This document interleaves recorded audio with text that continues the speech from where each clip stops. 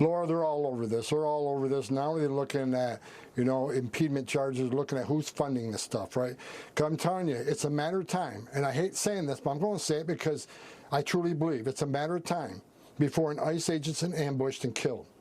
Because we're letting people know where enforcement activities are occurring. And they're looking for the worst of the worst. The last thing we want to do is give a bad guy, the worst of the worst, a heads up that ICE is down the street. This is going to get an officer killed. I go to bed every night, and I pray for every man and woman of ICE and Border Patrol go home safe to their families. I buried too many ICE agents in my career and Border Patrol agents. This has to stop. So Pam Bonnie's all over this. I know DOJ's all over this. We'll hold people accountable. This cannot happen. It's disgusting. I can't believe what's going on in this nation today. I wake up every morning in disbelief that people want to call the law enforcement officers the bad guys and the criminal public safety threats the victims. It's ridiculous. It's all upside down. But we're going to keep doing this job and keep President Trump's promise to American people.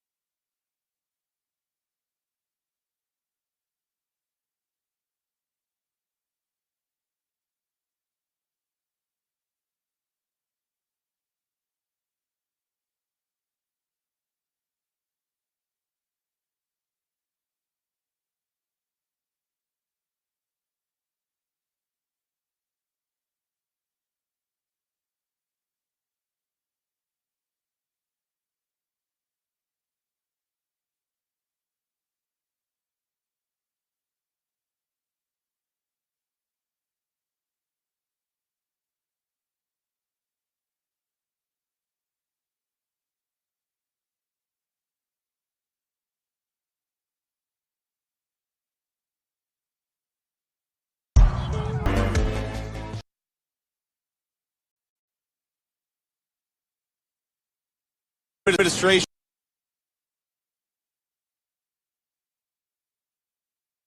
security force is going to now our hope of the administration is that the international security force is going to now take the lead in disarming Hamas. That's going to take some time, and it's going to depend a lot on the composition of that force. There are certain countries who I expect will be quite good at it. There are other countries that can play a role, but I don't think are going to be quite as useful. But a lot of that depends on which forces actually come to bear and how we're actually able to implement this phase 2 of the peace plan. I do think that we're in a good place. Right now, I think we can say with confidence that Israel's respecting the ceasefire, Hamas is respecting the ceasefire. There are exceptions. There are little exceptions that break out here and there. That would be expected when these two parties have been at war for 2 years. But so far, the ceasefire is actually holding, the peace is actually holding, and now we're trying to figure out how to make it stick over the long term. Our hope of the administration is that the international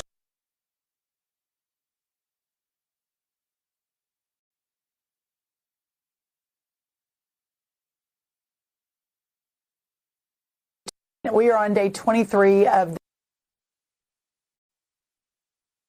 We are on day 23 of the Schumer shutdown.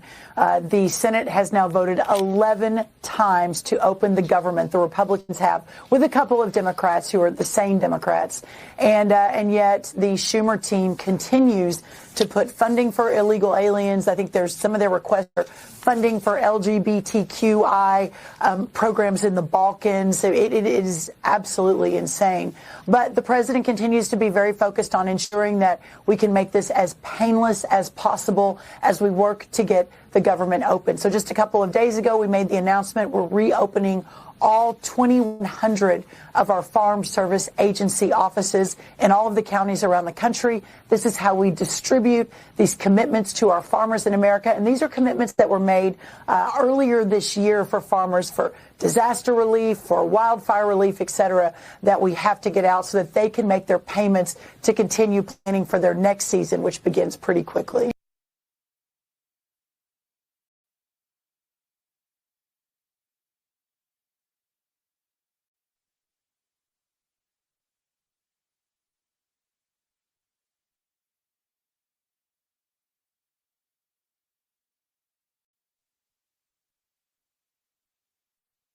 This secret door, let's see. Nope. I have no agenda. This is your shutdown, lowdown, and rundown. All right, y'all. So we are going in the house. Or maybe not. It's like it's the summer, but it's not. It's October. How's it going? Happy Sunday. Hey everyone, happy Sunday. I am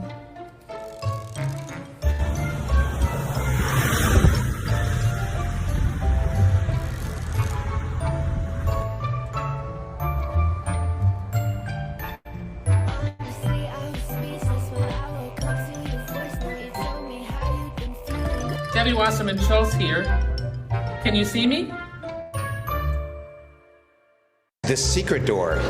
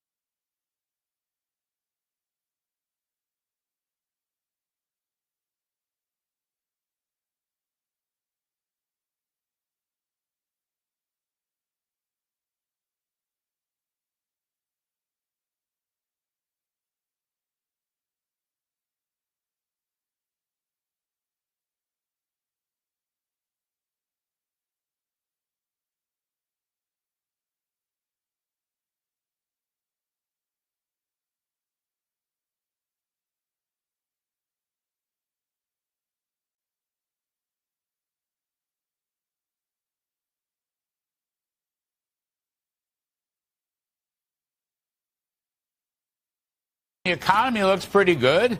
Could be growing as much as 4%. I'm looking at some deflation, energy deflation, gasoline deflation, agriculture, commodity deflation. Budget deficits seem to be coming down. Even spending may be coming down. I mean, I know you're tweeting on this stuff. Things look pretty good at home, huh? Larry, things look great, and they're good now. I think 2026, 2027 are going to be great years because, as you know, part of what's happening with the tax bill is the president's campaign promises, which he kept, on no tax on tips, no tax on overtime, no tax on Social Security, and deductibility of auto loans for American cars. On the first three, working Americans have kept their withholding the same. And you might recall, I'm also the IRS commissioner, so I can see what's going on at the IRS. And I can tell you that in the first quarter of the year, we are going to see substantial tax refunds for working Americans. On January 1st, working Americans will reset their withholding levels, and they will have substantial real income increases. So that's a pretty good combination. You get a refund and your weekly, monthly earnings go up. And as you said, we're starting to see this affordability crisis. We've gotten it under control. The first thing to getting it under control was stopping the Biden inflation. Now that we've done that, we are able to, as you pointed out, energy prices are down. I think that housing prices are a lagging indicator, especially in rates. So I think we could see the CPI numbers start coming down next month, the month after. The economy looks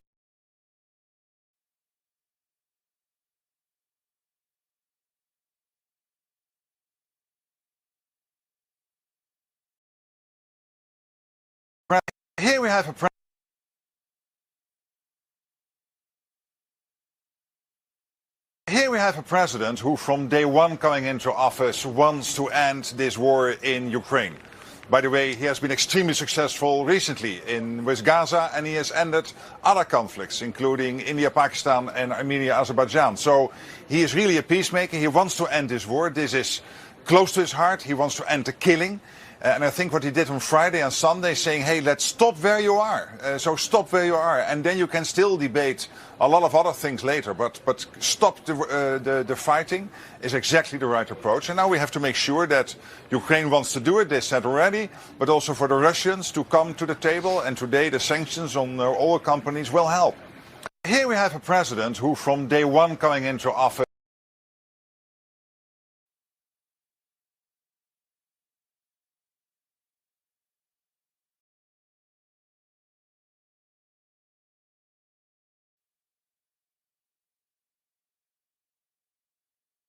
A teenage girl in New Jersey whose real photo was allegedly transformed into a fake nude image is suing the developer of Clothoff. And that is a web tool allegedly used to generate the nude photo. Some details on this case. So it all started 3 years ago. The plaintiff was 14 years old at the time. She posted an Instagram picture of herself in a bathing suit and says a classmate used Clothoff to create and post a fake nude picture of her. She previously sued the classmate, and now she is suing the AI company. The lawsuit argues the creation of fake nude images amounts to child sexual abuse material. Joining us now is the lawyer representing this teen. It's Shane Vogt. Shane, thanks for being with us here today. I was spending some time reading up on this story today, and this is what I had to search.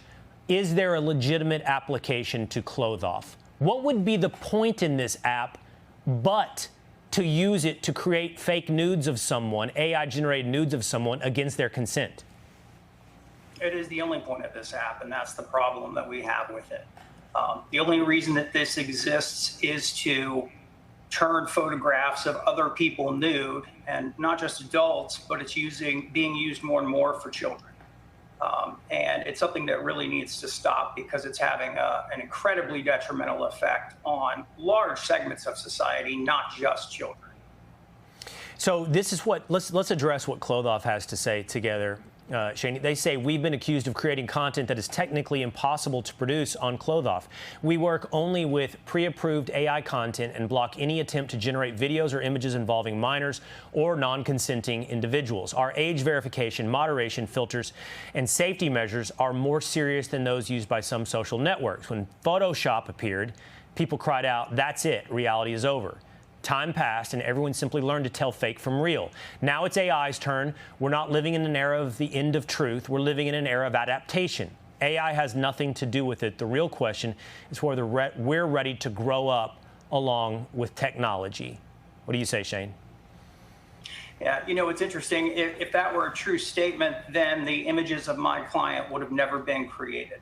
And not just the images of her, but images of countless other people and girls and children in California and in Spain and in Germany and across the globe. And the other interesting thing about that is that we know from a post on their own website that the makers of this app just called age verification a scam and said that they wouldn't comply with it, and they think that it's a joke. So I see statements like that, and I think people are just covering for themselves. Let's talk really quickly about how this works, the damage, and how you move forward. So, as we stated, anyone can take an image. In your case, I believe it was your client in a bikini, puts that into this app, Clothe-Off, and then AI generates her nude.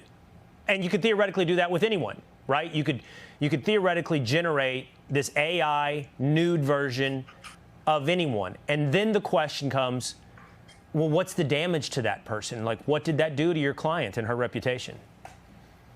Right. So you can literally do it to anyone, and they promote and advertise the fact that you can do this to anyone, including from social media pictures. And the problem with that, obviously, is that you're doing it without the individual's consent. And when you're doing it with children, young girls primarily, teenage girls, not only is it child pornography, but it strips these people of their innocence. They feel helpless. They walk down the halls of school and think that everyone there has seen them nude or naked, right, or that they sent around nude pictures of themselves. Yeah, I can imagine how that would feel as an adult. Can you imagine having to deal with that once again as a teenager? So I believe this company is from the British Virgin Islands, or incorporated in the British Virgin Islands. What are you seeking? And I'm curious if you could share that with us. What are you seeking in damages for your client? What would be meaningful to Clothe-Off, so that this isn't something that everybody's out there ready to develop and put out there into the internet ecosystem? We're actually seeking to shut it down, because as we stated at the beginning of this, there is no legitimate purpose for this or their advertising promotion to remove clothing from anyone else. There's a number of beneficial things that AI is capable of doing, but this is not one of them, nor should it be.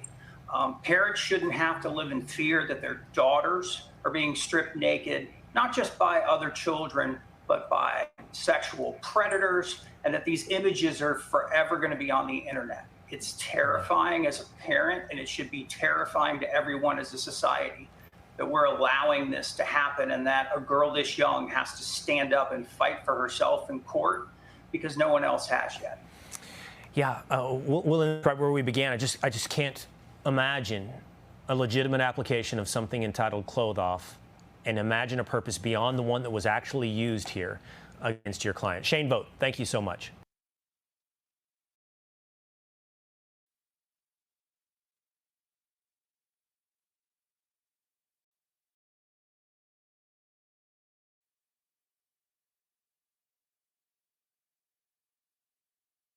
It's shut down because we have the greatest economy, as you were saying before. We have the greatest economy in the world right now, by far, the United States. We have almost 18, now it was 17, now $18 trillion being poured into our country, and it's no time for shutdowns. I don't think it's affecting what we're doing, but it's too bad for a lot of people. We have a lot of good people that aren't working right now that should be, and it's because the Democrats want to try and renegotiate a deal that they had negotiated. They want $1.5 trillion given to illegal immigrants who came into the country, and it's going to hurt the health care of citizens of our country that have been paying into it, that have been working hard for it, that really deserve it.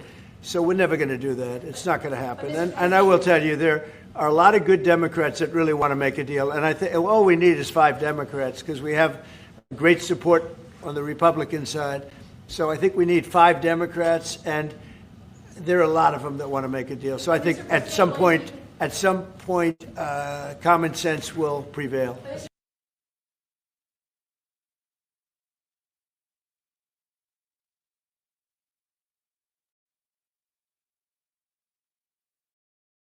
Well, I think it's a shame.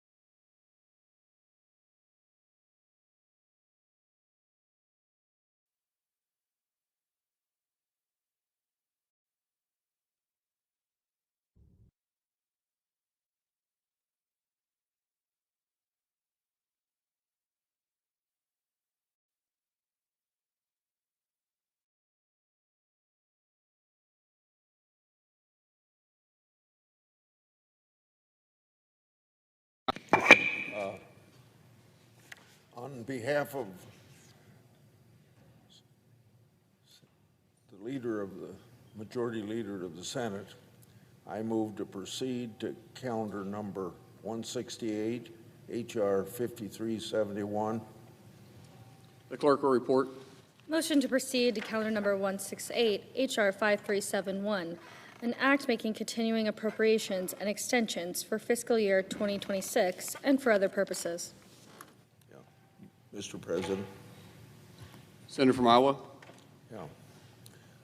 First of all, I want to compliment the chaplain. Each one of his prayers this week, he's made very important in his prayers the importance of opening up the government and ending the Schumer shutdown. I come to the floor today to speak about the Department of Health and Human Services Inspectors General routinely issuing recommendations to improve the operation of health care programs and to produce savings for the taxpayers. Until this year, two very important and top HHS Inspector General recommendations were unaddressed, and they should have been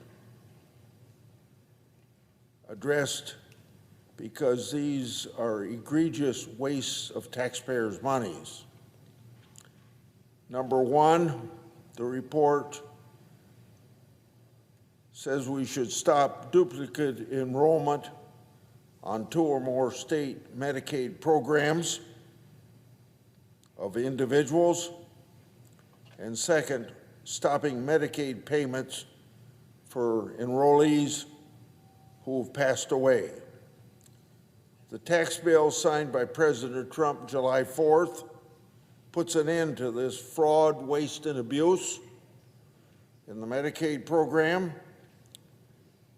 That legislation establishes solutions to stop duplicate enrollments and sending payments out for deceased enrollees and providers. Once implemented, I hope that these recommendations of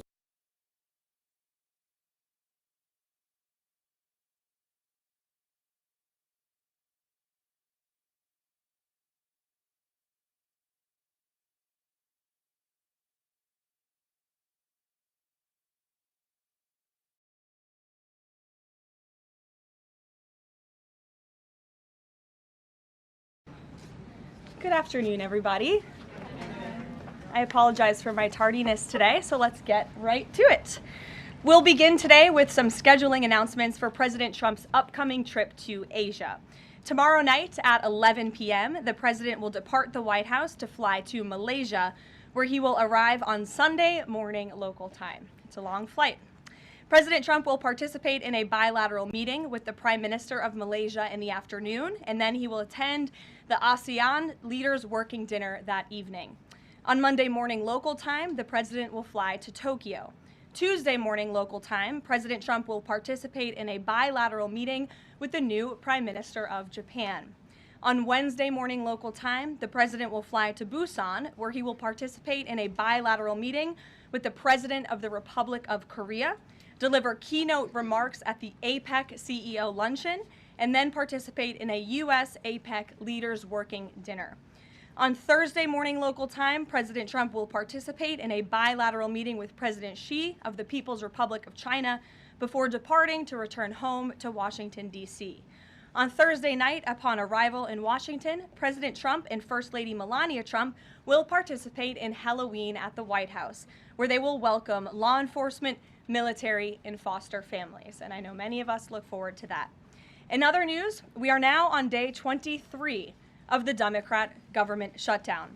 Senate Democrats have voted 12 separate times now to keep the government closed.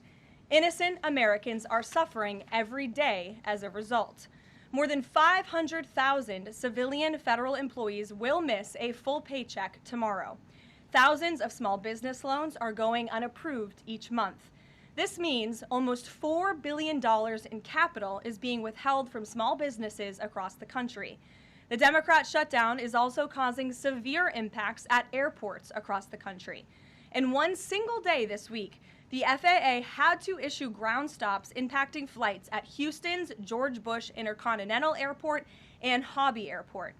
13,000 air traffic controllers who ensure that we all fly safely are continuing to work without pay. This is egregious and truly sad.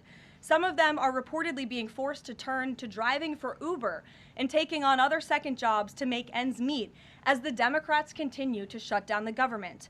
Pilots are calling on Democrats to end this dangerous political game. The president of the Southwest Airlines Pilot Association called for the clean continuing resolution to be passed, saying, quote, "Our air traffic controllers and the broader air traffic system are already operating under immense pressure. A government shutdown only compounds that stress and threatens the efficiency of our skies." The Airline Pilots Association International, which represents more than 80,000 pilots, is sounding the alarm as well. They said this shutdown is undermining our system's safety. Resources are stretched thin, negotiations are delayed, and strain grows daily. With the Thanksgiving holiday approaching, we are nearing the busiest travel period of the entire year, when millions of Americans will go to airports to spend time with their loved ones. Let us be very clear from the White House today. If the Democrats continue to keep the government closed, we fear there will be significant flight delays, disruptions, and cancellations in major airports across the country this holiday season. If Democrats continue to shut down the government, they will also be shutting down American air travel. The White House is in constant communication with the air traffic controllers, with the airline associations, and with them, we urge Democrats to please pass the continuing resolution so we can just end this madness and this chaos and reopen the government. These are very avoidable consequences. The unnecessary pain, unfortunately, does not end there. Funding for the Supplemental Nutrition Assistance Program known as SNAP, which provides food benefits to low-income families, is beginning to lapse this week in some states. If Democrats continue to hold Americans hostage, there will not be enough funds to provide SNAP benefits for more than 40 million Americans on November 1st. That is next week. Democrats are solely responsible for all of this unnecessary pain. Why are they doing it? To give taxpayer-funded health care benefits to illegal aliens, some of whom are violent criminals. During the 4 years of Joe Biden's administration, the Democrats forced Border Patrol to admit illegal aliens into our country with no legal status and minimal screening. A significant number of these individuals are the worst of the worst criminals: rapists, pedophiles, murderers, and even members of the terrorist watch list. Despite having no legal status, paroled aliens were able to file for work authorization, receive Social Security numbers, and access other benefits like Medicaid that are meant for Americans. Since I've found many in this room to repeatedly deny the reality that Democrats gave Medicaid benefits to illegals, and they continue to seek to do just that, I've brought a few verified examples for you today. These are examples of some of the illegals who received Medicaid benefits under President Biden's leadership, and this is what Democrats are wanting to do. This is why they are continuing to keep the government closed. An illegal alien from Laos was arrested for murder, robbery, and felony possession of a firearm. An illegal alien from Guatemala who was arrested for rape and burglary. An illegal alien from El Salvador who was arrested for strangulation, DUI, and burglary. An illegal alien from Mexico who was arrested for attempted murder. The Democrats' open border policies allowed these threats into our country, and then they provided them with free health care. The president and Republicans, through the One Big Beautiful Bill, implemented a common sense reform to end this fraudulent scheme. But that's why the Democrats are continuing to shut down the federal government. They are trying to reverse this and restore taxpayer-funded health care for illegal aliens like these. Throughout this shutdown, Democrats have said this quiet part out loud. Senator Chuck Schumer, the leader of the caucus that is refusing to open the government, said, quote, "Every day gets better as the shutdown continues." Ask the air traffic controllers if every day is getting better, Senator Schumer, and they will tell you absolutely not. House Democrat Catherine Clark said, "There are going to be families that are going to suffer. We take that responsibility seriously, but this is one of the few leverage points that we have." Here is a House Democrat who is admitting that they are using Americans who are suffering as political leverage. And Senator Bernie Sanders said, "If you reopen the government, we lose our leverage." This is pure partisan games. A senior Democrat aide said the party will not end the shutdown, quote, "short of planes falling out of the sky." That is truly a disturbing statement.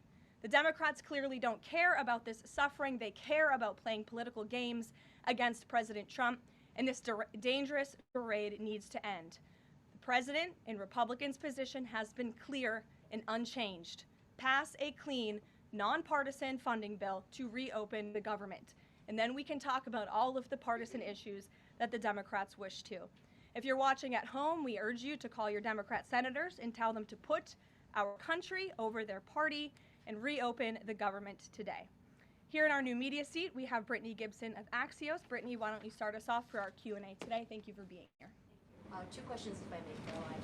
First is, we understand that the president and Republicans will not negotiate on ACA extensions until the government reopens. If and when that happens, what does the president think should be, or what are his plans for preventing rising healthcare costs for Americans? It's a very good question, and I'll leave that to the president to negotiate that when Democrats vote to reopen the government.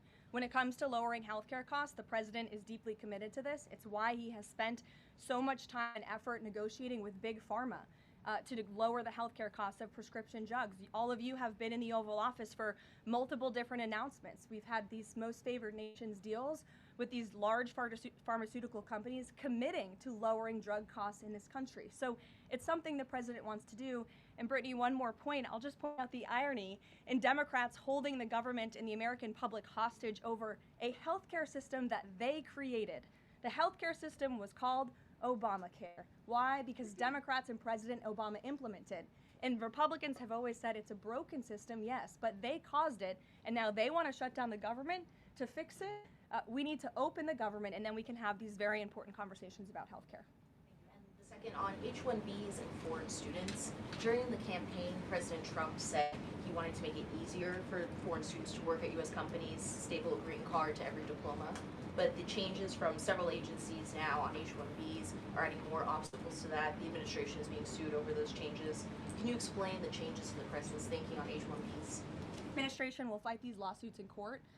The president's main priority has always been to put American workers first, and also to strengthen our visa system. We know for far too long the H-1B visa system has been spammed with fraud, basically, and that's driven down American wages. So the president wants to refine this system, which is part of the reason he implemented these new policies. These actions are lawful, they are necessary, and we'll continue to fight this battle in court.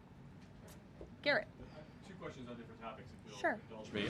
On the pardon of Changpeng Zhao, and apologies if I'm mispronouncing that name, Binance has significant business interests with World Liberty Financial, the president's family's crypto company. How do you respond to the allegations from Democrats that this is a corrupt act?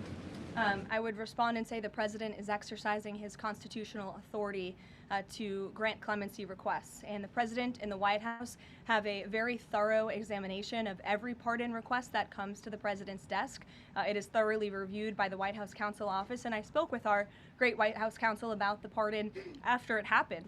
This was an overly prosecuted case by the Biden administration. Even the judge in the case admitted that the Biden administration was pursuing a egregious over-sentencing of this individual, and the previous administration was very hostile to the cryptocurrency industry. So the president wants to correct this overreach of the Biden administration's misjustice, and he exercised his constitutional authority to do so. And to the Democrats, I would just say there's nothing more corrupt than what President Biden did on his way out the door, pardoning his extremely corrupt son and many of his associates. On the ballroom, the first of which will probably be several questions about this today, I imagine. Is it a big story? It seems that way. The president's cost estimate has changed several times. I think it's up to $300 million now. Given the nature of all this, will the White House commit to releasing all of the donors and how much they're spending and how much of his own money the president is putting on the line to this? We have released the full list of donors thus far. Perhaps there will be more people who want to generously contribute to this project. And the president, yes, has committed his own resources. And when he releases that information, which I'm very confident he will, you will all see that.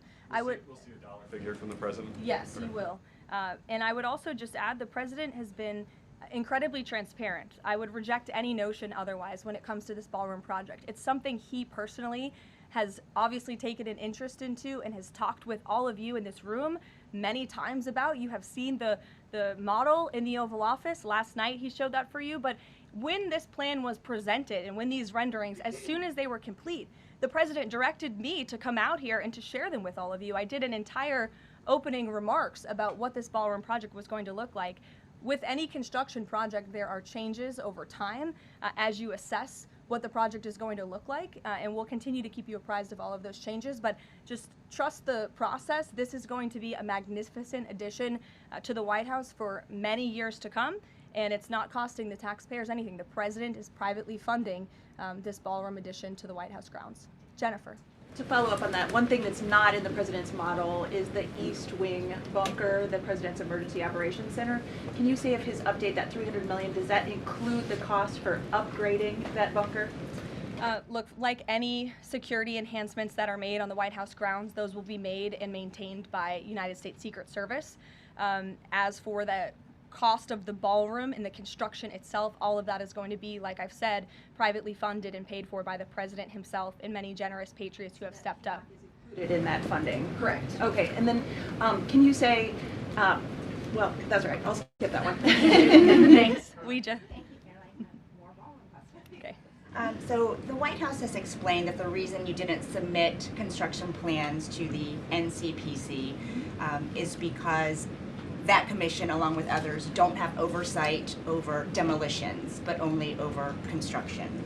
And so far, you haven't built anything. So can you help us understand, can the president tear down anything he wants without oversight? Could he demolish this building or, say, the Jefferson Memorial? So it's not the president who came up with that legal opinion himself. That's a legal opinion that's been held by the NCPC for many years. It's written, so we can get you that background and that research if you wish to include it in your reporting, because it is very important. They have ruled consistently, their general counsel has said, when it comes to phase one of this project, the tearing down of the current East Wing structure, a submission is not required legally for that. Only for vertical construction will a submission be required, and that's a legal opinion from them, and we are following that legal opinion. And again, I would just add, can any president do such a thing to the White House grounds? There have been many presidents in the past who have made their mark on this beautiful White House complex. This briefing room, as you all know, was not once a briefing room. It was a swimming pool.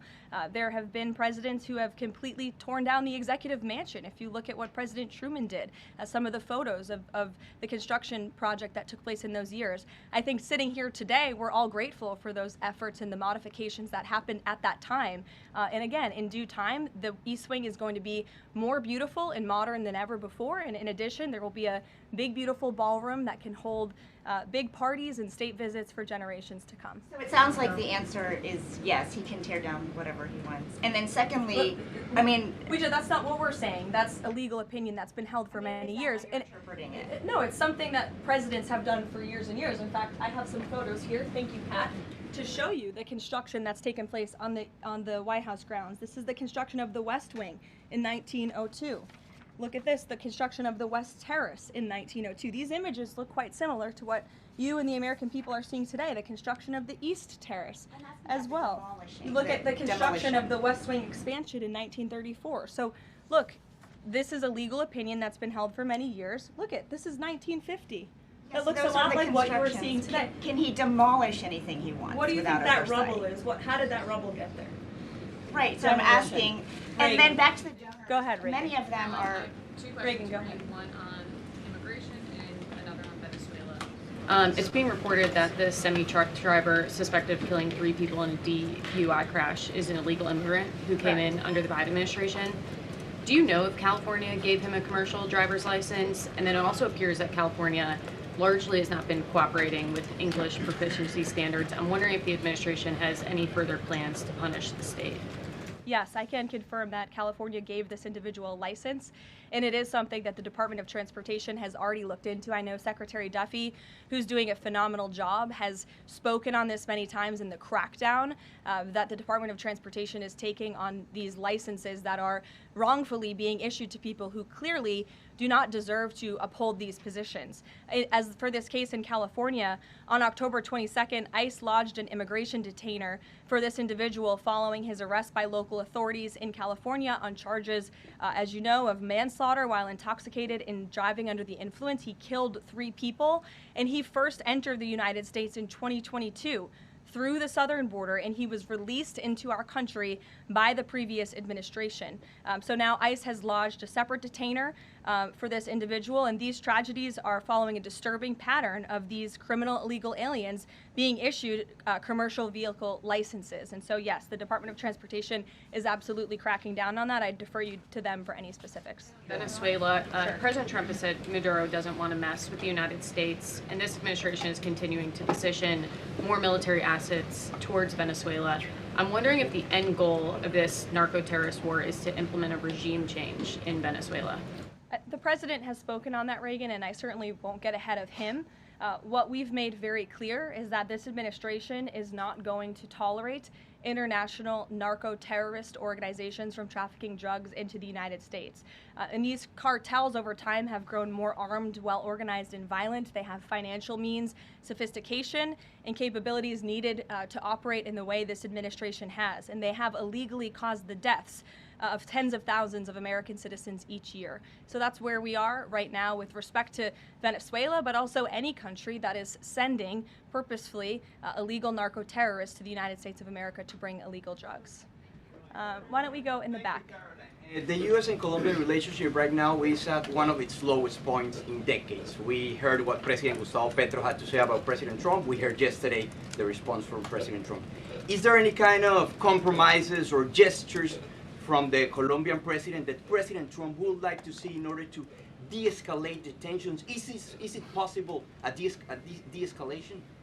I don't think we're seeing de-escalation from the unhinged leader of Colombia right now, and I don't think the president, frankly, is interested in that at this point. He spoke on this yesterday, and I don't have anything to add to his comments. Go ahead. Yes. Thank you, Caroline. Thank you. In addition to the ballroom and the Rose Garden I'm going patio, into the back. Sorry. Go ahead. In addition to the ballroom and the Rose Garden patio, is the president looking at any other renovations or significant kind of projects here at the White House?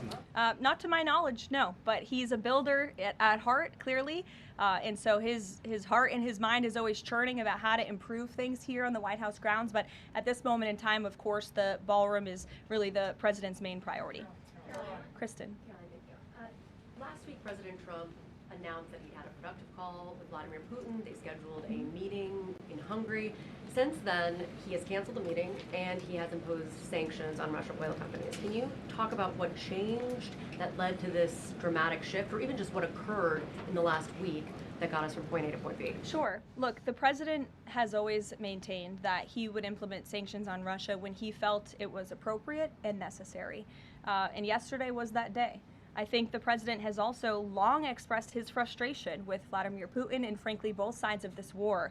And he's always said in order to negotiate a good peace deal, both sides need to be interested in a good peace deal. And he feels as though, unfortunately, from the Russian side as of late, he has not seen enough interest and enough action in terms of moving the ball forward towards peace. And so a meeting between these two leaders is not completely off the table. I think the president and the entire administration hopes that one day that can happen again. But we want to make sure that there's a tangible, positive outcome out of that meeting.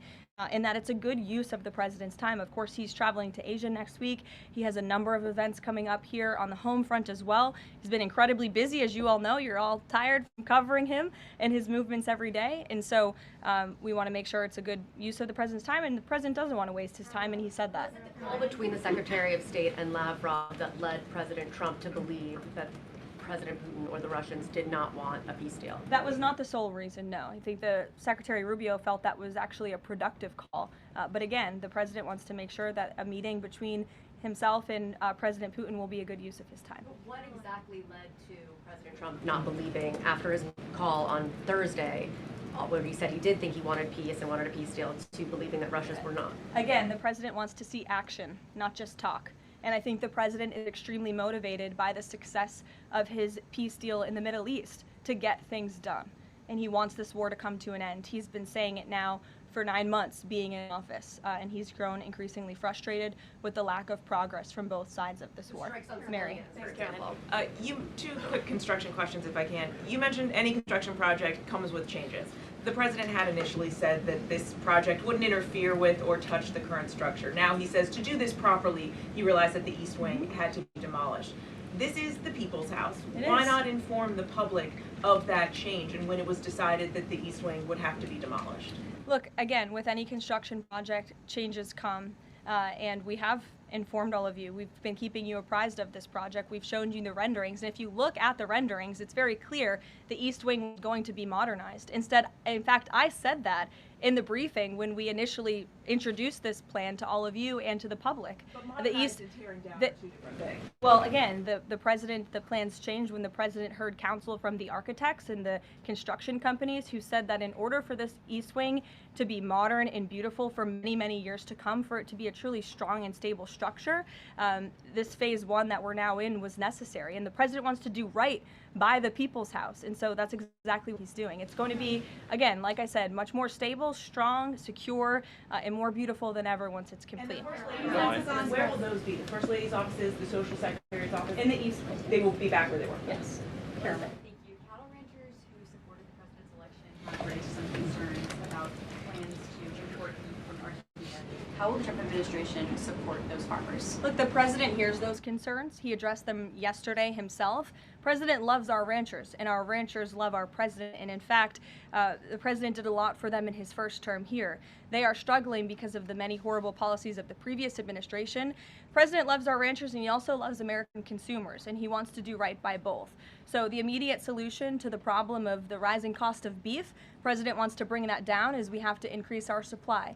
And so that's what he's doing with respect to these imports. But the president also is looking out for our ranchers with a long-term plan that was released by the Secretary of Agriculture yesterday. It's a 3-part plan. It's very extensive and detailed. I would encourage all of you to read through it. But there's really 3 points to this plan that the president has agreed upon and has entrusted Secretary Rawlings to implement. Number 1, strengthening U.S. cattle production through increased grazing access, endangered species reforms, enhanced disaster relief, increased access to capital, and reducing costs for new and young ranchers. We want to incentivize more Americans to get into this noble profession, lowering long-term costs by cutting inspection costs, increasing market options for consumers with product of USA labeling, and ensuring consumers know that they are eating American beef. It's a good incentive for the American consumer. And lastly, growing the domestic herd while boosting long-term demand to reduce prices for consumers while growing the markets for our ranchers. So President hears them. He has to address both of these problems for the ranchers, but also for the American consumer. He promised to lower costs, and that's what he's committed to doing. Karoline. Thank you. Two questions not on the ballroom. The first is, there's a Democrat in Texas who's actually running for Congress who said last night during an interview when talking about fighting Republicans and this administration, quote, "If you hit me in my face, I'm not going to punch you back in your face. I'm going to go across your neck." This has obviously really upset those folks over at Turning Point USA after the Charlie Kirk assassination. Just your response to that kind of rhetoric. Just very jarring rhetoric, and I think it's very unacceptable. I hope the people of Texas will do the right thing and reject this person's candidacy. It should have no place in American politics. And then just a quick second question on oversight Democrats that are saying that they're creating this master ICE tracker, basically tracking all ICE activity. We've seen the protests in New York just yesterday. Homeland Security is saying that this sounds like obstruction of justice. What do you say? Again, this is actively putting the lives of our ICE agents at risk. We've seen media outlets, in fact, in this room, also write stories about ICE tracker apps that Democrats and other left-wing activists have created to track the location of ICE agents on the ground in our communities. Again, I've said this repeatedly, and I will continue to say it. The men and women of ICE are outstanding people. I wish a Democrat on Capitol Hill would actually have the courage or the guts to stand up to their party and sit down with some of these men and women who are doing this incredibly difficult job of enforcing our federal immigration laws. They are, again, simply trying to enforce the law and do their jobs. And if Democrats spent a little bit more time understanding that and also focusing on the people who they are trying to get out of our country every single day. As I spoke about earlier, 3 innocent people in California are dead because an illegal alien who Democrats let into this country was wrongfully issued a trucker's driving license and clearly was not fit for the job because he was driving intoxicated and killed 3 innocent people. Democrats should focus a little bit more on that. Stop trying to fight this president and this administration on every turn and restore law and order. That's all that we and these brave men and women of ICE are trying to do. Mary. Thanks, Karoline. I have 2 questions, one on San Francisco and one on the No Kings protesters. On San Francisco, the president said that he had a call with the mayor and he was planning on surging there, but now because the mayor really wants to fix it up himself, they're going to do that. Is this what Trump hopes happens in pretty much every city?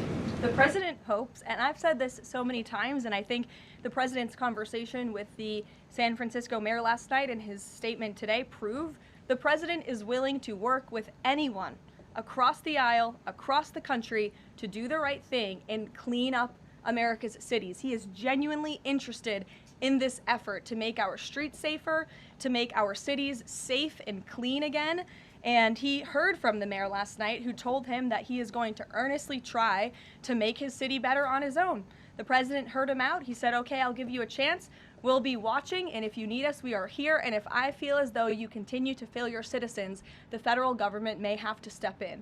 But we'll continue to watch San Francisco, and that law enforcement operation has now been paused. Thank you. And then on the No Kings protesters, I saw videos of people explicitly calling for violence against Stephen Miller, against the president, shirts saying we don't have enough assassins, calling for more political violence. Does the president want to see arrests here, and are we going to see arrests of these types of explicit calls to violence? I would think myself, the president, and everyone here at the White House certainly hopes that anyone who is making violent and illegal threats in that way against public officials will be arrested and prosecuted. Sure. Thank you. 2 questions. Would the president support the Senate ending the legislative filibuster to end the shutdown? This is something I haven't heard the president talk about much, so I don't want to speak on him for it. I'll let him answer that question himself. And do you have an update on the NASA administrator nominee? Do you plan to nominate anyone soon? Or does the president nominate anyone soon? Sorry. I'll leave that to the president himself. He'll make a decision in due time, and when he does, you will hear directly from him, as you always do. Back, we'll give our friends in the back a chance. Yes. As you mentioned at the top of the briefing, USDA has warned that it will run out of funds to pay full SNAP benefits next month if the shutdown continues. Senator Hawley is floating a bill that would ensure SNAP benefits are continued to pay during the shutdown. Would the president support such a move? And you also announced that the administration was using tariff revenue to keep WIC going during the shutdown. How long will that last? And is anything similar being considered for SNAP? Yes, the administration would absolutely support that legislation. We hope that it would come over the finish line, but the bill that will get everyone paid and put everyone back to work is the clean continuing resolution. That's what the president and Republicans want to see. Ed, go ahead, Ed.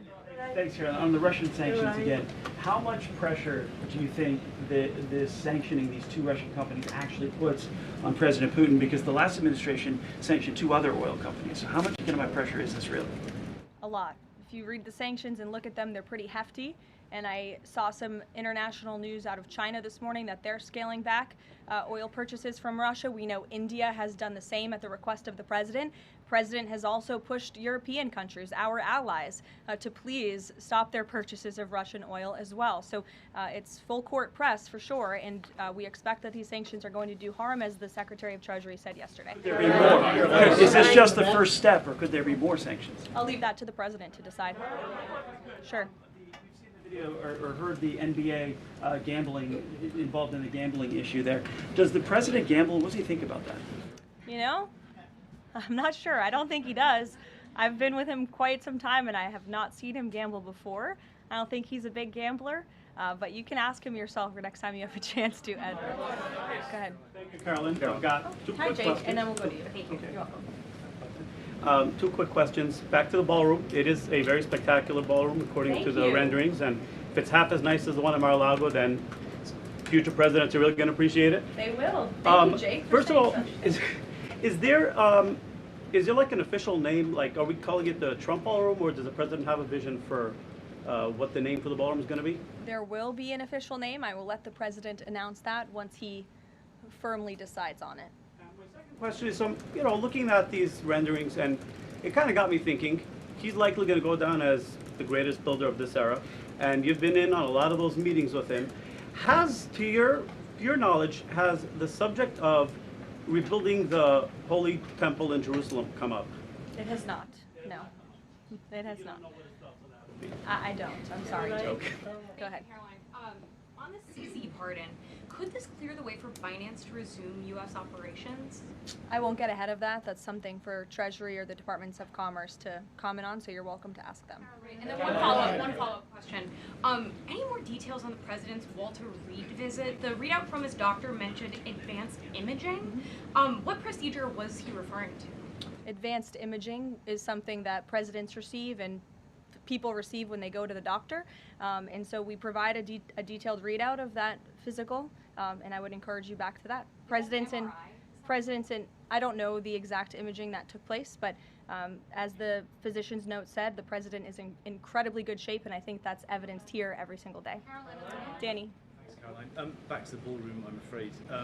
I just wanted to ask, because in July the White House said that it would cost $200 million.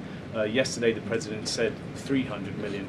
Is $300 million now the operative figure, and why did it go up by so much? $300 million is the figure, and again, it's not going to cost the taxpayers a dime. So we look forward to this project continuing, and we will continue to keep everyone apprised on it. Perhaps the president will even bring you all out to see it one day at the appropriate time. You're also going to hear from the president directly in about an hour. He's hosting an event with the Homeland Security Task Force. This was a newly created federal task force that the president and his law enforcement team have put together. I would encourage you all to tune in to the remarks. They have really done a tremendous job at refocusing how federal law enforcement and local law enforcement work together. There will be some local sheriffs and law enforcement officials in attendance as well, and they'll be talking about the success and the many arrests they have made of drug traffickers and cartel members all across the country by just simply working together. So we will see you at the event. Thank you.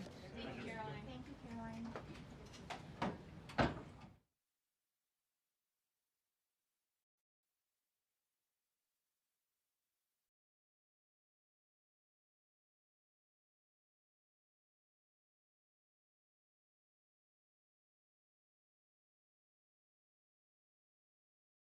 The Inspector General are satisfied. Let me give some examples and reasons why these reforms are necessary.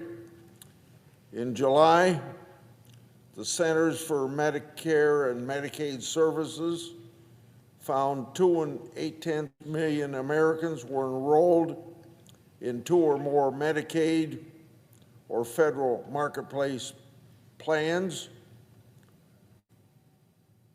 It's quite obvious that any enrollee only needs one insurance plan or Medicaid, not both, to satisfy their health care options.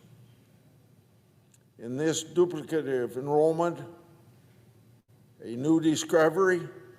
No. Previously, the HHS Inspector General has found that nearly all states have paid managed care insurance companies for enrollees who were enrolled in 2 different state Medicaid programs. In another example, in August, a Louisiana Medicaid program audit found that $9.6 million were paid out for deceased enrollees in that Medicaid program. In other words, showing how stupid it is to pay for health care for people who have died. Now, do you happen to think that Louisiana is an isolated incident? It is not an isolated incident. In the past decade, HHS Inspector General has uncovered similar fraudulent payments paid out for deceased enrollees in at least 17 states. In addition, state Medicaid programs have been uncovering fraud, but at the same time failing to return the correct refund to the federal government. Last year, 4 states were found by the HHS Inspector General for failing to report and return federal Medicaid overpayments. Using the resources established in the 2025 tax bill, we will put a stop to this and save taxpayers over $24 billion over 10 years. While this action might seem like common sense, you've heard me say so often that Washington, D.C. is an island surrounded by reality, but now duplicate enrollment payments for deceased enrollees and failing to return federal money correctly is a stiff to the taxpayers every time it happens. These savings, we can protect Medicaid resources for the reason that Medicaid was set up to help vulnerable Americans like the disabled, like the elderly, like pregnant women, like children, and many more groups of people you can name. So, common sense will now prevail as a result of the changes that the Congress has made in that 2025 tax bill that Congress passed and the President signed on July the 4th.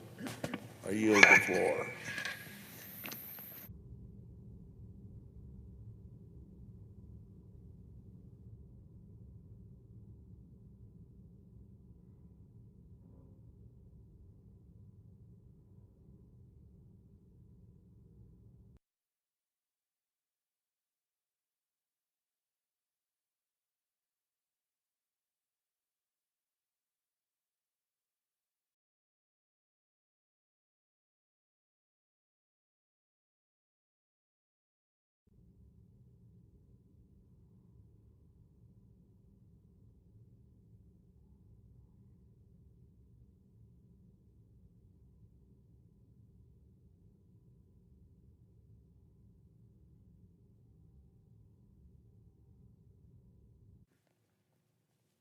We're not in a quorum call.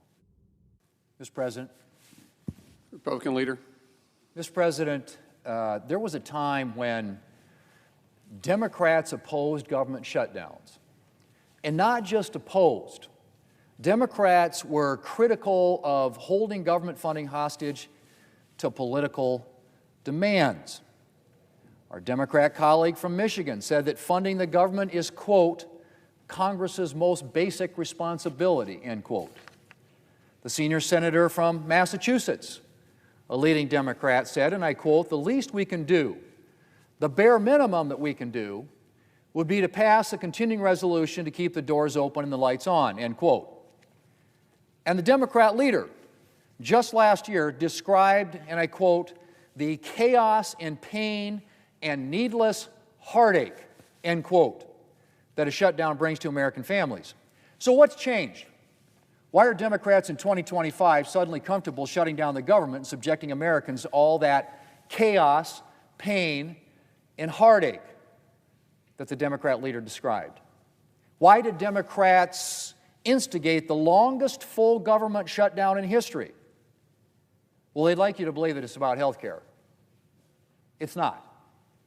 Republicans have been perfectly clear that we're willing to have a discussion about health care, just not while government funding is being held hostage and all the federal employees that come with that.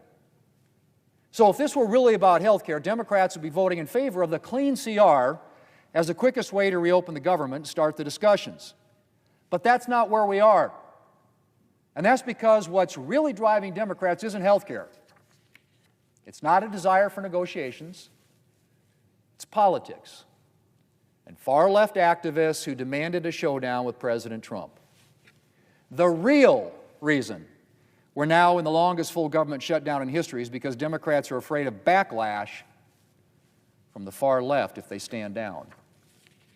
One Democrat senator was quoted this week saying, and I quote, people are going to get hammered if they vote for the House-passed bill to reopen the government and keep it funded through November the 21st, end quote.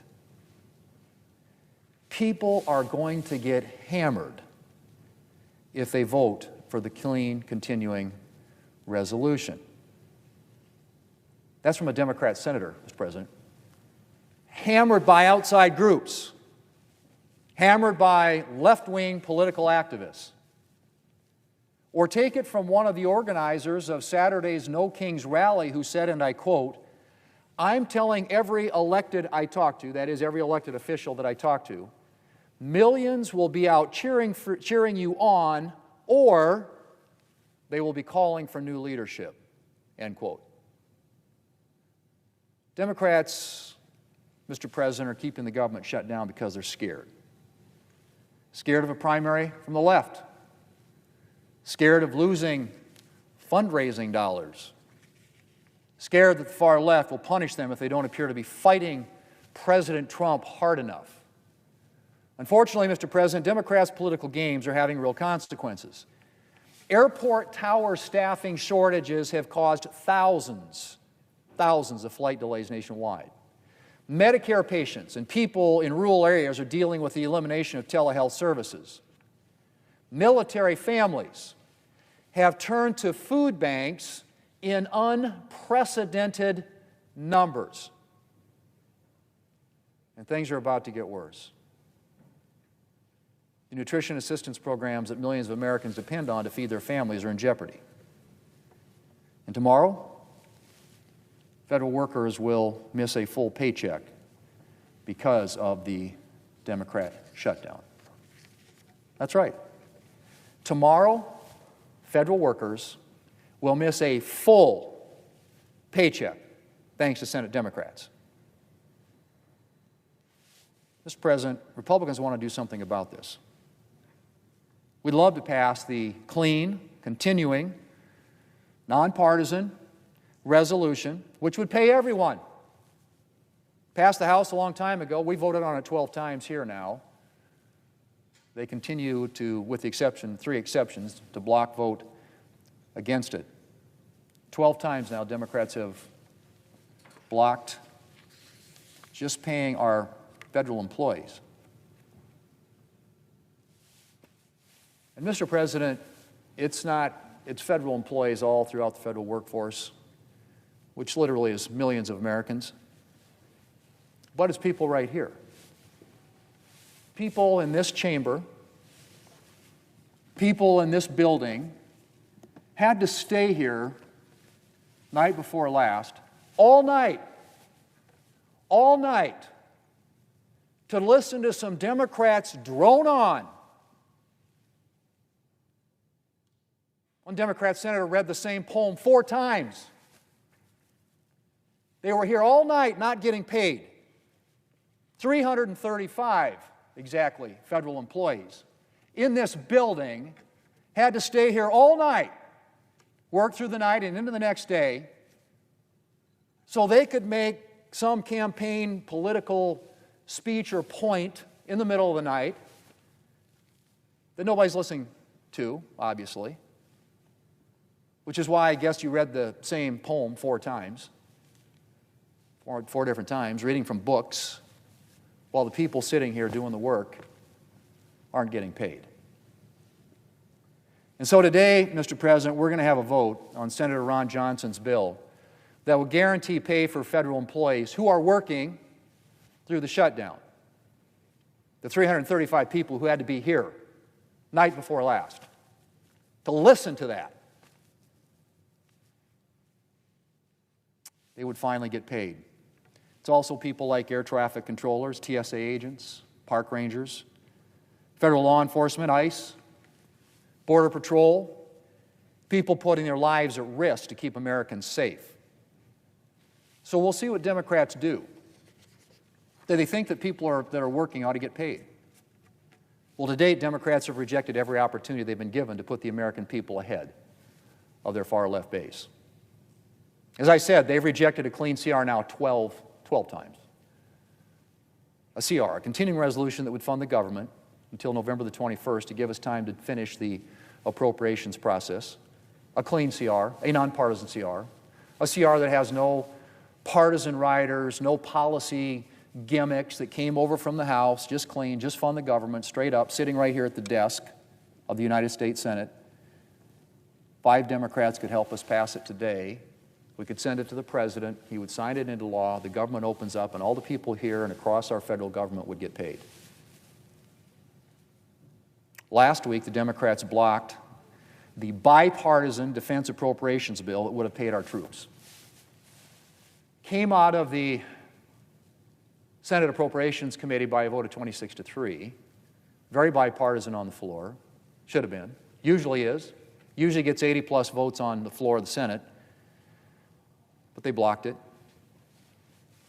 Would have paid our troops. Defense appropriations bill. So today, we're going to have another opportunity to show whether they stand on the side of hardworking Americans or remain beholden to their far-left base. Now, Mr. President, we've heard Democrats this week criticize Senator Johnson's bill because it would provide pay only to workers who continue to work through the shutdown. They say they want everybody to get paid. I've got great news for them. The clean, continuing resolution sitting at the desk would pay everybody. Everybody. We just need 5 more Democrats to support it. 5 more gets us to 60. Takes a supermajority in the Senate. Democrats are the only thing standing in the way of the outcome that they say they want, which is for everybody to get paid. So, Mr. President, the clean, nonpartisan, continuing resolution sits right there at the desk. The President Trump is ready to sign it. The shutdown could be over in a matter of hours if just 5 Democrats would agree. But, unfortunately, the shadow of Democrats' far-left base continues to stand in the way. And you don't have to take it from me. As one source familiar with Democrats' thinking told The Hill this week, and I quote, "We would have enough votes to reopen the government if people were not terrified of getting the guillotine," end quote.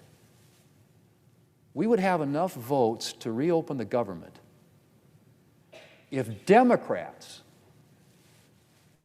were not terrified of getting the guillotine. President, we just need 5 more Democrats to show some courage. This was a statement made yesterday by a Democrat House member. And sometimes people around here say the quiet part out loud. Sometimes it's just kind of subconsciously.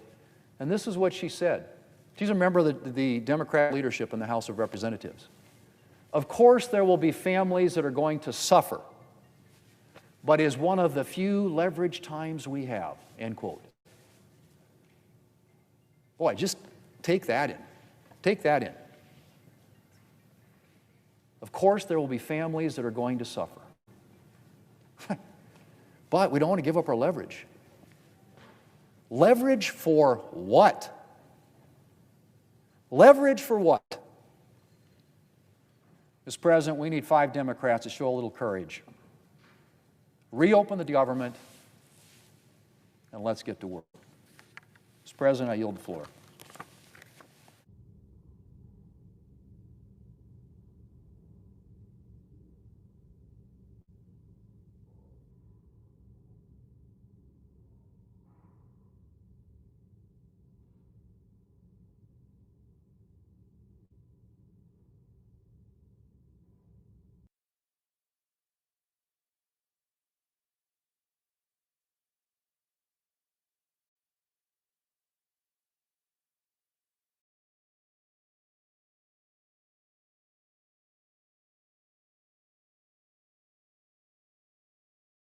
Decimate tens of millions of Americans.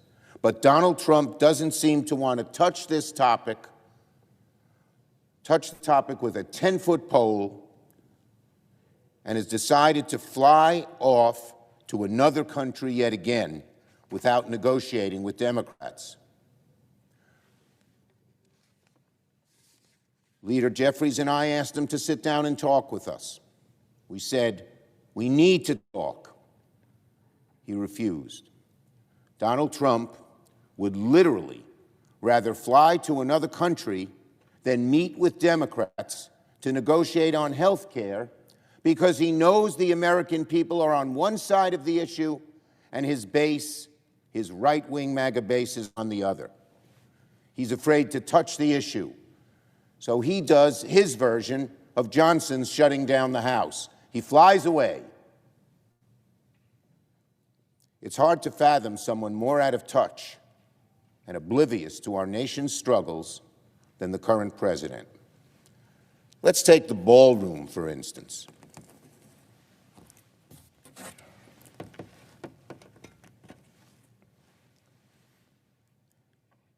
This is the image Donald Trump doesn't want America to see. This is the picture Donald Trump told his people to hide from the American people.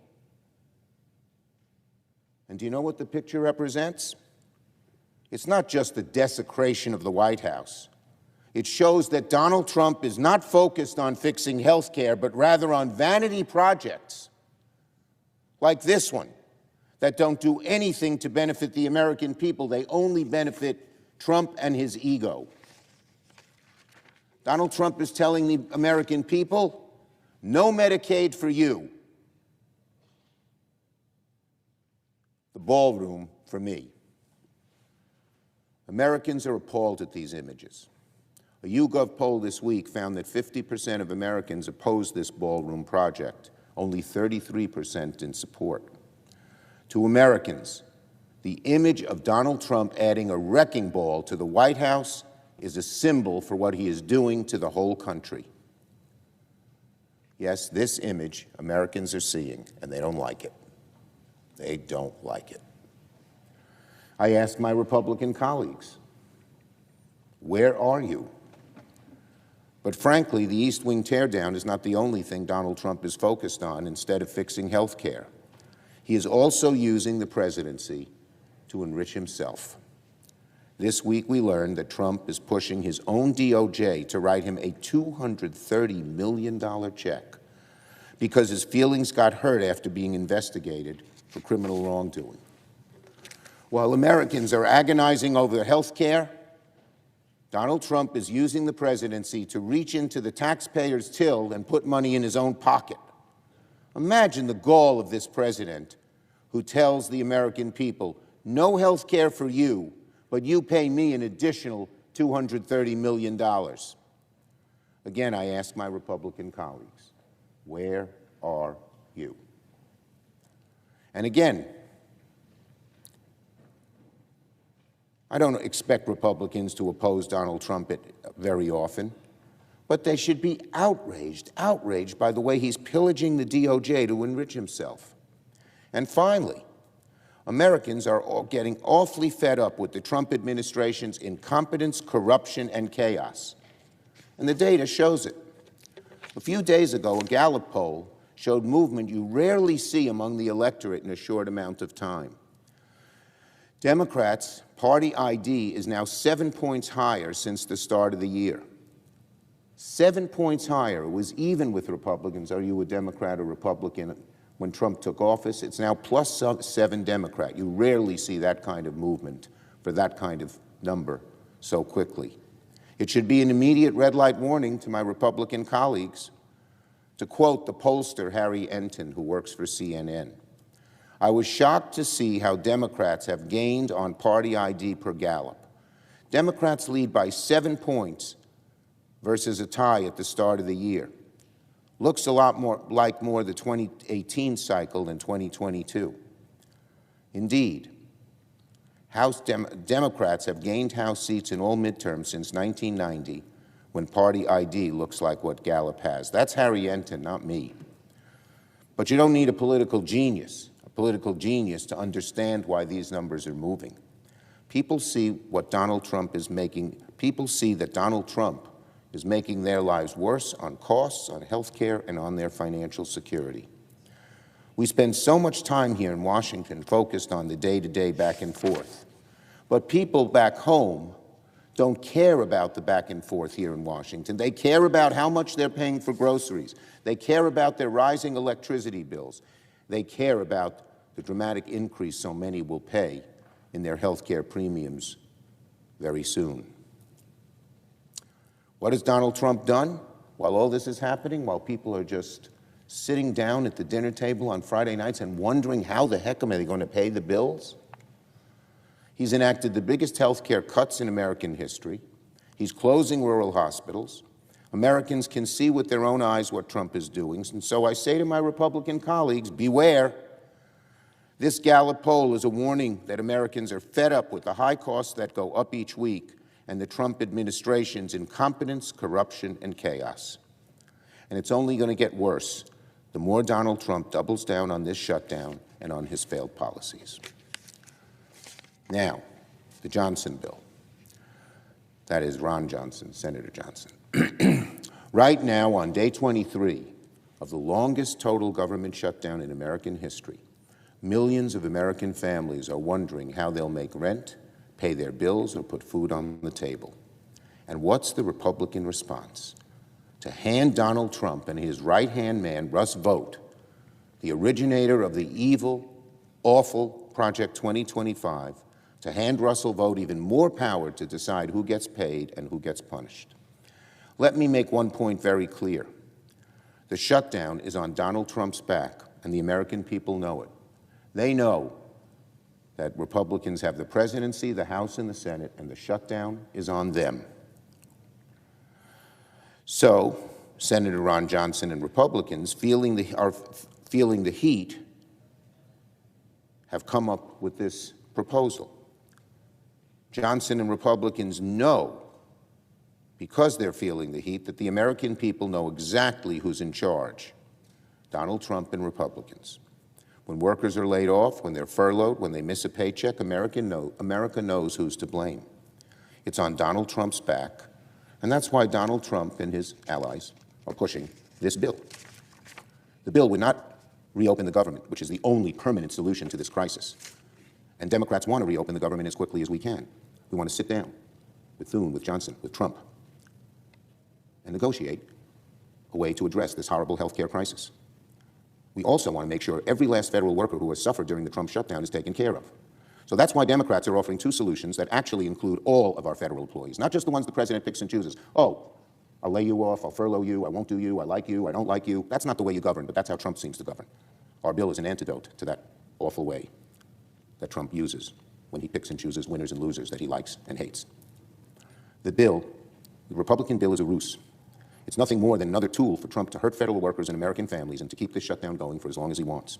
We will not give Donald Trump a license to play politics with people's livelihoods. That's why we oppose this bill, the Johnson bill, because it doesn't end the pain of the shutdown, it extends it. The only way to pay every federal worker is for Republicans to get serious, sit down with Democrats, avert their health care crisis, and reopen the government. I yield the floor.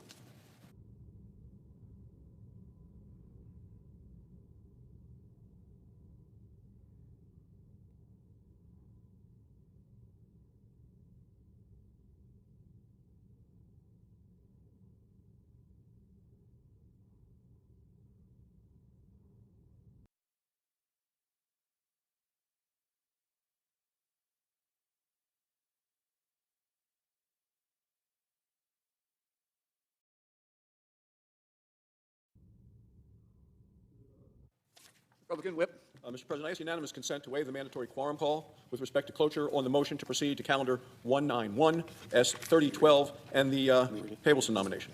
Without objection. Thank you, Mr. President. Mr. President, today is day 23 of the Schumer shutdown of the government, and we just heard the minority leader right here on the floor continue to practice the politics of pain, and it's pain felt by the American people. Remember, Senator Schumer is the one that said to the press, every day gets better for us. I don't know who us is. It's not the American people, not the people who come to work all across the country, the Wyoming National Guard, people all around America, people in your state as mine, Mr. President, people aren't going to get paid. Senator Schumer said, can't we do anything about it? Yeah, they could vote to open the government. Yesterday, they decided once again to vote to keep the government shut. And tomorrow, hundreds of thousands of federal workers are going to miss their paychecks because Chuck Schumer and the Democrats will not vote to open the government. Won't do it, haven't done it. 23 days. Democrats have now set the record for the longest full-time government shutdown in American history. In previous shutdowns, some of the agencies stayed open. Not now. Longest history of the United States government shutdown of the entire government. Because this time, no one's getting paid. Not the police officers who had to come in during the so-called filibuster by the senator from Oregon, Senator Merkley. None of the people at the desk, none of the people who were working around the Capitol, none of even the Democrat staff or the Republican staff who were here as Senator Merkley droned on and on and on through the night, reading the same poem 4 times. To no avail. It was rubbish, all of it. Democrats have shut down this government, and they are punishing the American people as a result, and they're more concerned about playing politics than they are about protecting working families. It's a big game that they're playing as American families suffer, and they don't seem to care that families are suffering. They're actually bragging about the fact that families are suffering. This is the whip, the Democrat whip in the House of Representatives. What did she say this week? It wasn't just some slip of the tongue. She was in an interview. There's a video of her on television. I saw it earlier this morning of saying, of course there's going to be families who are going to suffer. Of course she says there's going to be suffer, almost gleefully, because it's one of the few leverage times we have. That is the Democrat whip of the House of Representatives. You may have served with her, Mr. President, when you served in the House before coming to the Senate. You know this individual. This is the politics of pain practiced by the Democrats, and apparently they don't believe that withholding paychecks or stamps or funding to feed women and infants and children is a problem. They think it's leverage. They think it's a big game. Leverage for what? To give taxpayer-funded health care to illegal immigrants? That's one of the demands that we got from Chuck Schumer in the letter, the demand to open the government. Lay it all out there. What do they want? Lots of things, including health care, free, paid for by taxpayers, for illegal immigrants. They wanted $1.5 trillion in permanent new spending added to the debt. Because who are they trying to impress? The radical wing of the Democrat Party.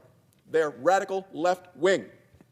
That's what the Democrats are trying to do. That's what Chuck Schumer's trying to do. He's standing here talking. He's only talking to one group. It's the radical wing of the party, the people in New York who've nominated Mondami to be the mayor of that city. The Democrats are willing to cause the American people to suffer because they want to continue to pass liberal policies that Americans don't want, never voted for, but they're being demanded by that radical wing of the Democrat Party. Well, so what have we done as Republicans? We have proposed a clean, bipartisan, continuing resolution to reopen the government and that pays the workers who have been working for weeks without pay so they don't miss their paychecks. Democrats have rejected it, continue to reject it, not once, not twice, 12 times. It's a cycle of obstruction, Mr. President. Democrats voted for clean continuing resolutions, as I've seen you say, Mr. President, a number of times, heard you say it on television. The Democrats voted for it 13 different times when Joe Biden was president. Now they oppose it. Why? Because President Trump is in the White House, and they don't even like the White House. They just had a picture of some of the improvements that the president is doing at the White House. They don't like that either. They don't like the fact he's in the White House. They don't like the fact he's improving the White House. They don't like the fact he's going to continue to be in the White House. And speaking of the president, just days ago, he told the Democrats he's happy to meet, and I agree, we were there when he said it. He says happy to meet once they reopen the government. But since the Democrats continue to refuse to reopen the government, the Senate's going to try to do the next best thing. So today, this body is going to move to begin debate on Senator Johnson's Shutdown Fairness Act. Let's talk about it. There is not a single good argument that I have heard against passing it immediately, because this bill ensures that the men and women who keep our nation safe, that they receive their pay during the Schumer Democrat clause shutdown as they play politics. We got to pay the people who are keeping our nations safe. It pays our troops. They're protecting our nation at home and abroad.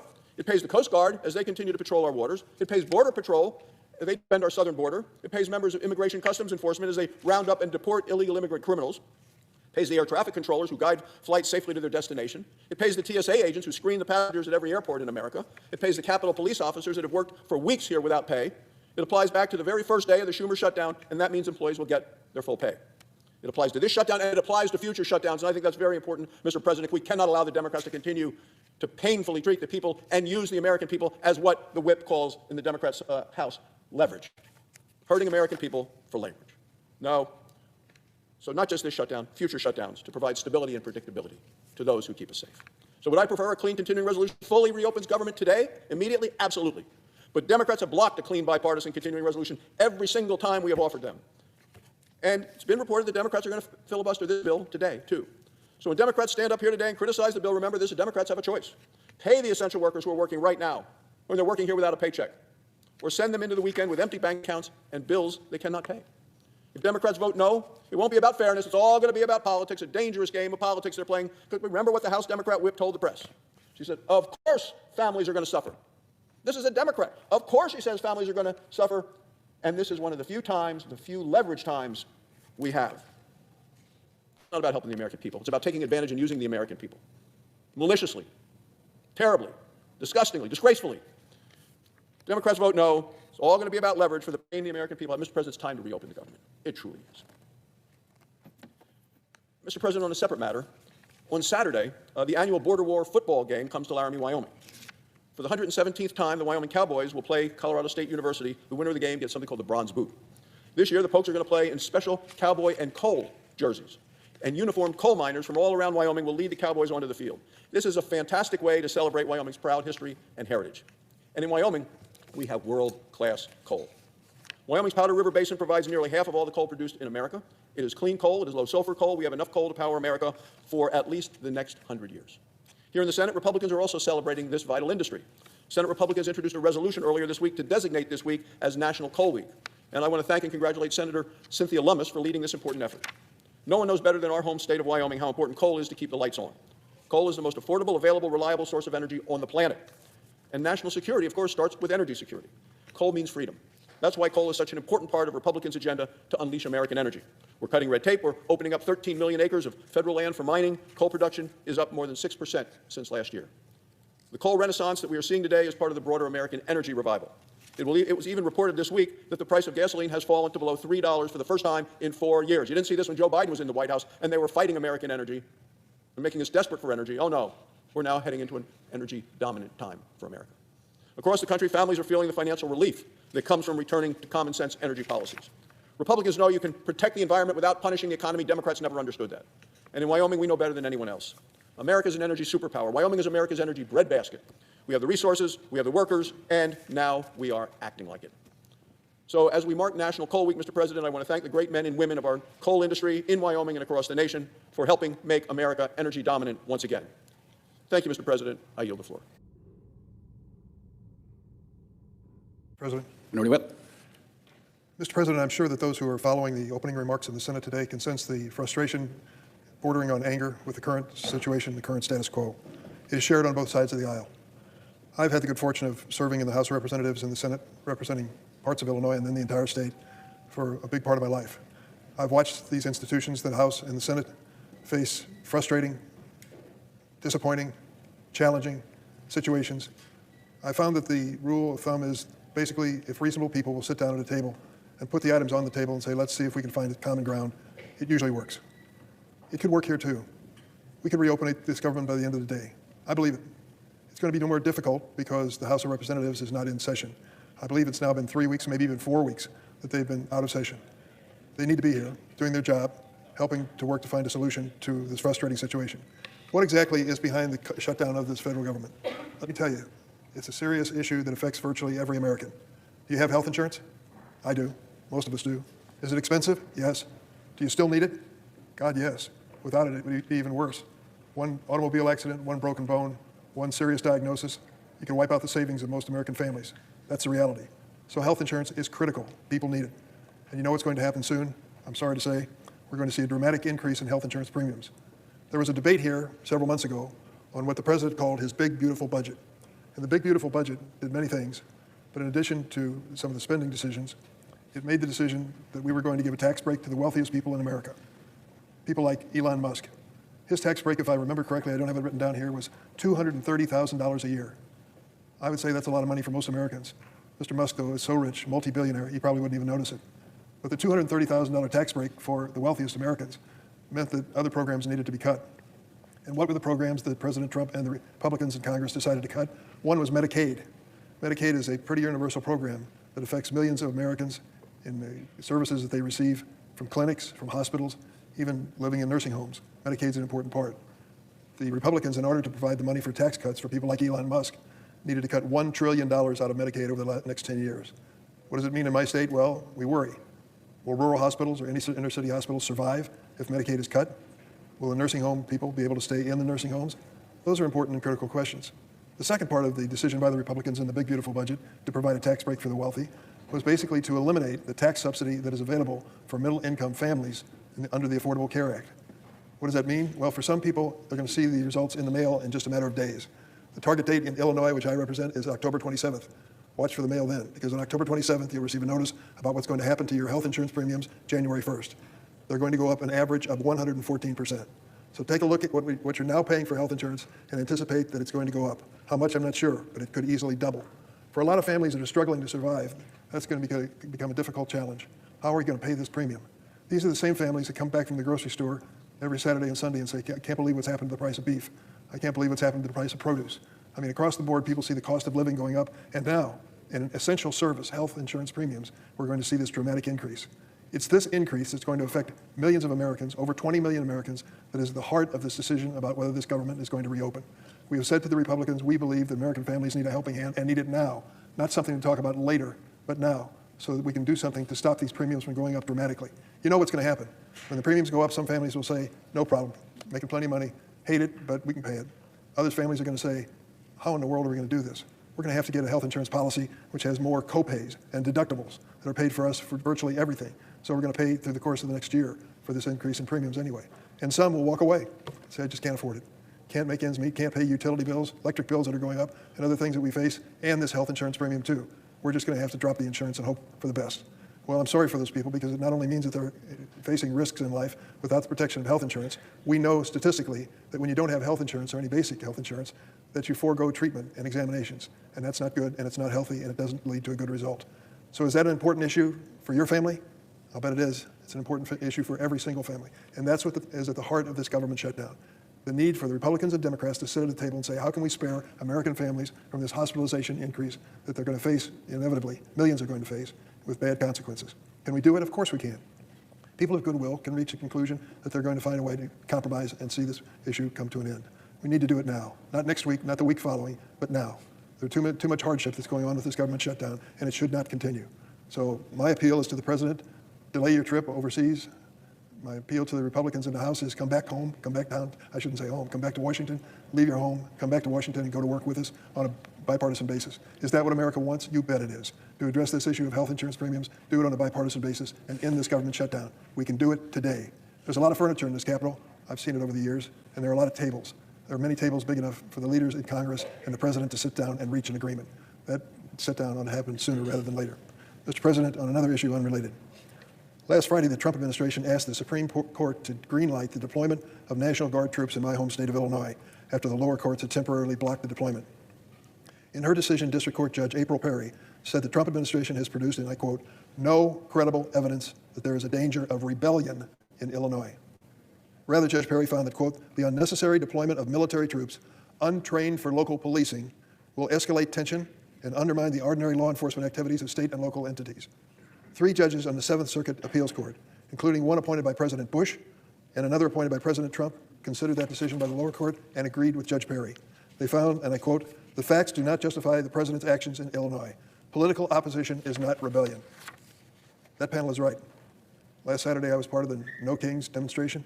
We estimate there were 100,000 people in Grant Park, the patrol band show.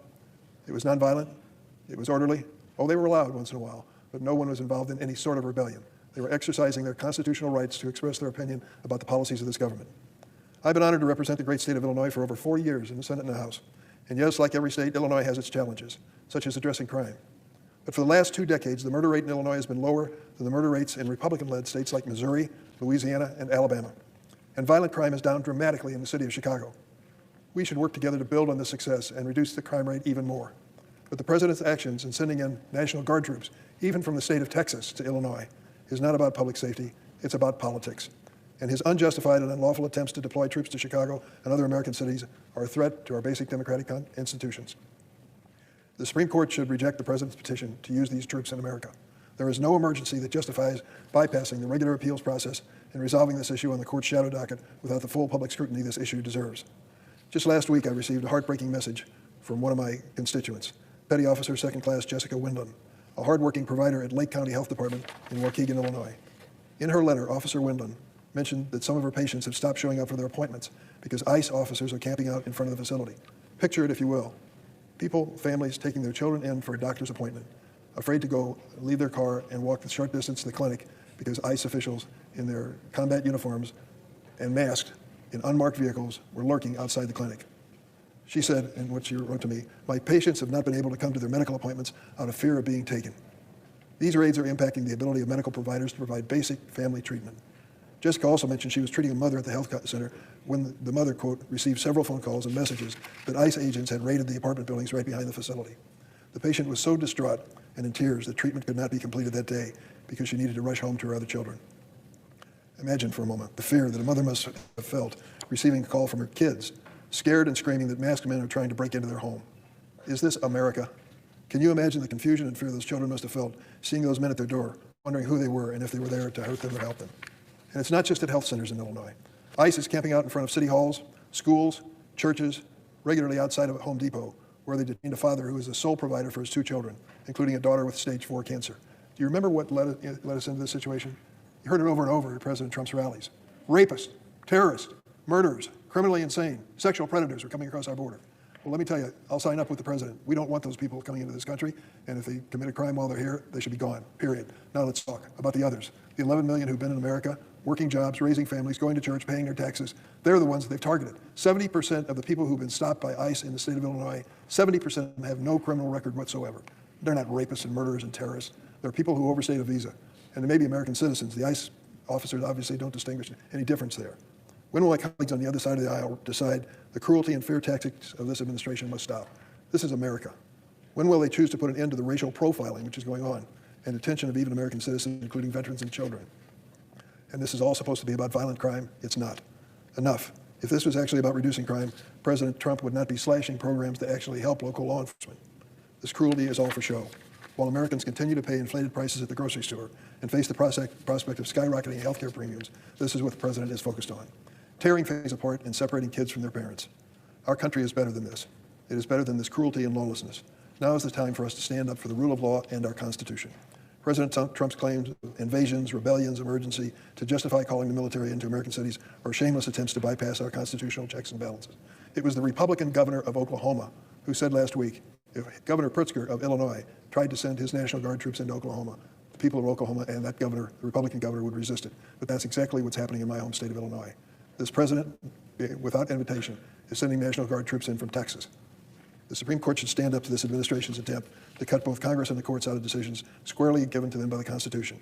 Political opposition, peaceful protest, nonviolent civil disobedience are not rebellion. They are the bedrock of our democracy. Local law enforcement officials have proven they're capable in Illinois and most places of handling any unlawful or unruly behavior. As Illinois State Attorney General Kwame Raoul explained to the court, no protest activity in Illinois has rendered the president unable to execute federal law. If the Supreme Court enables President Trump, to deploy troops to American cities over the objection of state officials before the courts rule on the legality of these actions, I fear it's going to cause lasting harm to America. I ask my Republican colleagues, are you really prepared in your home state for the next president, after President Trump, to send in troops to your state without permission, without consent of your government? Are you ready for masked soldiers to grab your constituents from their homes? My constituents elected me to represent them in this fight. I implore you to do the right by your constituents and push back against the president's illegal power grab before your state is the next bill. I yield the floor. Mr. President. Senator from Oklahoma. I'd love to introduce this Senate to a couple that I know. Husband, wife, both work for the federal government. Young couple, expecting their first child. This week they will miss a paycheck, both of them. You tell me how many people in their early days of marriage, both spouses could miss a paycheck while they're preparing for their first child. But that's the reality that's being faced by that couple, and I'm sure a lot of other folks that stepped up to serve their nation, serving in a federal agency, but because of a government shutdown, they're not going to get paid. I'd love to introduce this body to a single mom that just a couple of weeks ago got the invitation to go to the FAA Academy and to become an air traffic controller. Very difficult to get into that school, but is in the process, has been accepted, is in the process, has quit her job, has canceled her lease, and as a single mom is taking the risk to be able to step out in a new great career. But right in the process of stepping out to do that new great career, there's a government shutdown, and now she has no idea what's about to happen. She's quit her job already. She's canceled her lease already. She was preparing to move to get to the academy. Now what does she do? For all the folks out there that say this government shutdown is no big deal, or as my Democratic colleagues in the House have said, some families are going to have to suffer to give us leverage, here are the families that are actually suffering to give my Democratic colleagues leverage so they can discuss health care. But let me not just talk about health care they want to discuss. Their focus seems to be on a COVID-era subsidy that they created for the Affordable Care Act to try to make it more affordable, because here's the problem in my state. In my state in Oklahoma, the Affordable Care Act, the cost for it has increased 200% in 6 years, while commercial insurance has increased 29% in those same 6 years. So the quote-unquote Affordable Care Act is only affordable if there's just one subsidy on top of another, on top of another, on top of another, because the structure of the Affordable Care Act is not affordable. It's only affordable if there's more and more and more and more tax dollars sent to insurance companies to try to cover more and more and more on it.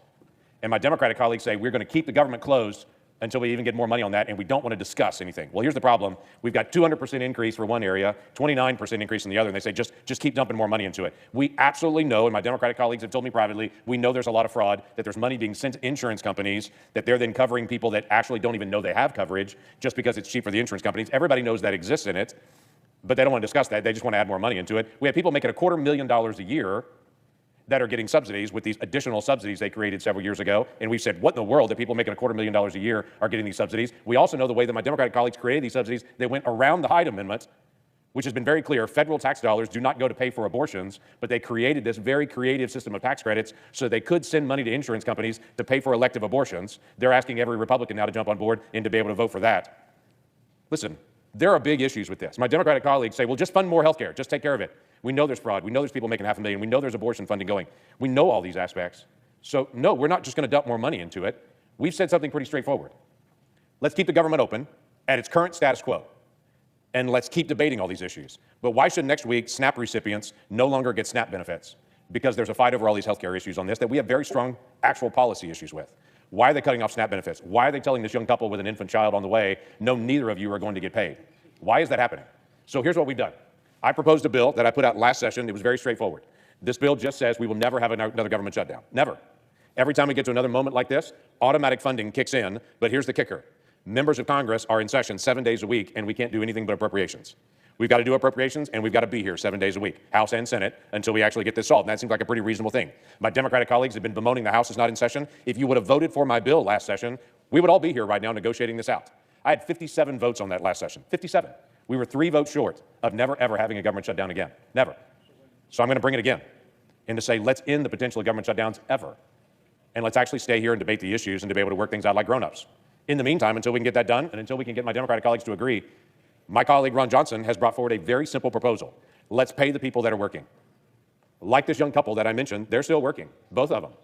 Let's pay them while they're working, while we continue to be able to negotiate this out. If you won't at least open the government, as we have the last 13 times, when we got to this moment, and just have a continuing resolution, at least pay the people that are working. This is a baby step and an offer to our Democratic colleagues to say, let's at least do the minimum on this to not punish those folks. There are folks today that are on the road working for the federal government that are in critical positions that they're not being paid, and they're actually putting their expenses on their credit card, not knowing if they're going to get a chance to pay that off. It's not right. So let's take the steps. My recommendation is, long-term, let's never have a shutdown ever again. Let's fix the process. We were 3 votes short last session. Let's actually fix that permanently. Let's get us back open again. But at a minimum, let's at least, while we're arguing, pay federal workers that are still at the task. That should be the easiest threshold to be able to step over. Me and my colleagues are on the floor today because we want to get a chance to be able to offer this to our Democratic colleagues and say, we're going to reach an olive branch out to you. Let's get started on some things. So I yield the floor to my colleagues. Mr. President, Senator from Florida. we are in day 23 of this shutdown, a shutdown that is sowing more uncertainty across our country by the day. It is one that is leaving our nation vulnerable to adversaries abroad and seeing our service members left wondering if their next paychecks will go through as they seek not only to protect us, but to support their families. A shutdown that my colleagues and I on the Republican side of the aisle voted for or against over a dozen times. We are trying to end this shutdown, yet we are blocked at every point. Along with a few, very few, courageous Democrats, we voted for a bipartisan continuing resolution to fund the government. The opposing Democrats do so while knowing they are voting against paying our troops for our security, against paying law enforcement for safety, and against paying so many other people that are necessary for critical functions. They vote no. Republicans have voted to eliminate future shutdowns to pay our service members and other essential federal workers and for a full year of funding our military. And yet each time, these same colleagues blocked the efforts. They have now resorted to outright obstruction. I am the newest U.S. Senator from Florida, one of the newest U.S. Senators for our country. I've been here 9 months, and I am disgusted that we have colleagues coming in here voting against continuing funding, reciting poetry. They are putting poetry over paying our troops. Since my arrival in Washington, I have watched every single effort by the Democrats to oppose the will of the American people, to undo the outcome of the election, attempting to paralyze not only the administration, but our policy goals to get this country back on the right track. Now these tactics have evolved into obstructing government itself, to hold the pay of federal law enforcement and our military hostage, let alone the thousands of other federal employees who continue to show up and fulfill their duties without pay. Shockingly, even senators with states that have large federal workforces have set aside the interests of those families beholden to some radical agenda. I implore my colleagues on the other side of the aisle to remember the effects of this shutdown go well past the boundaries of D.C. In my home state of Florida, we're seeing crisis centers which serve veterans, law enforcement officers, first responders, some of our most vulnerable that encounter hardships, all because of colleagues have refused to open the government. In fact, I have committed to donating my salary every day the government is shut down to a crisis center in Florida because they are suffering as this continues to go on. The choice is simple for my colleagues at this point. Either you stand for this country, for our service members, and for actually governing this nation, or you stand against that. And finally, I want to take a moment to thank every single federal employee continuing to work without pay. Our service members, federal law enforcement officers, Coast Guard members, air traffic controllers, so many others, including our own staff, including the staff on the Senate floor that show up and stay up all night as the Democrats recite poetry. Thank you for showing up without pay. Thank you for your patriotism, your work ethic, your embrace of duty and commitment to this nation. Throughout history, it is the selfless work of patriots that help build and sustain this incredible country of ours. And I look forward to the day, Mr. President, when our colleagues on the other side of the aisle cease with their partisan games, that they put governing for the people back as their #1 priority, that they remember it is an incredible responsibility they undertook when they took the oath to become a senator. I hope they remember that they were trusted to do this in good faith on behalf of the people. And I hope that they join us in reopening the government. They join us in our bipartisan, clean, continuing resolution to reopen the government. That is the only way forward, and it is the sole path available to continue our work on behalf of the American people. Thank you, Mr. President, and I yield back.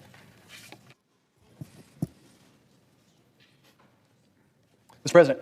Senator from Kansas. Mr. President, good morning. Good morning to you. Good morning to all my colleagues here today. Now, as everybody, all the senators know, as all America knows, my friends across the aisle have kidnapped the federal government. In fact, they've now voted a dozen times not to reopen the government. And even surprising to most of us, twice they voted against funding the military during these challenging times. I think it's obvious to all America that this is a political shutdown, that this is showbiz to them. This is an opportunity for their left legacy media to shout and scream at President Trump and to kowtow to their far-left Marxist base. Now, when you kidnap somebody or an entity, you have to have a ransom. Now, the opening ransom from the Democrats was an additional $1.5 trillion added to our national debt, borrowed from my grandchildren, $1.5 trillion. It was just this week the federal government passed a $38 trillion level for our national debt. We're spending $1 trillion a year on interest alone. So that was the opening ransom. And now they seem to be locked in on throwing more money at a very broken ACA, the 24 million people on the ACA.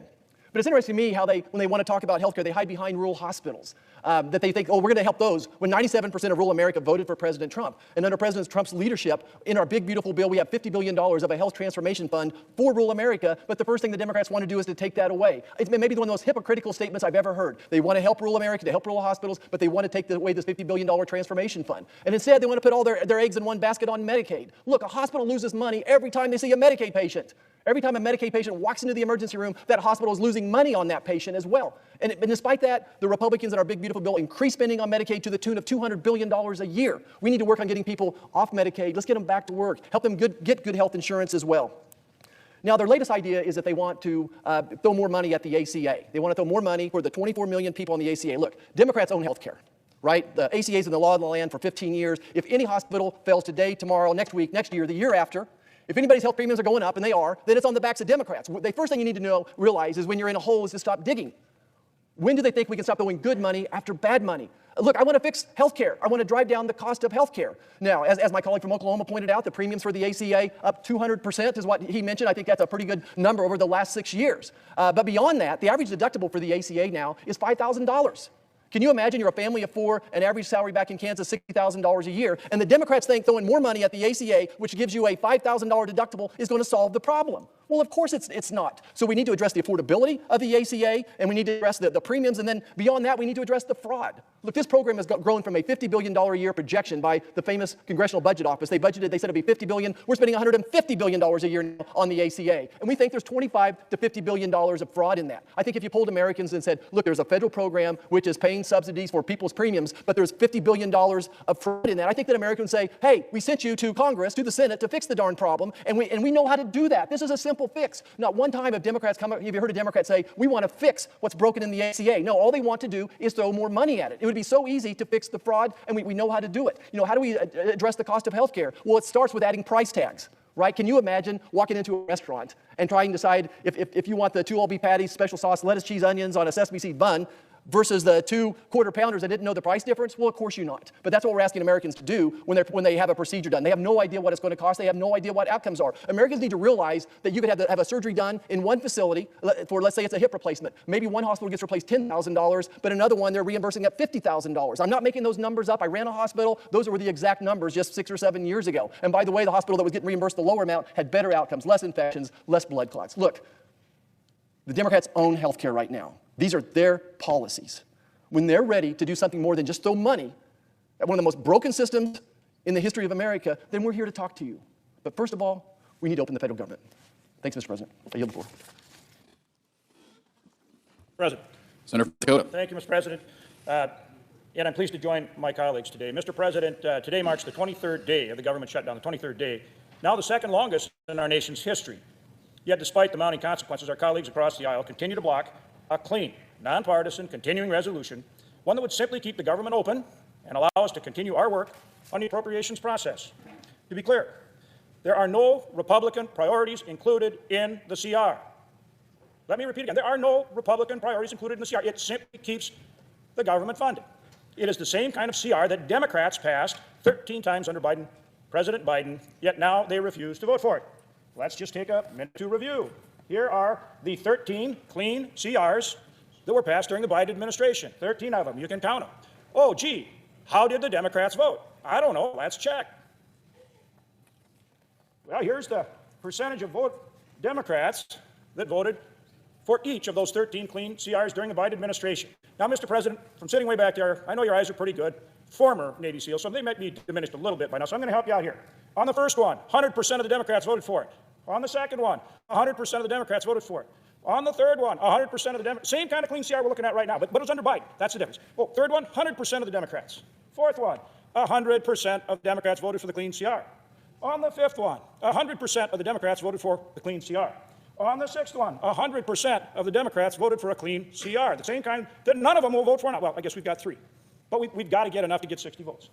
Oh, let's see, I lost count. 1, 2, 3, 4, 5, 6. I think I'm number 7. 100% of the Democrats voted for it. The 8th one, 100% of the Democrats voted for it. Now, on the 9th one, I don't know what happened. Maybe one of them was gone. Who knows? But gee whiz, we dropped all the way down to, we only got 98% of the Democrats on that one. Only 98% voted for that one. But the good news is they were right back on the next one, 100%. I think that's number 10, 100% of number 11, 100% of number 12, and gee whiz, they finished with only 98% of Democrats on the 13th one. You kind of get the point maybe, right? Come on. What in the world's going on? And then they have the gall to go out there and say, oh, well, you know, they're not shutting down the government. It's ridiculous. I don't know how there could be any doubt about it. And for anybody that thinks that this shutdown should be stopped right now, they better call their favorite Democrat on the phone and say, hey, it's time. It's way, way, way past time. But right now, instead, our colleagues across the aisle have chosen the different path.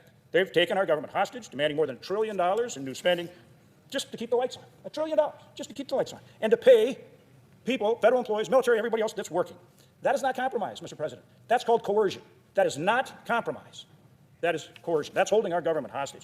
And while this political stalemate drags on, American families are paying the price. Vital programs that hardworking families rely on, programs they've paid into and depend on, have been shuttered or are dangerously close to running out of money. Several states are now warning that they will be forced to shut down SNAP, the Supplemental Nutrition Assistance Program benefits, as soon as November 1st if the shutdown continues. That means millions of Americans could lose access to the assistance that helps them put food on the table. Meanwhile, our economy is losing $15 billion in GDP each week as long as this shutdown persists.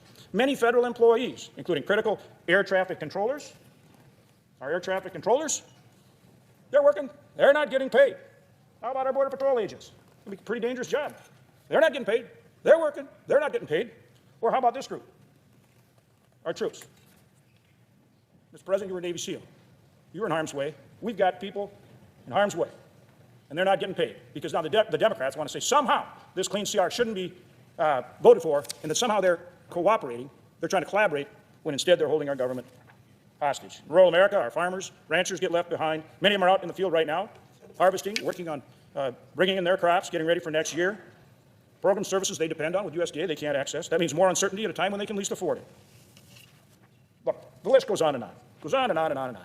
But the bottom line is this. We need to get government. We have offered over and over again, as my colleague said, to work on any and all issues. But you do it once you get the government open. This has gone on, I'd say long enough, but actually way too long. And I don't know at what point Democrats are going to decide to come back and start doing their job, which is governing.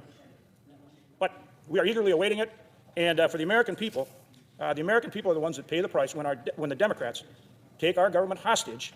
And as I've made very clear here, there's no doubt, but that is exactly what they are doing. Mr. President, I yield the floor. Senator Virginia. Thank you, Mr. President. I do want to thank my friend from North Dakota. We see things slightly different, but one thing I think we'd probably agree on. You know who is getting paid? The House of Representatives, who's been on vacation since the middle of September. And gosh, wouldn't it be great if they were actually on the floor debating this issue as well, as opposed to getting a taxpayer-paid vacation for over a month? But, you know, Mr. President, I think one of the things we would all kind of agree on, our nation's public servants are not political pawns. I say with due respect to my friend from Wisconsin, you know, the so-called Shutdown Fairness Act, in my view, is anything but fair. And frankly, this entire year has been anything but fair for all of our federal employees who show up every single day to serve the American people. Because remember, before Russ Vought even set foot in the Office of Management and Budget, he bragged that he wanted federal workers, his words not mine, increasingly be viewed as villains and put them in trauma. Think about that. This wasn't some political misstatement or slip of the tongue. It's frankly a mission statement. And unfortunately, that's exactly what we've seen from Mr. Vought, from President Trump, and from those enabling him. In just 9 months, they've forced out or driven into early retirement more than 148,000 federal employees. That's not efficiency or reform. It's an assault on the very people who work every day for the American people. And God knows we can improve, but also make government reform. Now, let's be clear. It's not this side of the aisle, Democrats, who have cherry-picked a few favorite programs to protect. We have been consistent on calling on the administration, totally reckless regard for vital services the American people rely on to keep them safe and secure, and standing up for those folks who deliver those services. So forgive me, Mr. President, when I say I don't think the Shutdown Fairness Act has anything to do with fairness. Once again, federal employees are being treated not as partners serving the American people, but as punching bags for Vought and the president's political agenda. Right now, the president is trying to riff another 4,000 federal employees. Not just, I believe, unfairly, but it's actually illegally based upon a court's recent decision. And thank goodness the courts have stepped in. Matter of fact, many of us were at the O&B headquarters across next to the White House just last week, meeting with federal employees, demanding Mr. Vought and his team listen, not to us, you don't have to listen to us, we're political different sides, but listen to the very federal workers whose jobs, and make sure that we get the government reopened, not trying to leverage this for some kind of political win. We're talking about special education programs that support kids with disabilities. We're talking about the CDC, whose experts track outbreaks and try to keep us safe. We're talking about a program called the CDFI Fund at Treasury, a program which broad bipartisan support that helps invest and get access to capital in rural communities and urban communities. And again, on this one I got to thank Mike Crapo, but a whole lot of my Republican colleagues for being willing to push back. Let's be crystal clear. These actions are not some accident. This is a deliberate choice. a deliberate effort to hold federal workers hostage in order to jam through an agenda that at the end of the day is going to drive up healthcare costs for millions of Americans. Instead of sitting down with us and working to keep premiums affordable, they're using these very federal workers, and I got a ton of them in Virginia, as political pawns. It's wrong, it's cruel, and it's not going to work. That's why I'm proud to join both the ranking member, Peters, who will be here, I believe, shortly, and my good friend from Maryland, Senator Van Hollen, on legislation to ensure that not the Trump administration pick and choose who we ought to go ahead and pay, but legislation to ensure that all federal workers, and by the way, and the contractors who work side by side with them, get paid during the shutdown. I mean, at the end of the day, this is a moment for every senator to decide. Are you going to stand with the federal workers who keep the government running, or are you going to stand with those who want to traumatize them and make them all be viewed as villains? This is an actual chance in a few minutes we're going to have to make sure that those workers can feed their families, pay their mortgages, while this Republican shutdown drags on. I mean, a lot of language on this floor about who wants to support federal workers. Well, you're going to shortly have a chance, every senator will have a chance to prove whether they're on the side of not selectively paying federal workers, but paying all federal workers as we try to bring this shutdown to an end. I urge my colleagues to do the right thing. Let's get it done. And I thank Senator Van Hollen for his leadership on this issue. With that, I yield the floor. Mr. President, Senator Maryland. I want to thank my colleague from Virginia, Senator Warner, and other colleagues who are joining together to support the proposal that we are putting forward today. But I think we should all say that the best way to make sure that federal employees, all federal employees, get paid and that the American people get the benefit of their services is to reopen the federal government and do it now, which is why I and my Democratic colleagues have voted 7 times now to reopen the government without giving Donald Trump a blank check and while making sure that we prevent a healthcare crisis in this country when people's healthcare premiums and costs go through the roof. Because when Republicans passed their so-called big, beautiful bill, they extended the tax breaks for billionaires and very wealthy people.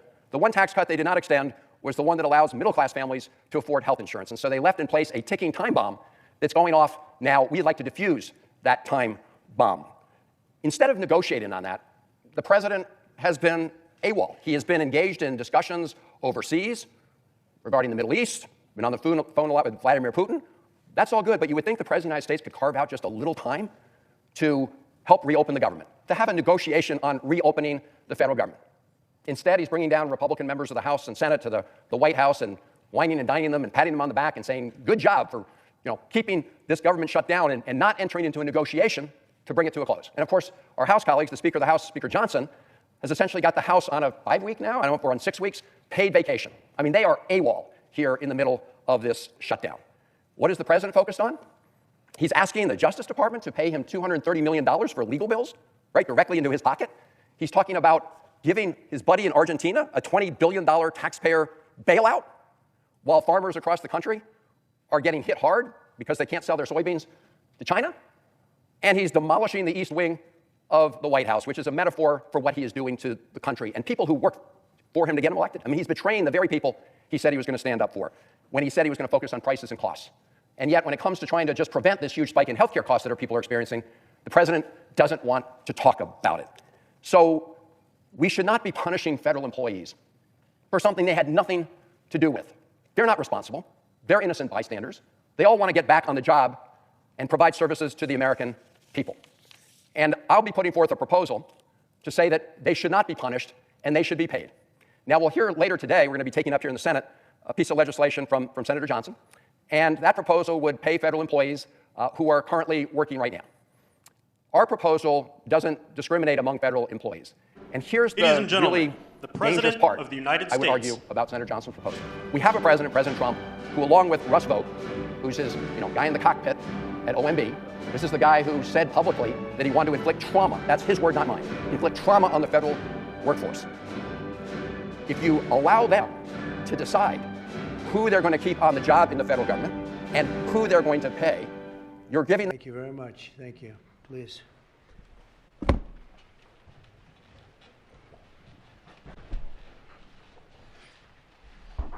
it's a great honor to have all my friends here. It's like Old Home Week. What a job you're doing. And thank you very much for that. We want to begin by thanking the people that have done such a great job at the White House. They have been doing really incredible work during a shutdown. I don't even know if they're supposed to be working, but they wouldn't miss a day. So I just want to thank everybody for that very much. And we're here today to discuss a sweeping, unprecedented, and historically successful operation that my administration has carried out in recent weeks to arrest, prosecute, and permanently remove members of foreign drug cartels from American soil. And the people gathered around this table are the ones that are doing it, and in this room. Some of them sitting a little behind. In fact, some of them, I'm surprised, are not actually at the table. You people should be very insulted by that. But you've done a great job back there. On my first day in office earlier this year, I signed an executive order to officially designate the drug cartels and savage transnational gangs as foreign terrorist organizations. It was my honor to do so. And on that same day, I also signed an order directing the creation of the Homeland Security Task Force to bring together all federal, state, and local partners to achieve the national policy goal of eliminating the cartel presence in America once and for all. And the results are, and it's early, and the results are spectacular. Led by ICE and the FBI, this task force includes the Department of Justice, the Department of War, DHS, the intelligence community, ATF, the DEA, the U.S. Marshals, and the state and local agencies in every part of our country. Other than that, we don't include too many people. That's a hell of a group, isn't it, huh? When you think of it, that's not a group you want against you. Certainly not at one time.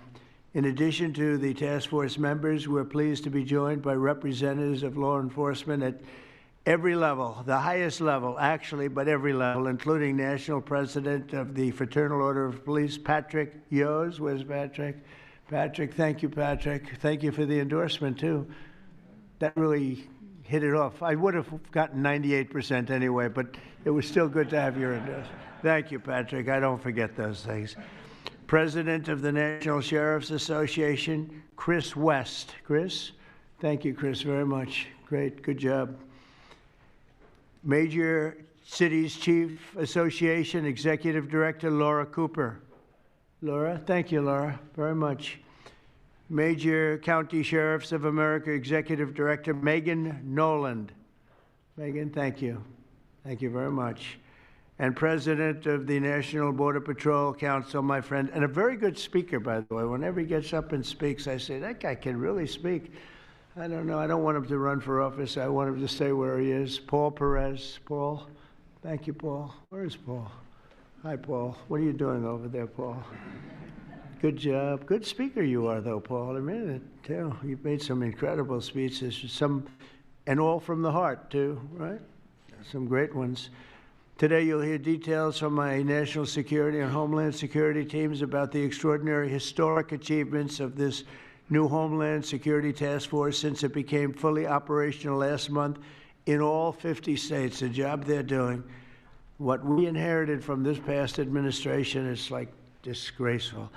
In a matter of weeks, the task force has made the largest number of arrests of cartel leaders, operatives, and gang members in American history, more than 3,000 and counting. That includes members of the ultra-violent New Generation Cartel, the Sinaloa Cartel, the LNFM Cartel, MS-13 Cartel, and you know MS-13, the gang, and Tren de Aragua, another beauty. That's a group of real garbage we have to deal with, that we shouldn't have to deal with.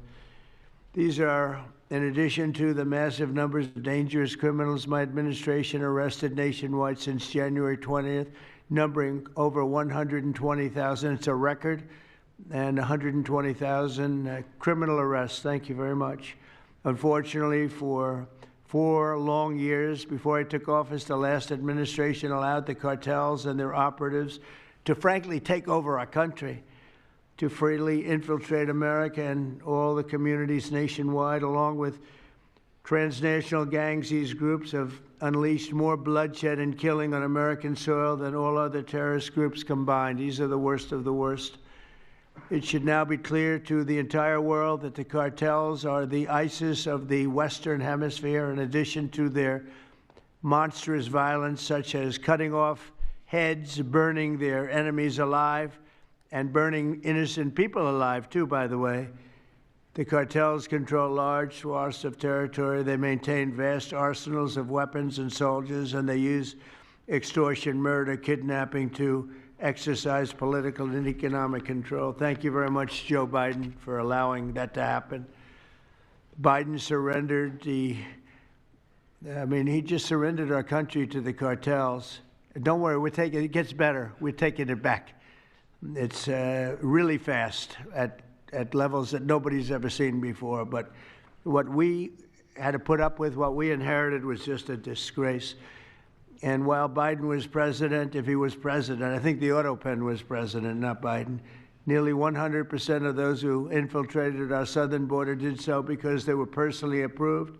They admitted they were just what happened, assisted by the most dangerous and violent criminal organizations anywhere on the planet. The worst people on the planet they allowed into our beautiful country.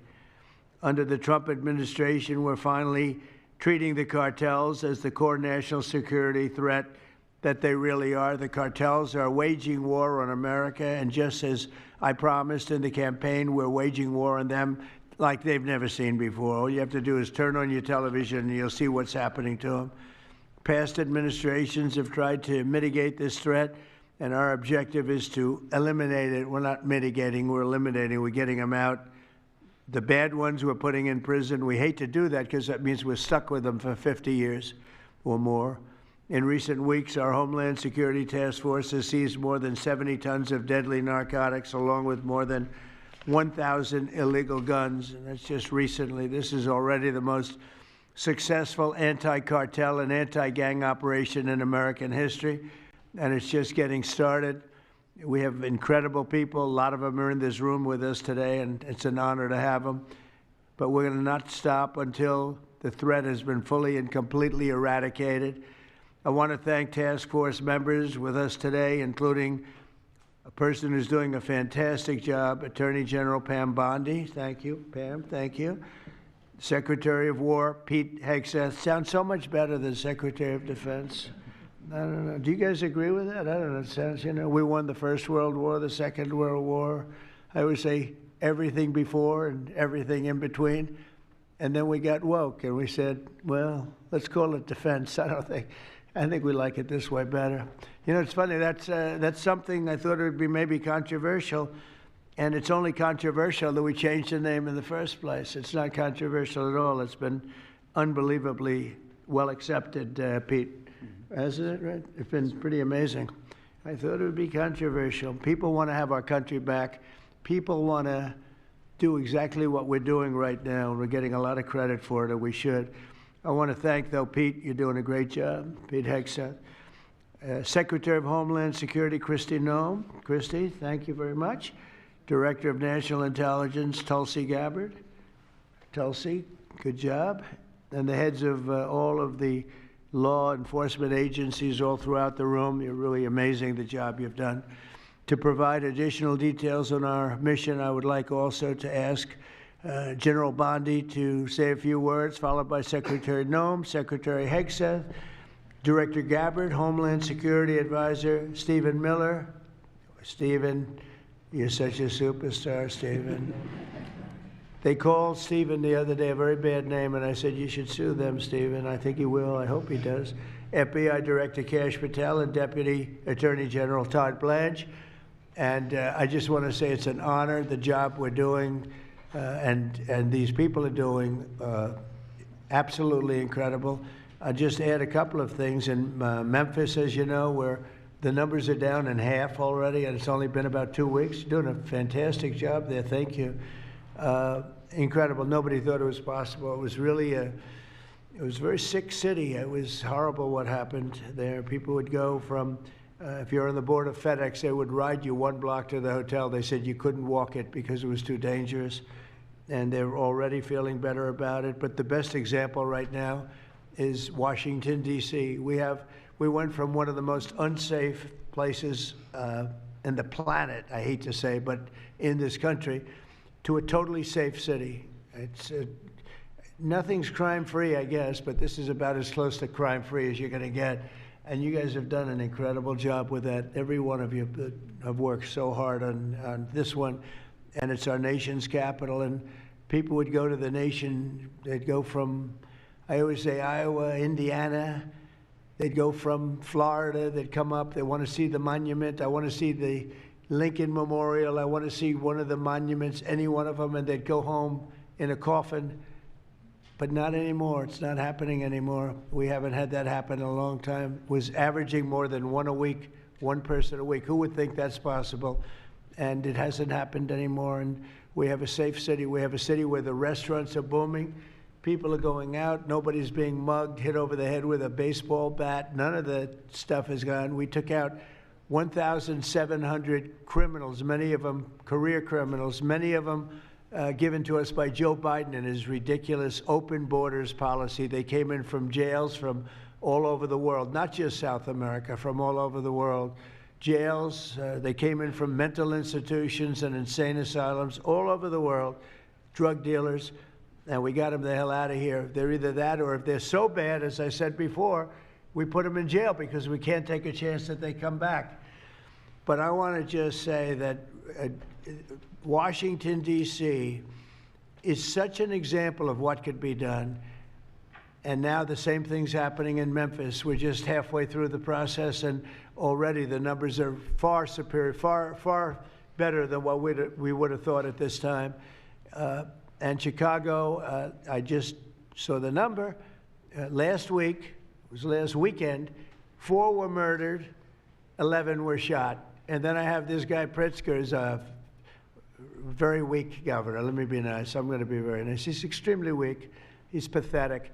I have Pritzker get up and say how great they're doing in Chicago. They're doing very poorly. So 4 were murdered, 4, 11 were shot. I would say, and that was not a bad week for him. Okay, that was not a bad week. He's had somewhere 18 or 19 were murdered. And you know what his excuse was? Yeah, but that was a long weekend. Okay, can you believe it? He said that was a long weekend. He's bad. And the mayor is worse. I mean, that mayor is worse. Low IQ, very low IQ. And we don't need low IQ people. We need people that are going to take care. And I love Chicago, and I love those beautiful women, black women, beautiful women wearing MAGA hats. And they're all over the place in Chicago. They want protection. They don't care if it's the National Guard, if it's the Army, Navy, Coast Guard, Marines. They'll take Space Force, okay? Space Force, send them in. They just don't want to be mugged, killed, raped, shot in the head, and we stop it. So we're going to be given a very special, we're going to give Chicago very special care. As you probably know, maybe you heard, we were going to do a big surge in San Francisco, but I got a great call from some incredible people, some friends of mine, very successful people. Mark, who's, everybody knows him, and Jensen, everybody knows Jensen, NVIDIA, and others called me from San Francisco. And they said, we're working really, really hard with the mayor, and we're making progress. Would it be possible for you to hold off the surge? And I had 4 or 5 calls, and I think they're making progress of their own. That would be the greatest. I mean, if they could do that, that'd be great. And they have great competence in those people. I mean, incredible competence, some of the smartest business leaders. And they're working very well with the police department. They're doing a good job. So we are holding off that surge, everybody, and we're going to let them see if they can do it. I said, I think we can do it much faster. I know we can do it faster. I think we can do it better than anybody. We can take criminals out that they're not going to know about, and probably they don't have the legal authority maybe to do what we can. But I'm okay with it, and we're going to let San Francisco, has the potential to be, it was a great, great city, has the potential very quickly to be a great city again. And these are the companies that are there that are all working, and those are the people that asked me, could you do away with the surge, and let's see how it works. And we'll do that. If we need to, we'll do it. But it's possible that we won't need to, and we will be focusing on other places like Chicago. And we'll have Chicago taken care of very quickly. But just remember, 11 people shot, 4 people murdered, okay? And that was this weekend. And that was Chicago. And then you'll see Pritzker get up and talk about, well, we have it under control. They don't have it under control. Just the opposite, it's getting worse. So we'll take care of, as soon as we give the go-ahead, which is all I have to do is give the go-ahead. We won the big court case the other day on the National Guard. That was a good case. Same thing with Portland, speaking of that, because that's where we won it. But, I mean, I looked the other night, Saturday night, Portland is like burning to the ground, and these people are saying, It's just friendly stuff. The whole place is burning to the ground. So we'll take care of that one. That's like an insurrection more than it is anything else. That's crazy. Portland's crazy. And then you listen to these radical left people talking about it's really okay. You're seeing things. You're really seeing things. So we're going to take care of Chicago. We're going to take care of Portland. We're going to take care of Memphis. We're proud of D.C. There's nothing to take care of anymore, but we're not going to let it ever go bad. It's never going to happen again, our nation's capital. And with that, I'm just going to tell you that Pam Bondi has done a fantastic job. And Pam, would you say a few words, please? Thank you, President Trump, and thank you for your leadership. And this is all about collaboration. And around this table, I'm looking around this table, we all work so well together. I don't think another administration in our nation's history has worked so well together. We talk constantly, Secretary Noem, Tulsi, Pete, constantly, but also all of our agencies working hand in hand, and that's why this is so successful. And these people around this table are working 7 days a week, 24 hours a day, even though the Democrats have tried to shut down the government. Terry Cole, I'm laughing because you're around the clock, you're all over the world. Director Patel, you're unstoppable what you're doing around this country. Gowdy Serralta, U.S. Marshal, Rob Sakata and Dan Driscoll wearing your ATF hats. Rob, I was on the texting, Todd Blanche and I were on the texting you at 1 a.m. on cases. I mean, that's how committed all of these people are to just keeping all of our citizens safe. And that's what it's all about. And this project is the brainchild of Stephen Miller. And you are doing so much to keep our citizens safe, our kids safe, and get these drugs off our streets. Like the mayor of San Francisco and I are going to be meeting on fentanyl in a few weeks and working hand in hand on that. Secretary Noem spoke to him. But the results of this last month have been historic. As the president said, in the last month, think about this, 3,200, more than 3,200 violent gangs and drug dealers have been taken off the streets. Off the streets. Now, Director Patel and all of these agencies have also been working so hard on getting the leadership. But we are getting all the gang members off the streets and the drug dealers, Sinaloa, CJNG, MS-13, and more, TDA. 91 tons of drugs have been seized as a result of this task force. We tried to put this in perspective for you. This would be filling 4 18-wheelers. 4. All the drugs just in the last month that have been taken off the streets. 58,000 kilos of cocaine. Think about a big backyard swimming pool. That would fill 1.5 swimming pools. Just the powder cocaine that has been removed, saving lives this last month, thanks to all of these people around the table. 2,300 kilos of fentanyl powder and 2.1 million fentanyl pills off the streets. And as the president said, more than 1,000 illegal guns. The Biden administration was, for way too long, all of these great law enforcement officers surrounding the table were not able to do their jobs. What they've said is now they've been uncuffed. They can do their jobs now. We've been watching transnational gangs grow in our country, become organized, set up infrastructure in all of our states, but no longer under President Trump. We are destroying the infrastructure, and we're no longer on defense. All of these great men and women are on offense, so they better get ready. We're dismantling the cartels, and we are taking the leaders into custody and all of the gangs. We are going to supercharge this work. This is not a pilot program. This is permanent. We are here to stay, and Secretary Hegseth, we couldn't do this without you and the Department of War. Thank you all so much for everything you're doing around this table, working tirelessly. And President Trump, thank you for giving them the ability to do it. Thank you, Pam, very much. Thank you. Mr. President, since the year 2000, we have lost over 1 million Americans to drugs, to overdoses, to these cartels that have proliferated that kind of a disease on our people and have gone to war with our next generation of Americans. When you signed the executive order that was protecting the American people from invasion, what you did is that you took these cartels and gangs that we've known for decades and you declared them to be what they really are, and that's terrorists. You declared war on them, and you didn't say we were just going to fight them. You said we are going to destroy them. And everybody around this table is so honored to be here to work with you to destroy these terrorists that have been killing Americans for years and getting rich off of it. I'm so proud of the work that was done just in the September surge. You referenced that earlier.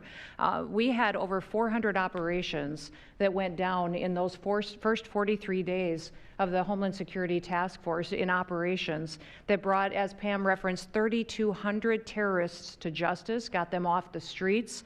Sir, we also have had over precursors and chemicals that were brought in. We've had the work at the southern border. We've got Border Patrol here at the table with you.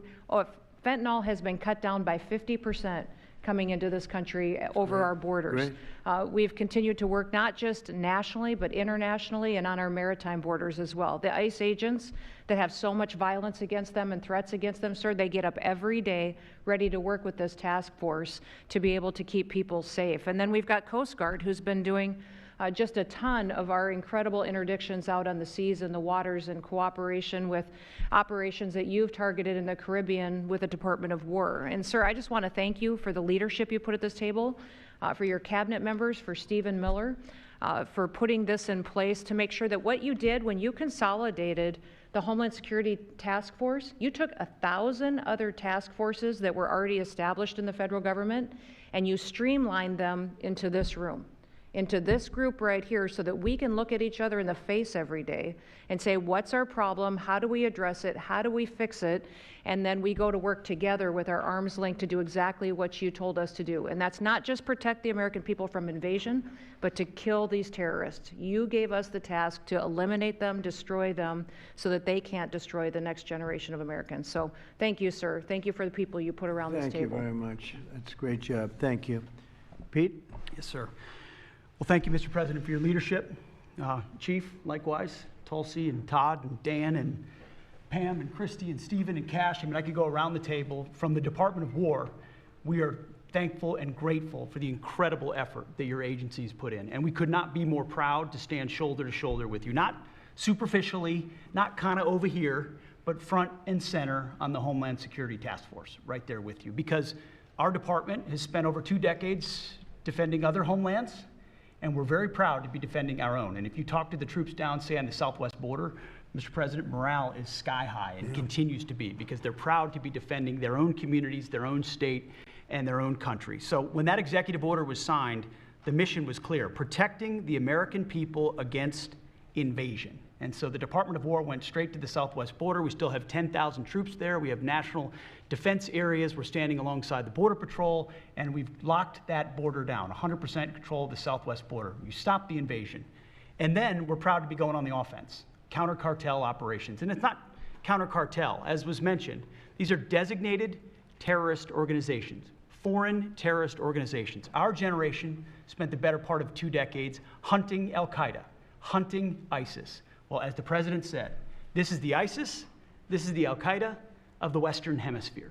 They intimidate, they terrorize, they extort, they poison the American people. The president's right. Every boat we strike is 25,000 Americans whose lives are saved because of the drugs that were headed in our direction. So our message to these foreign terrorist organizations is, we will treat you like we have treated al-Qaeda. We will find you, we will map your networks, we will hunt you down, and we will kill you. And you've seen that evidence in the maritime domain, whether it's in the Caribbean or in the Pacific with the last 2 strikes. We know exactly who these people are. We know what networks they work with, what foreign terrorist organizations they're a part of. We know where they're going, where they originated from, what they're carrying. And they know we know. And that will soon start to change the calculus of these boats. So the critique of this is, of course, as often is the case, wrong. We know our authorities. It's locked tight, and we're going to treat them like foreign terrorist organizations on the offense. So the Department of War is not going to degrade or just simply arrest. We're going to defeat and destroy these terrorist organizations to defend the homeland on behalf of the American people, making the jobs of law enforcement safer in the process, making the communities of Americans safer in the process. We think it's a very core mission of the Department of War, and we're proud to be here, Mr. President. Thank you very much, Pete. Thank you. Tulsi, please. Yes, thank you, Mr. President. The key reason that you are hearing about these incredible effects is, number one, the team that you've assembled here and the leadership and the tone that you have set, first and foremost, about keeping the American people safe. The intelligence community plays a critical role in being able to support our law enforcement at the federal, state, and local level to make sure that they're armed with actionable intelligence to be able to actually go after those who threaten the safety and security of the American people. Mr. President, under your leadership, for the first time, there is a newly created National Intelligence Fusion Cell at the Office of the Director of National Intelligence, National Counterterrorism, that has a very simple purpose: to make sure that we have two-way intelligence sharing of actionable information between the intelligence community and law enforcement. I want to talk briefly about three successes that we've had just here in the last few weeks, Mr. President, through the success of this interagency fusion cell. Just this last week, our National Counterterrorism Center supported, through actionable intelligence to both U.S. law enforcement as well as Mexican law enforcement, the arrest of a Sinaloa cartel boss, El Plato, in Juarez, Mexico, as well as his top 3 money launderers. In a separate and recent successful interagency operation, NCTC worked closely with the U.S. Marshals Service that led to the arrest of another dangerous Sinaloa cartel member responsible for tracking a huge amounts of cocaine and hundreds of thousands of dollars in this single incident with drug proceeds through his network. And I'll say the last example I'll share is probably the most insidious, was providing intelligence to the Mexican law enforcement that led to the arrest of a CJNG cartel-affiliated baby trafficker called La Diabla.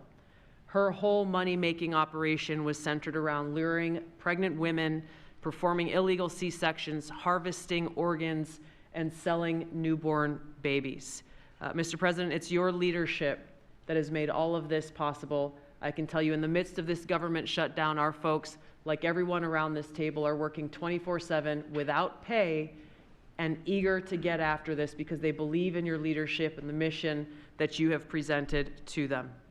Thank you, Mr. President. I'll hand this off to Homeland Security Advisor Stephen Miller, the leader of this task force. Let me just say, Mr. President, that this country was going to die without you. This country was going to actually die without you. That's what we were facing in 2024. We've been invaded for 4 years. Our communities were sinking. Our public safety had gone to zero. Cartels were running entire communities. Sex trafficking, child trafficking, labor trafficking was out of control. Overdoses were out of control. The cartels were claiming more and more territory. City services were buckling. This was a country on the verge of dying, and you alone saved it. And when you stepped forward originally in 2016, you started the movement to make America great again. And that means make America great again in every way. And that means safety and prosperity and peace and freedom from cartels and crime and gangs. And your vision and your leadership in declaring war on the drug cartels is the single most successful public safety initiative in American history. And I need the media to understand what President Trump has done. People have been talking about drug cartels for longer than I've been alive. And everyone has just taken for granted that they can't be touched or stopped. They're too big, they're too powerful, they're too evil, they're too murderous. They can operate with impunity. And in just 9 months, President Trump is the only American leader, not just in our lifetimes, but ever, to actually take the fight to the drug cartels, to actually seek their eradication. And it is happening. And so while the Democrats are shutting the government down and fighting for free health care for illegal aliens, look at what President Trump has assembled here. He's assembled a team under his vision, direction, and leadership that is saving hundreds of thousands of lives. Hundreds of thousands of lives. And only President Trump could have done this. And I will say one last thing, which is that his courage has been an inspiration to everyone else in this room. There are people in this room, I'm looking at, for example, at Todd Lyons, who have been relentlessly doxxed and harassed and threatened. But when they see President Trump's courage, what he's been through for 10 years to save America, when they came after his family, his businesses, his safety, his freedom, Everyone at this table knows we can give whatever it takes to get the mission done. So President Trump, thank you for your leadership, your boldness, your courage, and your vision. We're honored to serve underneath you. Well, I want to thank you, Stephen. And I have to say that, you know, I've been making the rounds. I'm leaving tomorrow for some very big meetings, including with the president of China, where I think we're going to come out very well, and everyone's going to be very happy. But everybody said the same thing. A year ago, we had a dead country. We were a dead country. We really were, in a lot of ways, not just this. We were dead as doornails on this, but we were a country that was in serious trouble and beyond that. And we have the hottest country anywhere in the world right now. The whole world is talking about it. We have the hottest country anywhere in the world. We're going to clear up this crime in our cities. We can do it quickly, too. They showed how quickly we could do it in D.C. It was a real bad place. It was a real mess. Dirty, filthy, disgusting, graffiti all over the place, tents on every ounce of parks that we had. Just disgusting. And I rode around last weekend. I rode around the city. I felt very safe in that car, but, you know, I would have done it without it. I wouldn't need that car so much anymore, I will tell you. But the place was clean. We've started that also, not only law and order, but you know, the cleanliness is important. I think cleanliness is almost a part of law and order. If you see dirty, disgusting streets and potholes all over the place and railings falling down and graffiti all over the marble, beautiful statuary marble columns, those gorgeous columns where they had graffiti, it's all gone. And I think it's a part of it. I really do. I think it's a big part of it. But we have a city that we can be proud of. We're going to be that way with every city we have. That's why with San Francisco, I wish them luck, but we could do it so much faster. I told the mayor, I love what you're doing. I respect it, and I respect the people that are doing it. They're the biggest people in the country. They're the biggest people in the world. A lot of the high tech. Some people like them, some people don't, but they're smart, and they want to do it. And I said, I am so honored to let you do it, and if it doesn't work out, we'll do it for you very quickly. But I just want to thank the people around this table are amazing. Cash, please go ahead. Mr. President, I'll just keep it short, but I think what the media should realize is the amount of courage it takes to do this. And you led that mission. You led it during your campaign, and you brought it to the American people. I think the media should focus on some of these numbers the Attorney General just riled off. Those aren't numbers, those are lives. Lives saved by the millions. Enough enough fentanyl to kill over 200 million Americans, gone, evaporated off our streets permanently.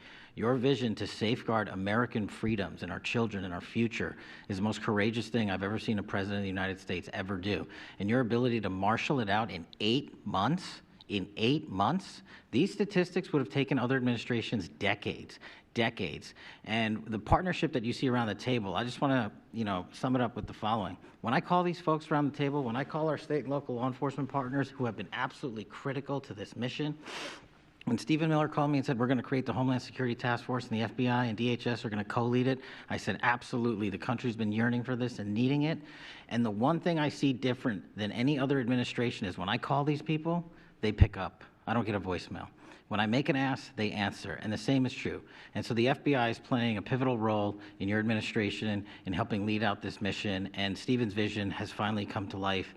And instead of attacking the people at this table, maybe the media should go out there and talk to the lives that have been saved forever and the communities that have been safeguarded, because it takes courage to do that. It takes courage to implement that plan, and it takes a president and President Trump to put a leadership team like this together. We are actual friends, and I know the media doesn't want to call us that, but we do that. We do hang out. We do work together. It's a 24/7, 365 mission that doesn't turn off, Mr. President, and as Stephen said, we're inspired by your leadership, and this country's thankful for these 8 months, and I can't wait to see what the next 4 years looks like. Thank you very much. Thanks, Cash. Great job. Todd, please. Thank you, Mr. President. The number that I think matters, over 3,266 terrorists have been taken off the streets in 2 months. And for each of those arrests, there's anywhere from between 4 to 20 law enforcement agents, federal, state, and local, executing those arrests. And that means every one of them are putting their lives on the line to make these arrests, to make our communities safer. And so what I will say to them is thank you, but also what I will say to them is that to the extent that there are politicians, as recently as today, suggesting they are doing something wrong. We have governors, district attorneys, mayors, and even congresswomen suggesting that our federal law enforcement and the state and local law enforcement that are helping them are doing something wrong. That is disgusting and something that we will not tolerate.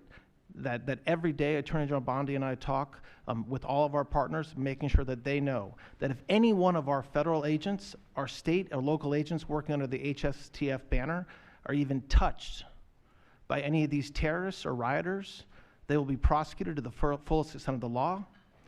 When politicians aid these terrorists by trying to give them comfort or protection or suggesting that somehow our men and women are doing the wrong thing, same problem. We will not tolerate it, Mr. President. So thank you to all of our state and local men and women that are helping us, and our federal law enforcement officers that are literally putting their lives on the line every single day. We will always protect you. Thank you, Mr. President. Thank you very much, Todd. A really good job you're doing, too. Thank you. Any questions, maybe pertaining? Mr. President. How about pertaining to this for a little while? And whoa. Would you have any questions of these incredible people? Mr. President. Mr. President. Yeah, go ahead, please. Go ahead. Thank you. Mr. President, thank you. Good to see you. If I could just ask both of you, including Secretary Hegseth, there's reporting the U.S. just sent B-1 bombers near Venezuela to ramp up some military pressure there. Is that accurate, and can you tell us more about that mission? No, it's not accurate. No, it's false.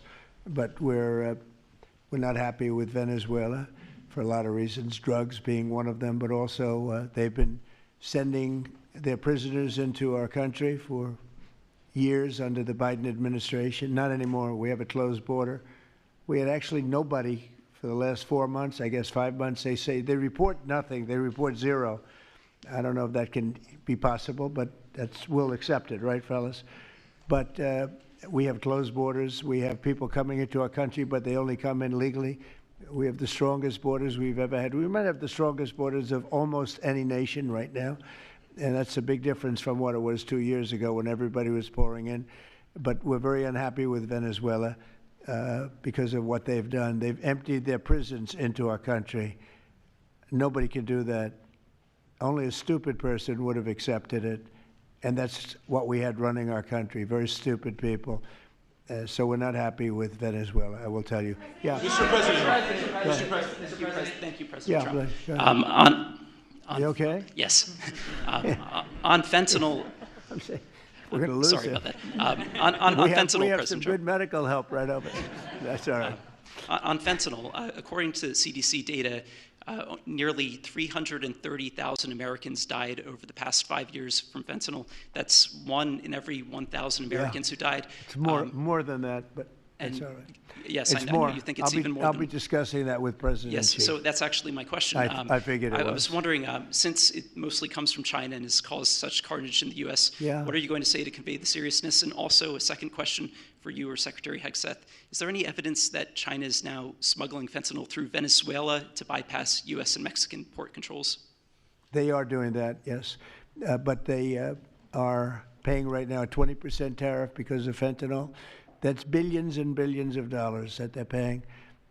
We're actually, on November 1st, the tariff on China goes to 157%, which is record-setting territory. And we don't want that because it's not sustainable for them. They can't sustain that. We don't want them to have to go through that. So I'm meeting with President Xi, and I would say we have some big issues, like with the farmers and various other things. But the first question I'm going to be asking him about is fentanyl.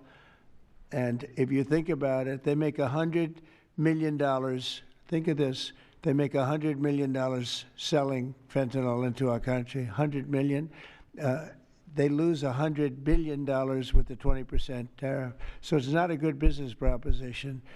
It's $100 billion approximately that they have to pay.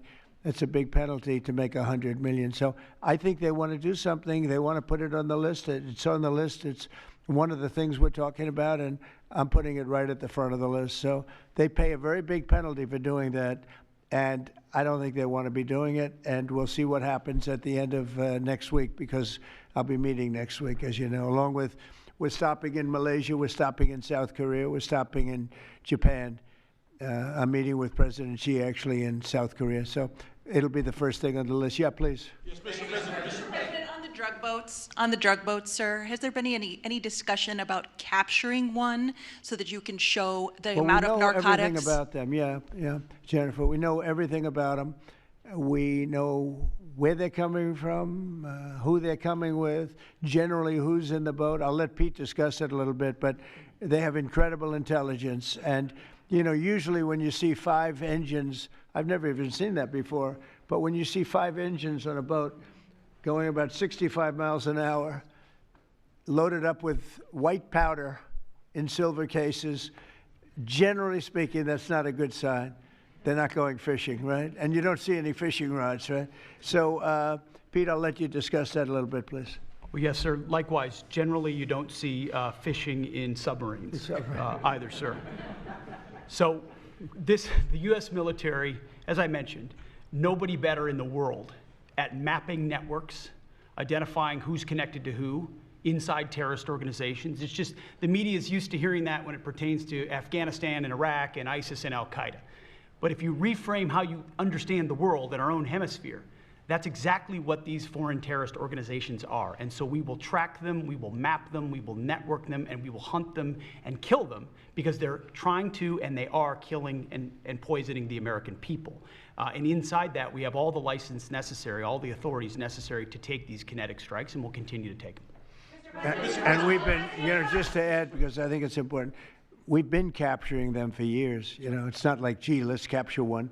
We've been doing that for years. For 25 years, we've been doing it. Not at a level like we're doing it now. I mean, just with the hits we're hitting, but we have much more intensity than any administration's ever had.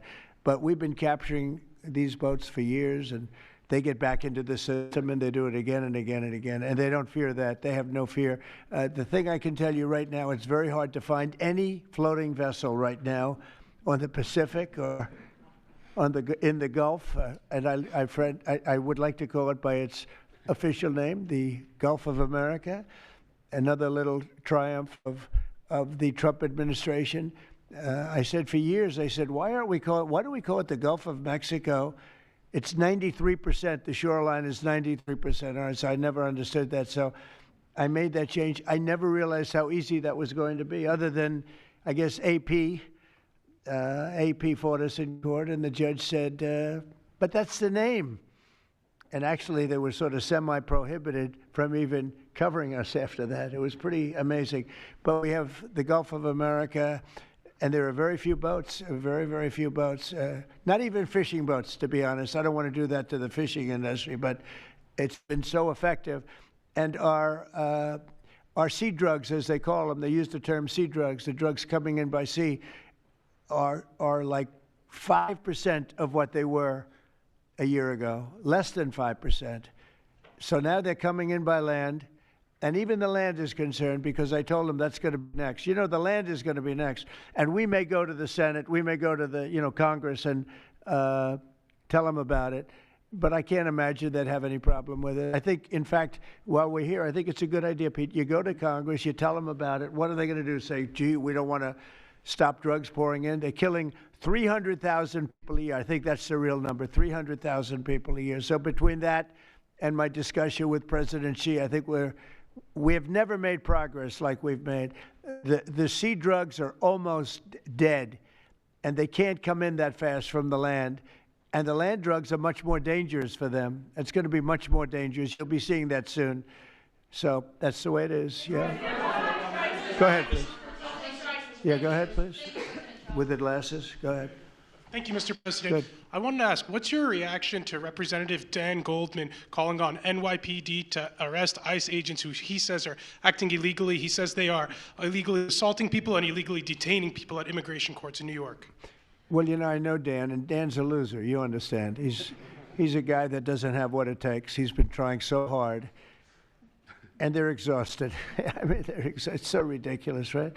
A suggestion like that. So, they're just trying so hard, and it's not working.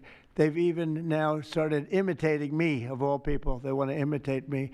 and they start using foul language, but they use too much of it. You know, you can't use the F word 7 times in one sentence. It doesn't work. It might work once every 7 news conferences, but you can't do it. You can't do it 7 times in one sentence. So I don't know. They're really they're in big trouble. That party. Go ahead. Mr. President. Some alleged smugglers have survived some of these recent strikes and been sent back to their home country. If they're terrorists, why not just arrest and detain them? Go ahead. 2 points on that. First, when I served in Iraq in 2005 and 2006, we used to, in sort of a gallows humor way, talk about the Iraqi catch and release program, the reality that we would catch a lot of people, hand them over, and then they would be recycled back through and we'd have to recapture them or attack them again. And that's why changing the dynamic and actually taking kinetic strikes on these boats ought change the psychology of these foreign terrorist organizations.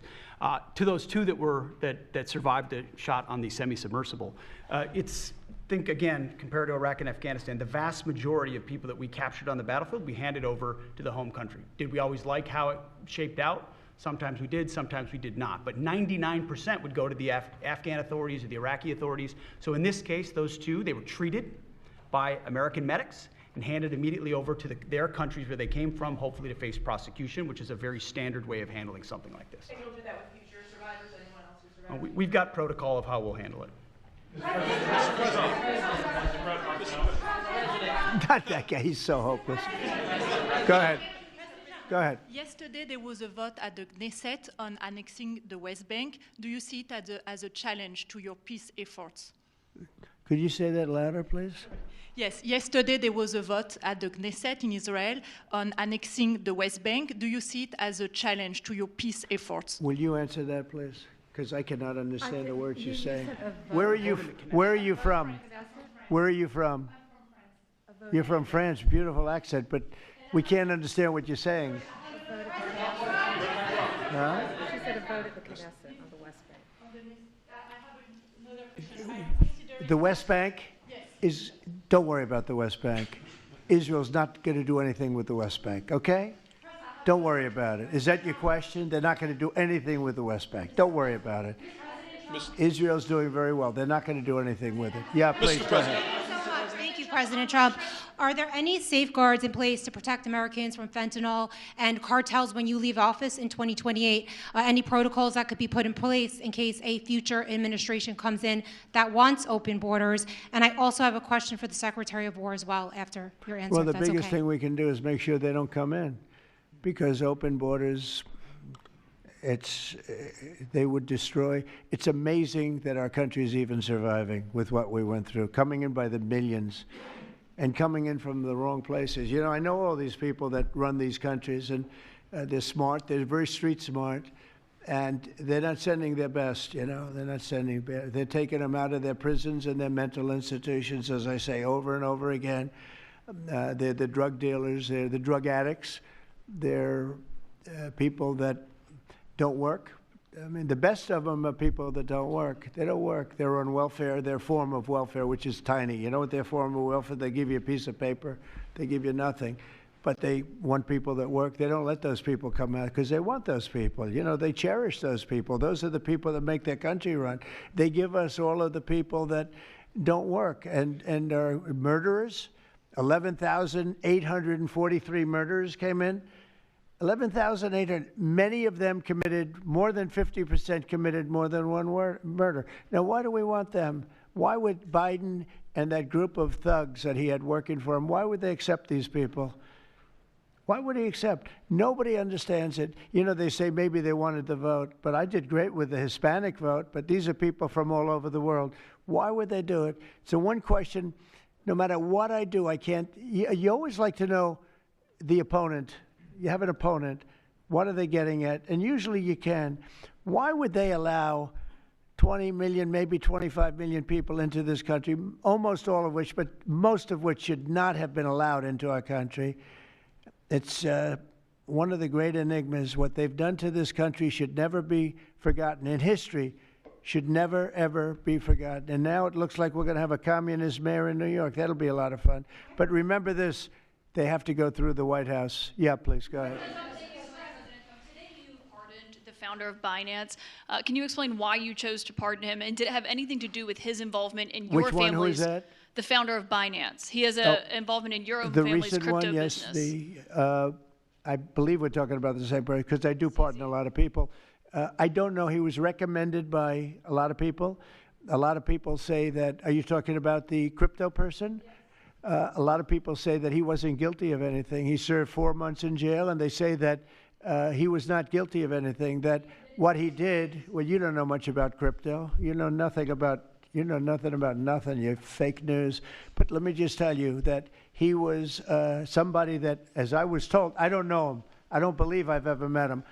But I've been told by a lot of support. He had a lot of support. And they said that what he did is not even a crime. It wasn't a crime. That he was persecuted by the Biden administration. And so I gave him a pardon at the request of a lot of very good people. Yeah, please. Yes, Daniel. President, thank you so much. This is the kind of question I like. Yeah, right here. the numbers from this task force are jaw-dropping.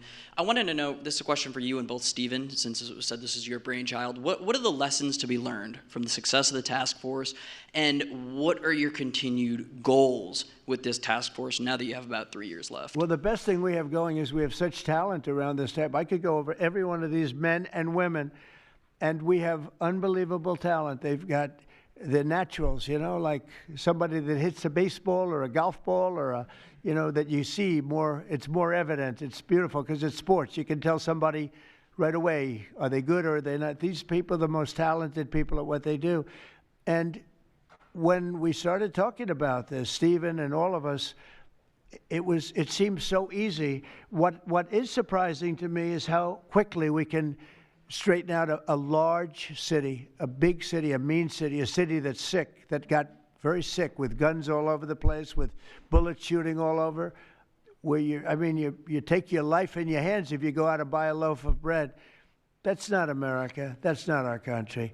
And those people don't care how you do it. They just want it done. They really do. You know, when you go to the people in the street, they don't know. Is it National Guard?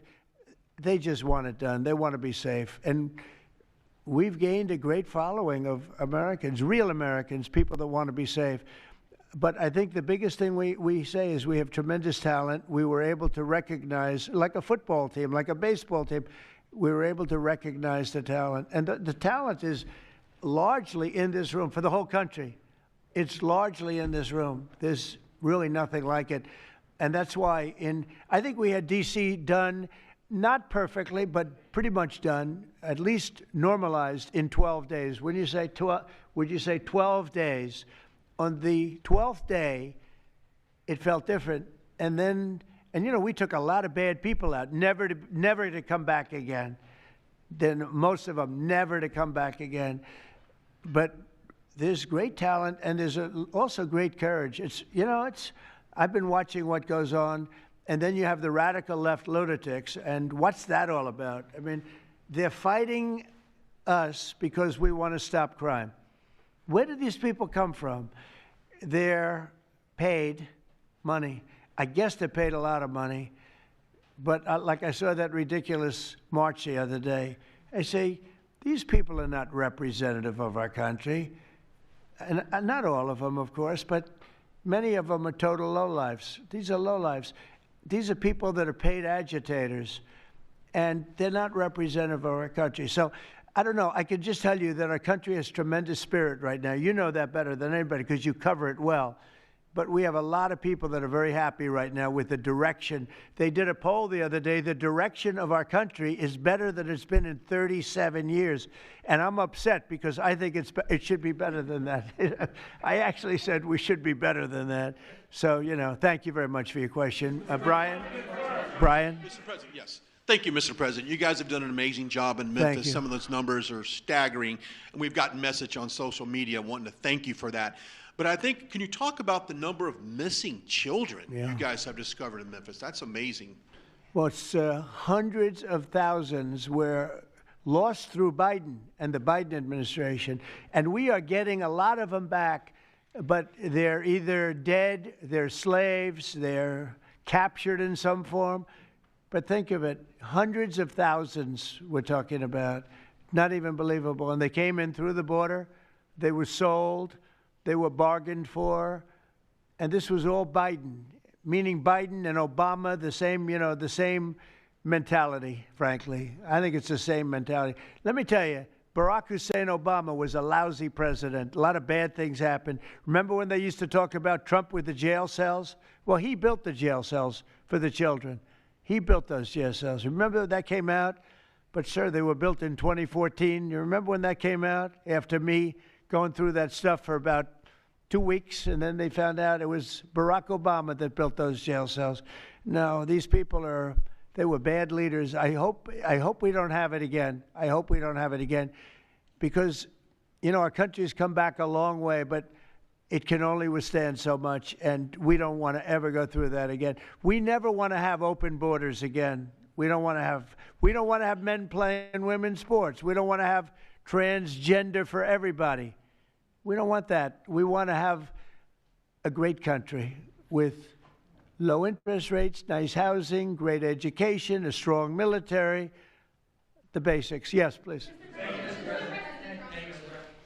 In last night's New York City mayoral debate, Zohran Mamdani said he would close Rikers Island if elected. What kind of impact would that have on public safety? Well, it's not good. I guess it's not a very nice place, but you need it.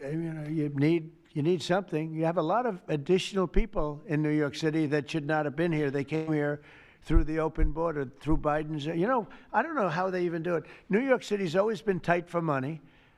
And then they spend, $8 billion, and nobody complains about it, on people that just showed up and they just came out of nowhere. Where did they get the money? All of a sudden they have money. I tell you what, we have to keep our prisons very fair and very safe, but you get a lot of criminals. We have a lot of additional criminals. I used to talk about it. They used to say, well, only good people come in from foreign countries. I said, that's not right. I didn't know that for a fact, but it had just started, right? The open borders and people flowing in by the millions. They make our criminals look like the nicest people on earth. That's the only good thing. They make our criminals look like nice people. They are the meanest, the most vicious. Tren de Aragua, you don't get any sicker. They cut people's fingers off because they called the cop. Did you call the cop? Yes. They cut off his finger so he can't call the cop anymore. And then they said, next time we're going to cut off your hand if you cut, because they took over his apartment in Colorado. Colorado, they took over a town, then they took over another town, and you have a weak governor over there. He doesn't know what the hell he's doing, so he lets it go on. But we're getting them out of here. We're getting them all out. They're going back to lots of, not just Venezuela, they're going back to lots of countries. Venezuela would be one, however. Yeah, please. Thank you, Mr. President. Yeah. A moment ago, you said that if Secretary Hegseth went to Congress and briefed them on the operations No, we against will these, go, I said. You will go. And We it would will be go. difficult We're for them gonna to go. object. I don't see any Lawson going. No reason not to. They'll always complain, oh, we should have gone. So we're going to definitely, I'd like to just tell you, let's go. We'll go. And Mr. We're going to President- tell them what we're going to do, and I think they're going to probably like it, except for the radical left lunatics. And Mr. President, if you are declaring war against these cartels and Congress is likely to approve of that process, why not just ask for a declaration of war? Well, I don't think we're going to necessarily ask for a declaration of war. I think we're just going to kill people that are bringing drugs into our country. Okay? We're going to kill them. They're going to be like dead. Okay? Yeah. Yes, red hair. Thank you. Beautiful red hair. Thank you. I'll tell my hairdresser that. She'll love it. This is a question for both you and the Secretary of War, Mr. Hegseth. Who are you with? I'm with Center Square. We're a newswire service. With everything that's going on between the narco-terrorists in the Caribbean, and then also with more Chinese, Iranian, Russian ships also taking part in Venezuela. Are you have any plans of expanding operations out of Roosevelt Roads, and in fact, placing some home porting some ships there? Yeah, go ahead, Pete. we're familiar with the location that you're referring to, and we'll make sure that we're properly displaced in order to deal with the contingency we're dealing with there, and also any ways in which other countries would attempt to be involved also. So we can walk and chew gum. We're definitely keeping our eyes on near-peer adversaries at the same time, but we think sending a message on these cartels, these narco-terrorists, is an important inside our hemisphere, which for far too long, other presidents, as the president pointed out, they've ignored our own backyard and allowed other countries to increase their influence here, which only threatens the American people. We're changing that. One big thing that has happened, though, because you mentioned expansion and expand our efforts. So when I was running for office, second term, everybody was talking about the fact that nobody wanted to join the military, nobody wanted to join the great police force. They didn't want to join New York's finest or any of our police forces. They didn't want to join anything having to do almost like with the country, with the uniform. We are setting records with the Army, Navy, Air Force, Marines, Space Force, Coast Guard. We're setting records. We've never had anything like it. And I'll tell you when it started, November 5th. We didn't even have to wait till January 20th. They saw spirit.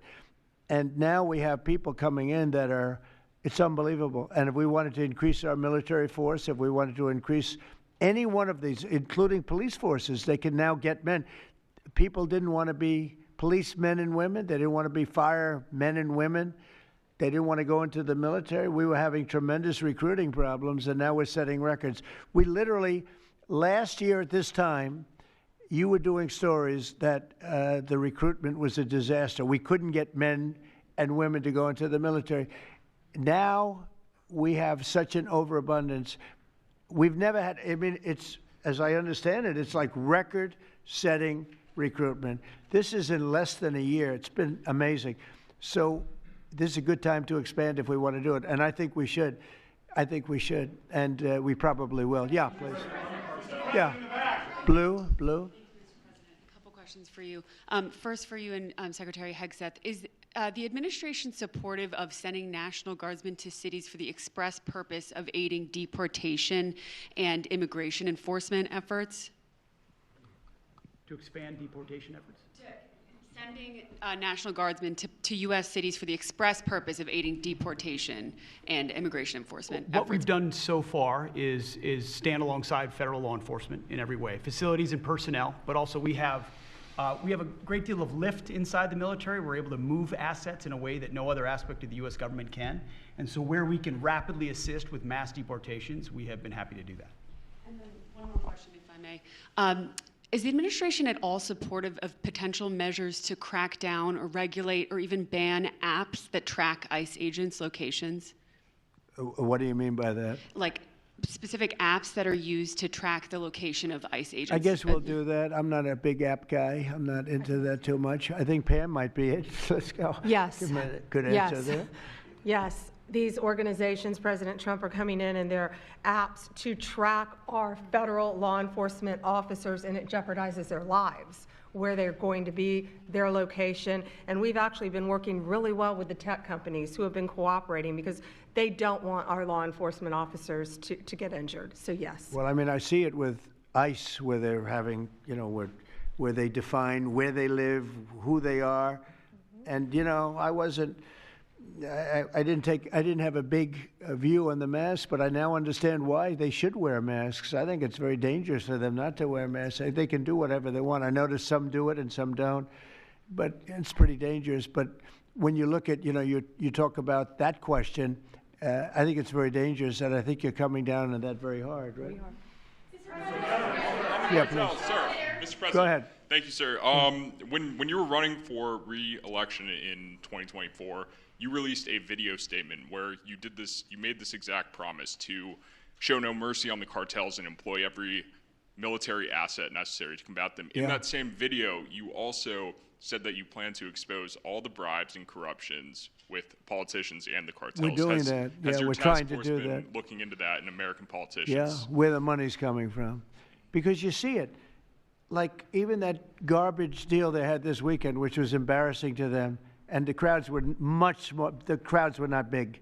Those crowds were not big at all.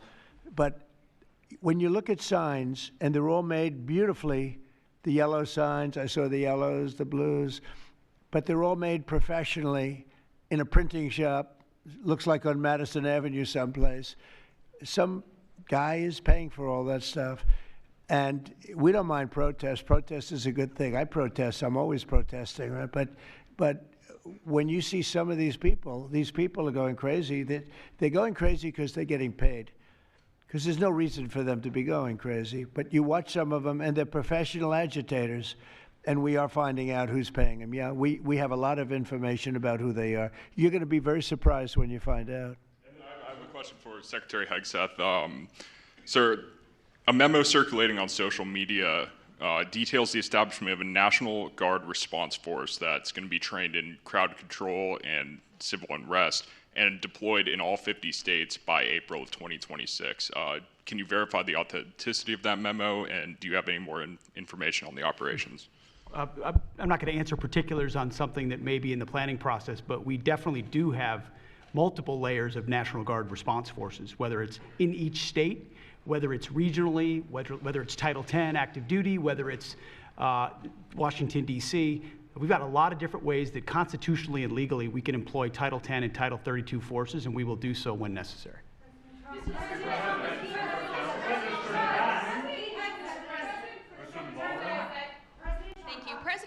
President Putin basically said today that Russia is immune from U.S. sanctions. He said that it would not impact the Russian economy in any serious way. Is he good. wrong? I'm glad he feels that way. That's good. I'll let you know about it in 6 months from now. Okay, let's see how it all works out. Yeah, go ahead, please, Blue. One question about the task force, one about the shutdown. I'm Taylor Poplars with Spectrum News. The same day you established this task force back on January 20th was the same day you pardoned the January 6th defendants. Yeah, very proud of that. Yeah. Just last weekend, one of them was charged with allegedly threatening to kill House Minority Leader Hakeem Jeffries. And a big theme of this task force has been allowing law enforcement to do their job and holding accountable people who go after law enforcement. Do you worry that your actions back on day one undermine what this task force is trying to accomplish? No, you have thousands of people that we're dealing with, and you know, if one goes haywire, look at what this guy in Virginia said, where he wanted to kill his opponent. He's going to kill his opponent. He's going to kill his opponent's children and I think wife. And he continues to run, and the Democrats continue. He's running for what, Attorney General in Virginia? Look what he said. So now, do you think all Democrats should be prohibited from living anymore? I mean, think of what he said. He's going to kill his opponent, and he's going to kill the children of his opponent, and I think the wife. I said, this guy's sick. That is a sick guy.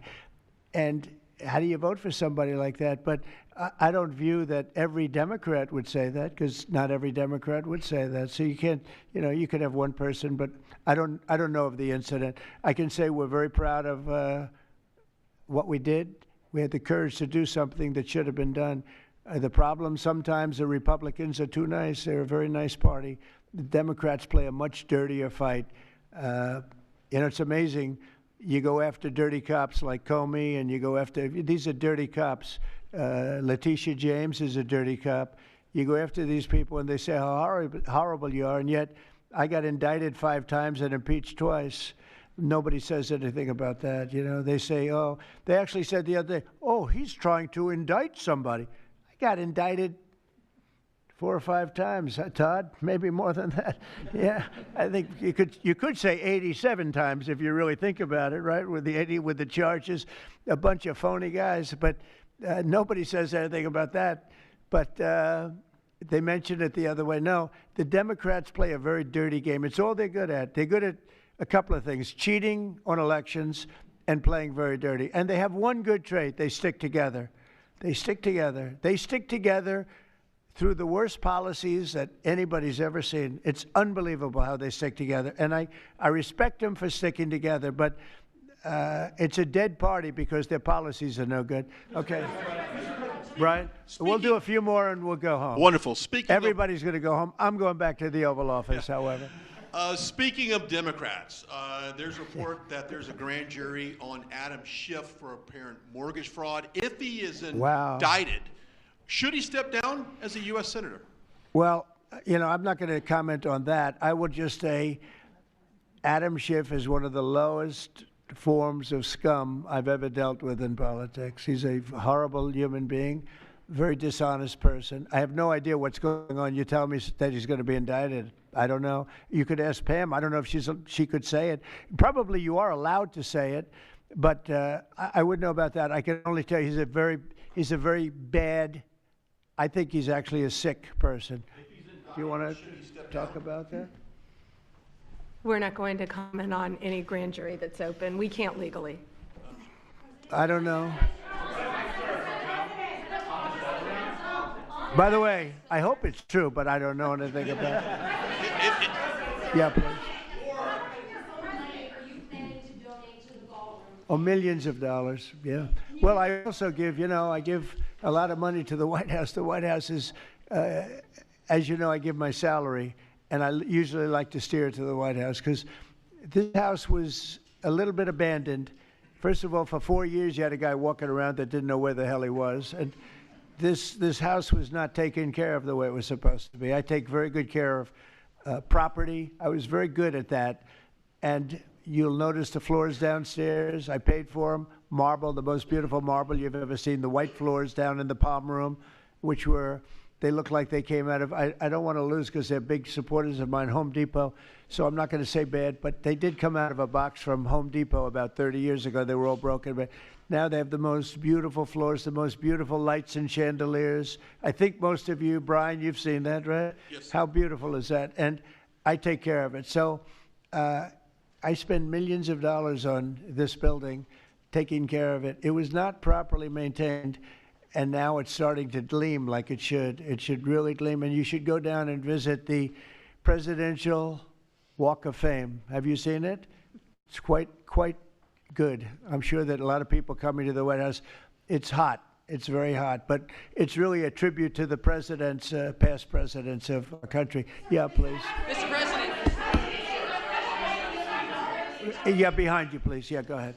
Thank Go you. ahead. So on Monday, a question for you as well as Secretary Noem. On Monday, Mayor Karen Bass of LA and Representative Robert Garcia, they held a press conference and they called for an investigation into DHS, accusing them of unlawfully arresting U.S. citizens and racially profiling and only arresting people because, in Robert Garcia's words, they look like me. He's a Hispanic individual. Do you have a response to that? Are you asking me that question? You as well as Secretary Noem.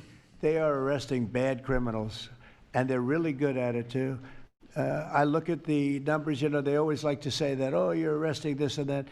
Then when you check it, you find out, geez, almost every single time, and, obviously every once in a while they may get one wrong, but they always correct it. They're able to correct it.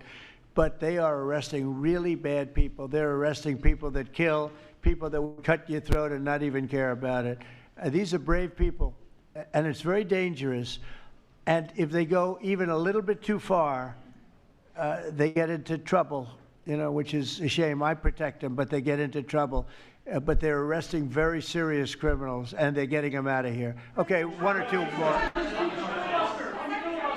Doug, do you have a question? I'd love to have Doug have a question, our great photographer, because he's such a great guy, and he might be the most talented person over there. I don't know. Go ahead. Let's hear your question. This guy's a real beauty. On the cartel strategy, hearing you talk about it as a war, hearing Secretary Hegseth talk about defeating and destroying and the comparisons to ISIS and Al-Qaeda, those efforts took American troops being engaged in foreign countries. Do you think that's ultimately where this is headed with the cartels, having American troops in countries like Venezuela? No, the cartels are very bad. They had a lot of bad people coming in. They were interviewed recently, and they were asking people what their problem was, and one guy said, yes, I'm up for murder. Didn't know what he was saying, obviously. I'm sure his lawyer was not thrilled with his statement, but no, they're rough people coming into those cartels. Those cartels are rough. You look at what happens, the trip up is horrible, especially for women. They're being killed, they're being raped at levels even possible. In my opening speech, I mentioned that, but in a very light way. I mentioned the word rape. Then I found out that you take a look at what happens in those cartels. It's horrible what's going on.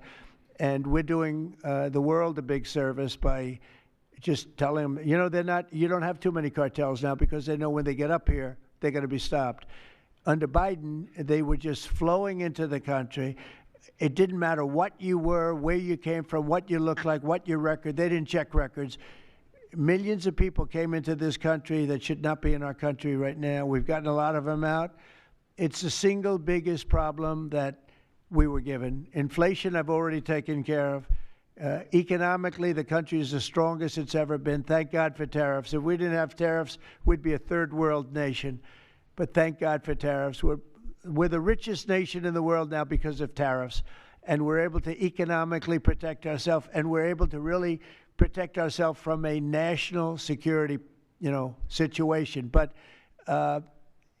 we have cartels that, somebody came up with the word cartel. I won't tell you who that person was, but you got a lot of bad people in the cartels. And you could look at a country like Mexico, and I really respect the president. I really respect a lot of the people over there, but a lot of the leadership. But they are in fear in their own country because those cartels are running those countries, okay? And that includes Colombia. Colombia is a drug den. It's a drug den, and it has been for a long time. You got a lousy leader over there right now, bad guy, a thug. But they make cocaine at levels that we've never seen before, and they sell it back into this, and they're not going to get away with it much longer. We're not going to put up with it much longer. Colombia is very bad. Mexico is run by the cartels. I have great respect for the president, a woman that I think is a tremendous woman. She's a very brave woman. But Mexico is run by the cartels, and we have to defend ourselves from that. Go ahead. Let's go with you. Go ahead. Let's listen to this, Beauty. Shutdown by the time you return from your trip to Asia? Do I expect to have it resolved by the time I return? I don't know. I said long ago we shouldn't have been in this problem. This was September 28th. It came due in Biden's regime, and before the election, September 28th, and they pushed it off into the future. And I was running when they did that. And when you're running, but I did say, what the hell are they doing? That and debt ceiling. They also pushed the debt ceiling past the election date. So that would mean the next president has it. But I did say that I think the Democrats have gone totally crazy. And you don't know what they're going to do because they don't care about the people. They don't. I really think they have no leadership. They have a lot of very low IQ people. Jasmine Crockett is a low IQ person. A lot of them are. I don't want to insult too many of them, but a lot of them are. They have no rudder. I don't think they know what they're doing right now. They've never done this before. They always agreed to go and, called an extension. Let's do an extension and talk. Even today, look at what happened today. They don't want to pay the people that have worked. And, this was supposed to be this was a test. And they wouldn't pay the people that have been working. They said, no, we don't want to pay them. This is all the Democrats. Now, all we need is 5 Democrats. And I know a lot of Democrats that are saying they're more than 5. Probably not that many more than 5, but they're more than 5. And all we need is like 5 Democrat votes so we open our country again. Sad, though, we have the greatest economy in our history. We have the highest stock market. All these things are rocking. We will have, by the end of my first year, more than $20 trillion of investment. The all-time record is $3 trillion. I think it's China. We're going to have $20 or $21 trillion. We've never had anything like it coming in because of tariffs. The money pouring into our country, the plants that are opening, AI, automobiles, everything. And the Democrats want to close our country. They're really, they say deranged. They suffer. I guess it's Trump derangement syndrome, which I think is going down now as an official condition by the doctors. I think they get paid extra money if they handle it because it's more difficult to handle than a normal mental disease. But you know what? They really should approve an extension, get the country back to work, get the people paid. And, it's very simple. You just don't know what's going on. There's something wrong with them. It's sad, actually. Have you raised the full $300 million needed to fund your? Have you raised the full $300 million needed to fund your ballroom? And how much specifically are you donating to this construction project? I think $350 million. All donor money and money that we put up. We've raised. It's going to be It's going to cost right in the neighborhood of $300 million. It's been expanded and made absolutely. It'll be the most beautiful ballroom anywhere in the world, I think. And how much specifically are you donating to it personally? How much am I donating? I won't be able to tell you until I finish, but I'll donate whatever's needed. I'll tell you that. Do I have a name for the? I won't get into that now. Mr. President? Yeah, go ahead, please. Follow up on the shutdown. In the next couple of days, a lot of Americans are going to go without their first full paychecks. Federal workers. By the way, a friend of mine, talking about donors, a friend of mine, a man that's great. I'm not going to use his name unless he lets me do it. Susie can tell you about this, but he called us the other day and he said, I'd like to contribute any shortfall you have because of the Democrat shutdown. I'd like to personally contribute any shortfall you have with the military, because I love the military and I love the country, and any shortfall, if there's a shortfall, I'll contribute it. And today he sent us a check for $130 million. I would love to tell you he doesn't really want the recognition, if you want to know the truth, but he gave us a check for $130 million, which was sort of a shortfall, yeah. And that's going to go to the military, yeah.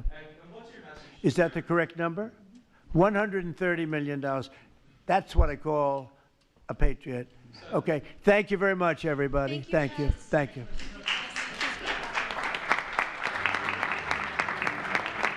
Another day in town.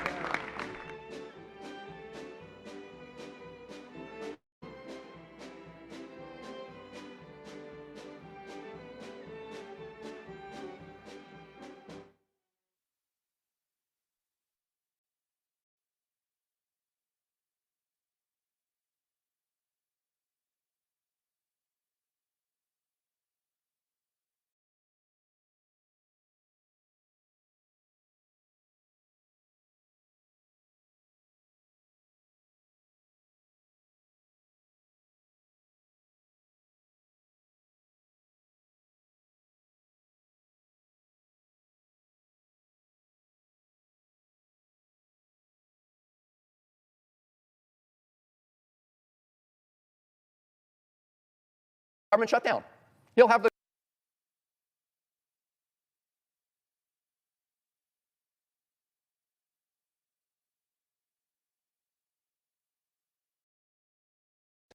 Congress.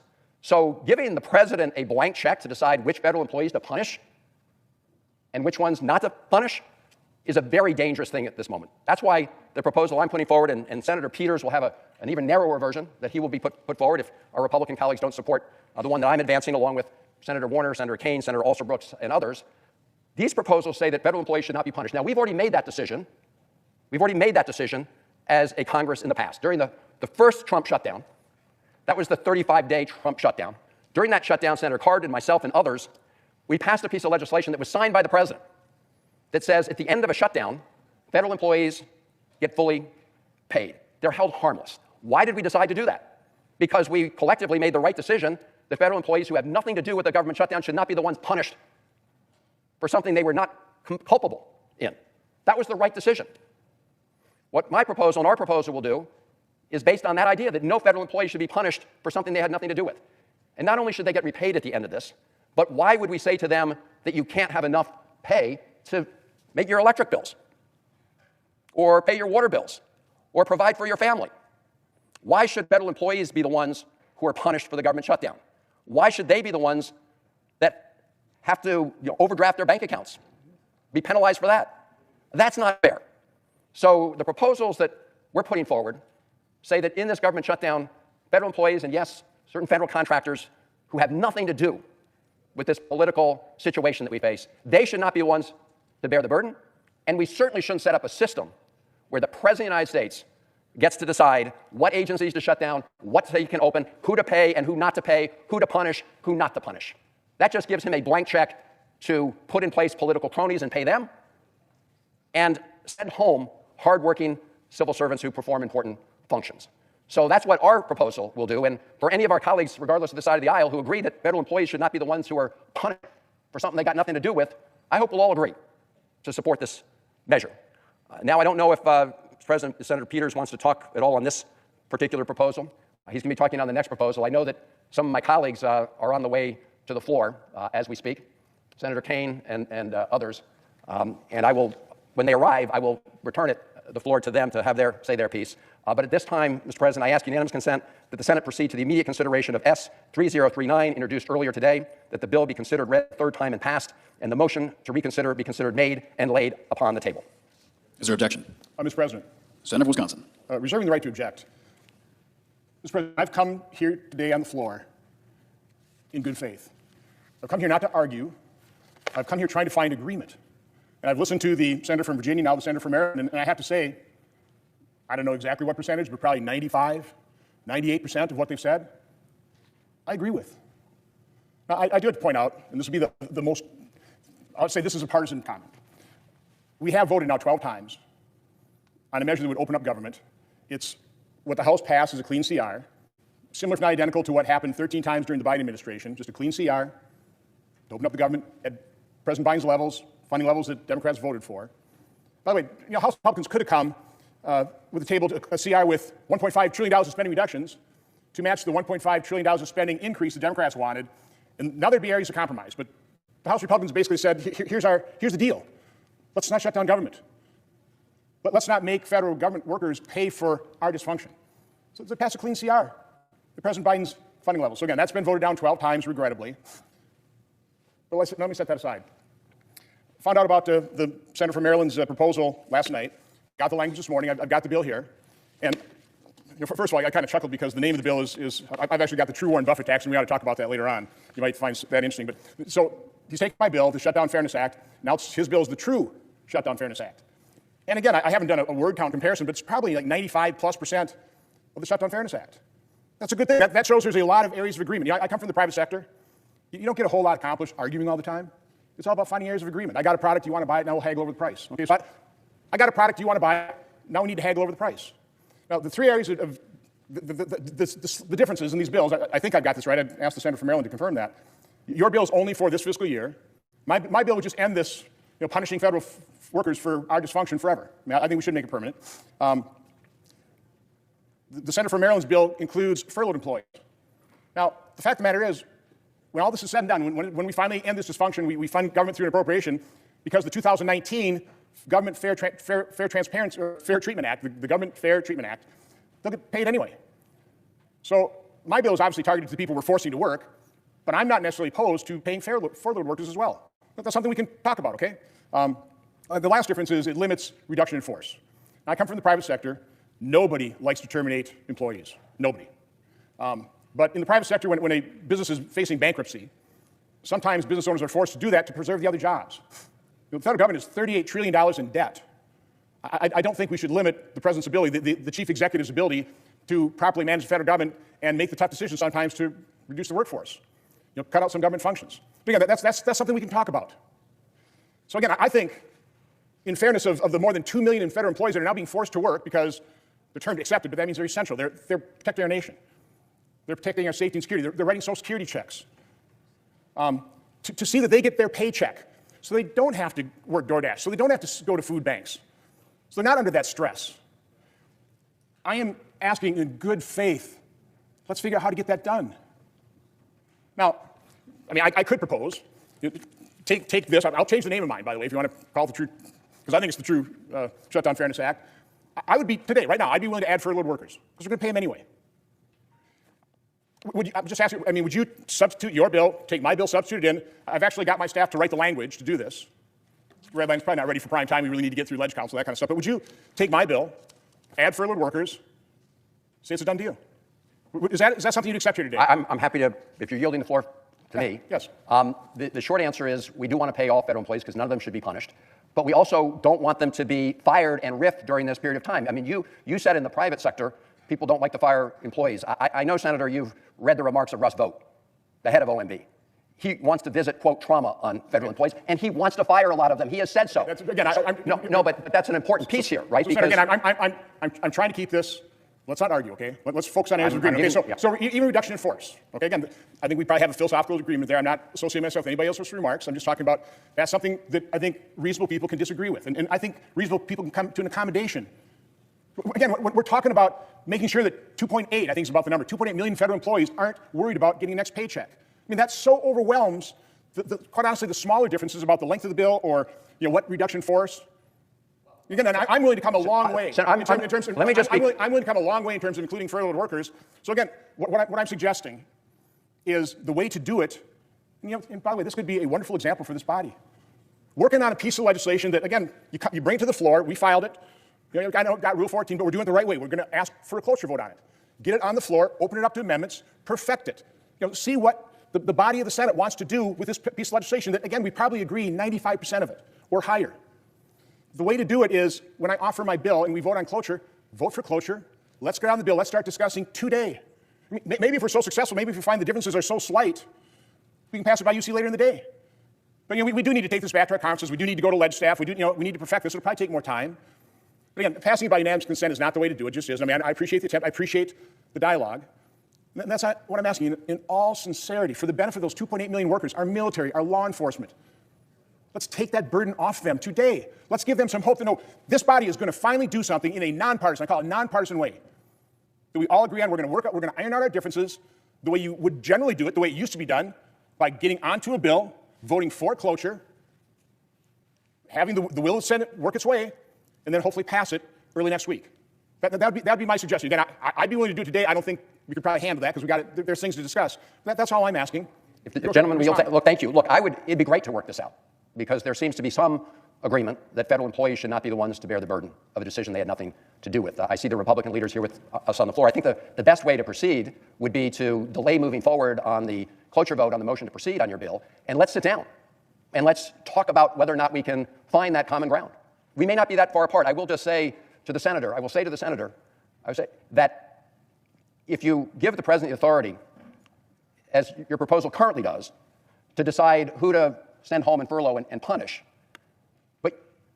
and it sounds like you're willing to change that, but here's the scenario we're about. If you listen to Russ Vought and the president, they would just fire those people during the shutdown. That's what they're doing. In fact, they're illegally firing people during the shutdown. Senator, I really didn't want to come and argue. Okay, well, why don't we sit down together? I have to dispute that because even the National Active and Retired Federation Employees Association, who's endorsed my bill, says the bill does not single out favored political functions over disfavored ones. And you understand, under the Anti-Deficiency Act, under the opinions from the Office of Legal Counsel, accepted employees, it's pretty well standard. There may be some tweaks back and forth, which is what you give the latitude to the executive branch. Again, I'm willing to sit down. I'm sure the Republican Congress is willing to sit down and go, okay, what should we do? I think Congress has given way too much authority to the executive branch. I don't mind dialing that back a little bit. But again, the way to approach that is let's get on the bill, let's talk about it, let's offer amendments, amendments that pass by voice vote, and let's get it done. There's a lot of pressure on all of us. We all want to get this done. But again, passing by unanimous consent is not the way to get it done. The way to get it done is the way the process should work. I mean, wouldn't it be wonderful to actually see the process work in the Senate? Again, I realize you don't Senator, I would love to see the process work. And then let's sit down in good faith, let's hammer out amendments, and let's get the thing passed next week. Let's do that. That's all I'm asking. Again, I honestly hate to object to this. I don't want to, okay? But again, this is not the way to pass it. So again, I'll speak to my bill. I know we've got to get votes for that kind of stuff. But again, truthfully, I'm in as good a faith as I possibly can be. We have to get this done. And the way to do that is vote to get on the bill. Let's sit down and talk in good faith, and let's see hammer out what it might be pretty minor differences when all said and done, okay? But with that, well, let me just say, Mr. President, just to say to the Senator Johnson, I'm more than happy to sit down with you. I think we should do that maybe later today, get our teams together, see if we can resolve some of these points. Because if we have the shared view that, number one, no federal employee should be punished for something they had nothing to do with, and that at least for the period of the shutdown, the president should not be able to fire additional people, which is, I think you well know, and this was partly considered by the federal court already.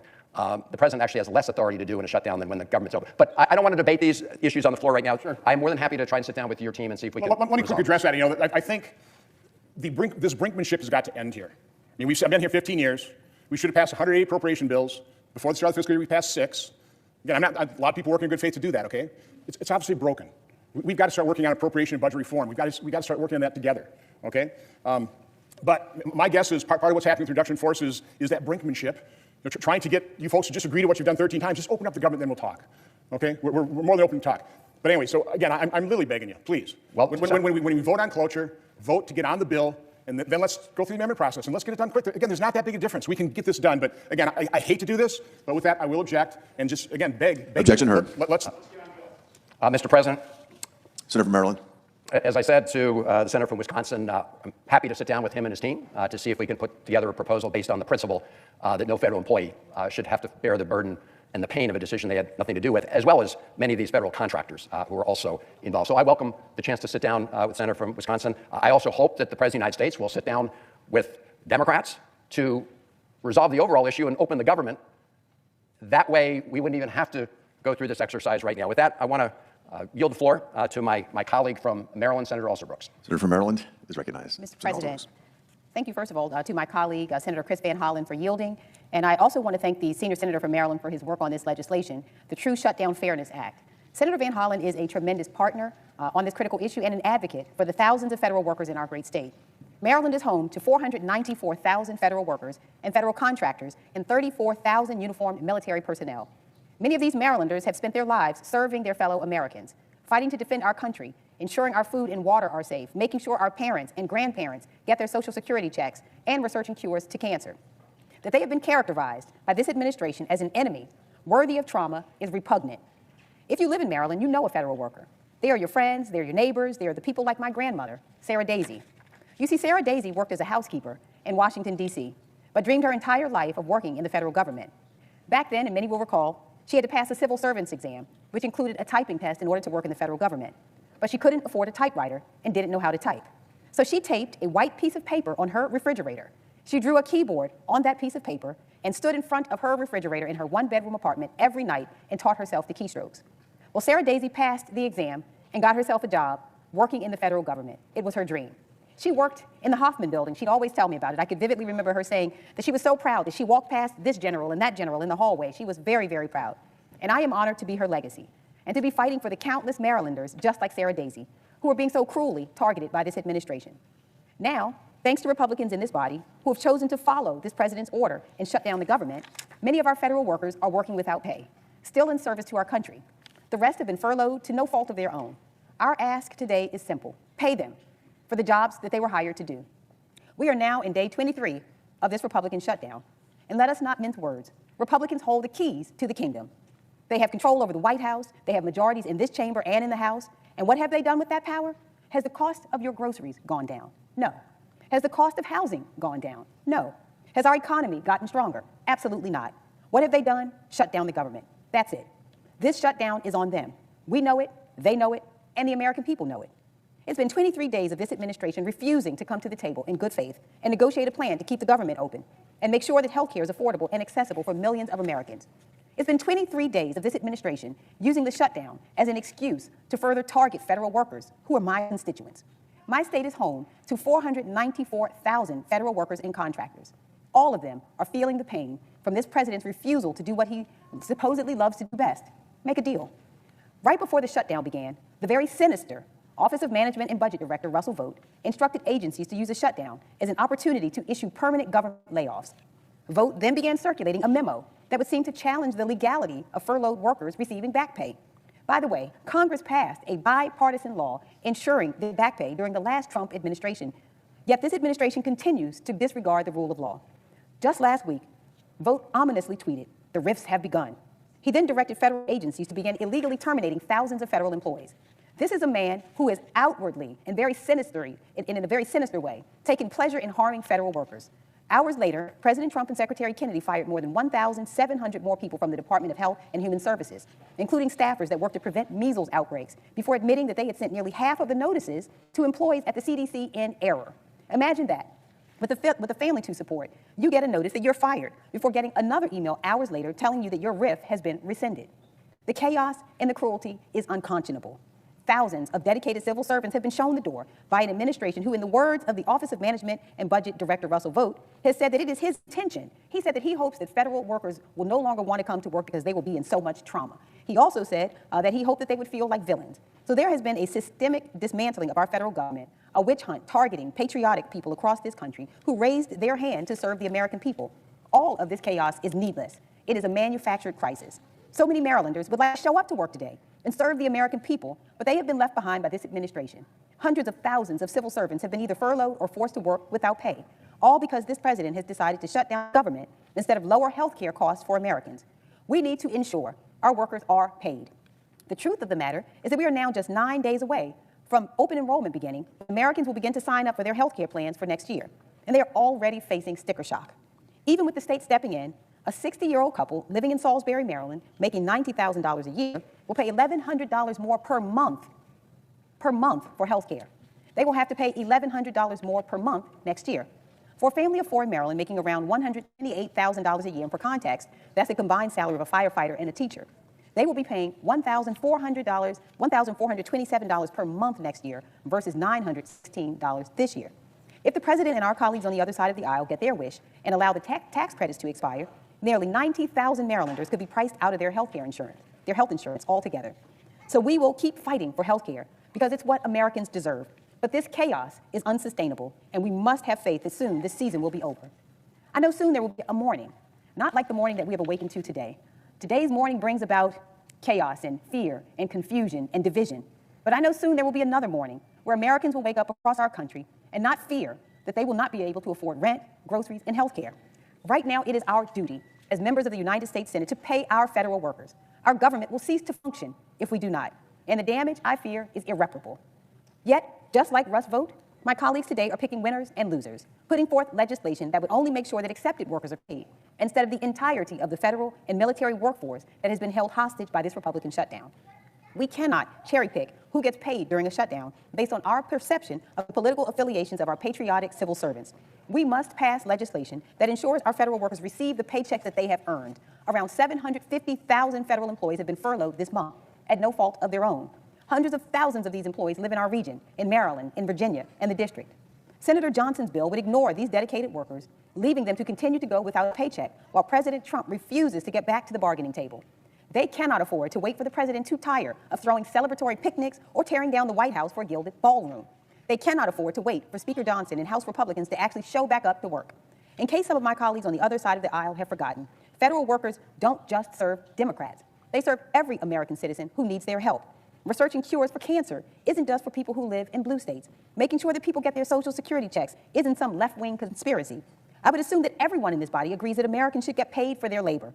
Well, if you believe that, you will support our bill. It took courage and dedication for my grandmother, Sarah Daisy, to learn a new skill in order to serve her country.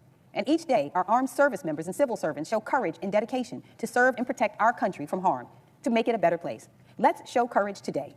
Work together and pay all federal workers, because we all know federal workers are Republicans, Democrats, and independents. They are not political pawns. They are patriots. I yield. President. Senator from Michigan is recognized. Mr. President, I ask unanimous consent that myself and Senator Johnson be permitted to complete our remarks prior to the scheduled roll call vote. Without objection. Thank you, Mr. President. Mr. President, I rise today to request unanimous consent to pass my Military and Federal Employees Protection Act.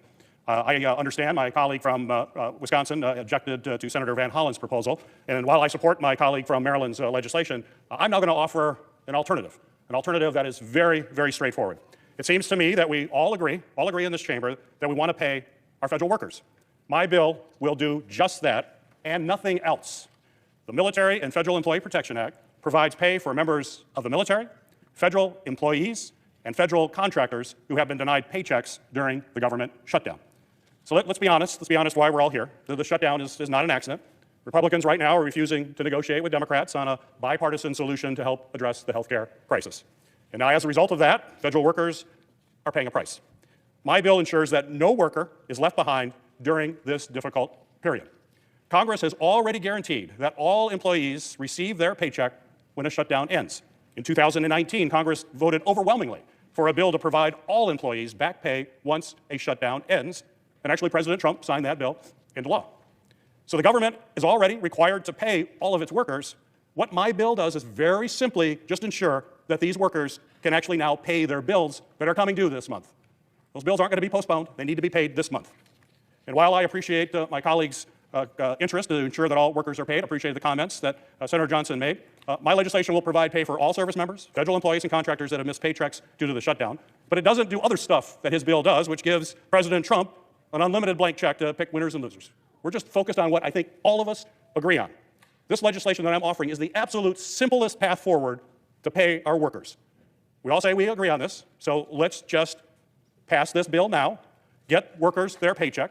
I'm going to continue to work to end the shutdown and address the health care crisis. But in the meantime, let's protect our service members and our federal employees Not put other stuff in the bill, just pay them so they can meet their bills as they arise. I ask unanimous consent that the Senate proceed to the immediate consideration of S3043, introduced earlier today, that the bill be considered read a third time and passed, and the motion to reconsider be considered made and laid upon the table. Is there objection? Reserving the right to object. The senator from Wisconsin is recognized. Mr. President, again, I'll condense my remarks because so much of what I want to say I already said to Senator from Maryland. I think it's interesting that the senator from Michigan supports the senator from Maryland's bill, which is a more comprehensive bill, I think, as I, again, only saw this now, and hopefully I get it right, but I think yours is just limited to the time period from the shutdown until the bill is passed, and then we're in the same situation. You know, if the shutdown continues, hopefully it won't. You know there's a way of doing it. Just vote for the clean CR. But again, I really don't want to object to these bills, but in this case, understand that the way to pass this into law, and as I'm speaking to the senator from Maryland as he exited the chamber, wouldn't this be a wonderful demonstration for the Senate, for Congress, for America, of how you pass a piece of legislation? You take a bill, again, I realize you don't 100% agree with my Shutdown Fairness Act, fine, but I think we're probably 90+% agreement on it. So you vote for cloture to get on the bill, then you work in good faith on the areas of disagreement, let the Senate work its will through an amendment process. And again, this is a pretty small little piece of legislation. It's an incredibly important piece of legislation, incredibly important, because we all agree we don't want to make federal employees pay for the dysfunction of this body. So let's first demonstrate that this body can actually function the way it's intended to function, which is write a bill, get it filed, have the leader file cloture on it, have the body vote to proceed to the bill with 60 votes. You don't need all of you. We need about, we need 7 of you, 8 of you, okay? Have 8 of you agree to get on the bill, then we'll work in good faith, and we'll make sure that we don't make federal employees pay for our dysfunction. So again, I do have to object, but again, I'm urging, I'm begging colleagues on the other side of the aisle, vote for cloture, and let's iron out these differences, and let's make the federal employees, let's make them whole. But I object. The objection is heard. Mr. President. Senator from Michigan is recognized. So I appreciate the comments from my colleague from Wisconsin. We have worked together on a lot of bills together. We have come together to find common ground on some, at times, contentious issues. And I agree about the 90% comment that Senator Johnson mentioned. What I'm actually proposing right now is that 90%. It is really simple. This is as simple a bill as you can get. We can show the American people that we come together on a bill that's really straightforward, no gotchas, no language that might trip people up. It's simply pay folks, make sure that they're made whole as this passes so they can pay their bills, and then we can continue to deal with the other issues of the day. But I think this would be an example of bipartisan coming together unanimously to say that here is a bill that will pay service members and federal employees and contractors, make them whole so they can make their bills. We don't need to have a protracted process. This is a simple issue if we focus on the 90% we agree on, and that's what this bill is. It is the 90%, and I hope we could just pass it today and put the minds at ease of hundreds of thousands of folks all across the country. Senator from Wisconsin. So I think now we're going to proceed to the cloture vote on the Shutdown Fairness Act. Just in response real quick, it's unrealistic to expect almost any piece of legislation to pass by unanimous consent a bill that's just been introduced that exact morning. No matter how simple it is, there's going to be people that are going to object. So that's why the process is file a bill, file for cloture, to proceed to get on the bill, have an amendment process, and go through that process. Now, it can go very quickly, but again, doing this by unanimous consent is just unreasonable.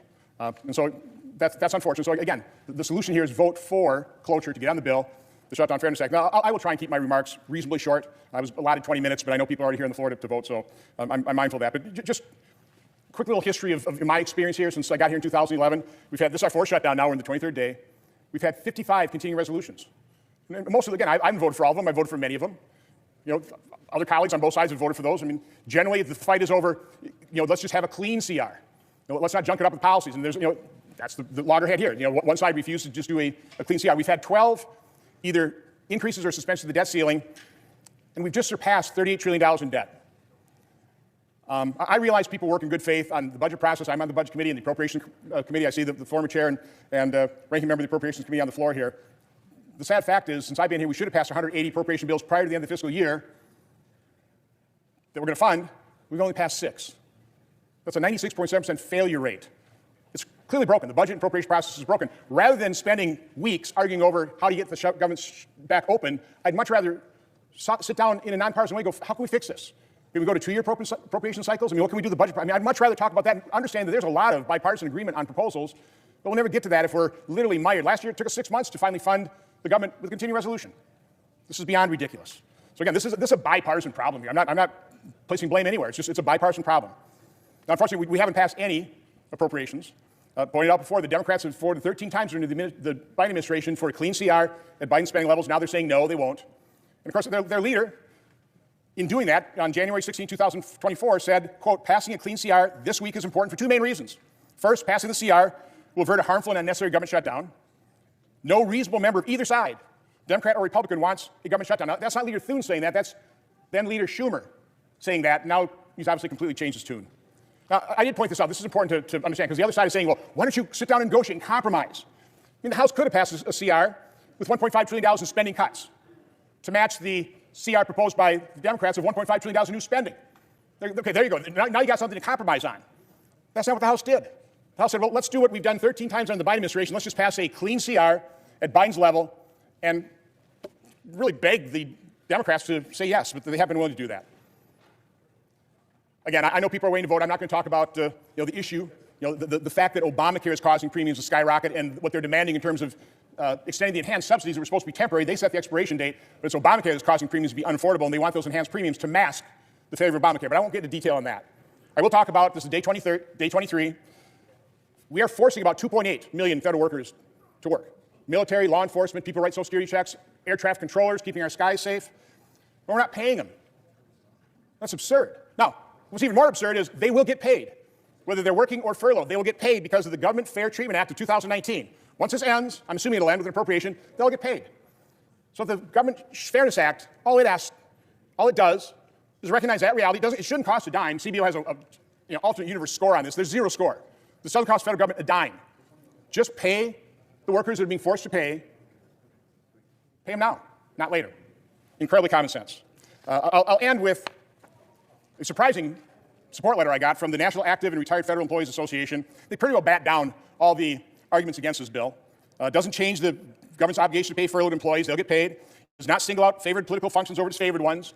Again, President Trump is by and large honoring the past opinions of Office of Legal Counsel, Anti-Discrepancy Act. They say they don't believe is empowering the administration to pick and choose what activities it carries out. And includes say the American public relies on the full scope of federal agency missions that are funded via appropriations, and political pressures that exist to advance appropriation bills in the first place will remain to encourage resolution. So that's no, we're not there yet. I'm sorry. I'll conclude quickly. Okay. The bottom line is, as I talked to the senator from Maryland, the way to pass this law, the way to protect federal workers, isn't with the unanimous consent request on a bill nobody's ever seen. It's to vote for cloture on the Shutdown Fairness Act. Now, let's work out the differences. We agree on 95% of it. Let's work out those differences. Vote for cloture. We get this passed, I think, early next week. With that, I'll conclude my remarks on that. I should be speaking 5 minutes on a wonderful nomination, Rebecca Tableson for the 7th Circuit, but I know everybody wants to vote. She did a wonderful job in the judiciary. She's a highly qualified lawyer. She'll make a wonderful judge for the 7th Circuit. I urge all my colleagues to vote for her cloture on her confirmation. With that, Mr. President, I yield the floor. The clerk will report the motion to invoke cloture. Cloture motion. We, the undersigned senators, in accordance with the provisions of Rule 22 of the Standing Rules of the Senate, hereby move to bring to a closed debate on the motion to proceed to calendar 191 S3012, a bill to appropriate funds for pay and allowances of accepted federal employees for periods of work performed during a lapse in appropriations and for other purposes, signed by 17 senators. The question, by unanimous consent, the mandatory quorum call has been waived. The question is it the sense of the Senate that debate on the motion to proceed to Senate Bill 3012 to appropriate funds for pay and allowances of accepted federal employees for periods of work performed during a lapse in appropriations and for other purposes shall be brought to a close? The yeas and nays are mandatory under the rule. The clerk will call the roll. Ms. Alsobrooks, Ms. Baldwin, Mr. Banks, Mr. Barrasso. Aye.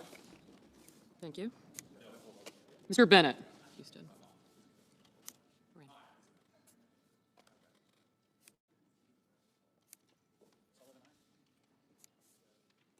Mrs. Blackburn. Mr. Blumenthal. Ms. Blunt-Rochester. Mr. Booker. Mr. Bozeman. Mrs. Britt. Mr. Budd. Ms. Cantwell. Mrs. Capito.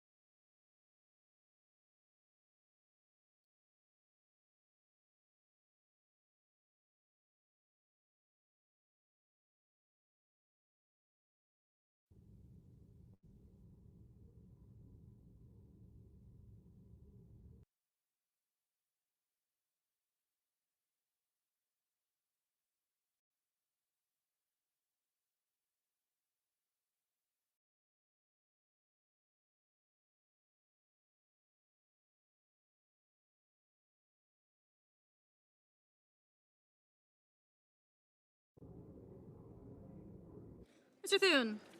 Mr. Thune, no.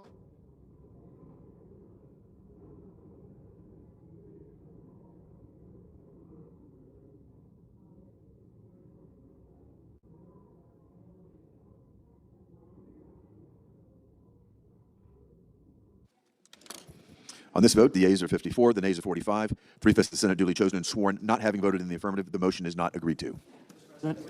Majority Leader is recognized. I enter a motion to reconsider. The motion is entered. Under this order, the Senate will proceed to executive session and resume consideration of the following nomination, which the clerk will report. Nomination, the judiciary, Stephen Chad Meredith of Kentucky to be United States District Judge for the Eastern District of Kentucky. The question is on the nomination. Is there a sufficient second? There appears to be. The clerk will call the roll. Ms. Alsobrooks. Ms. Baldwin.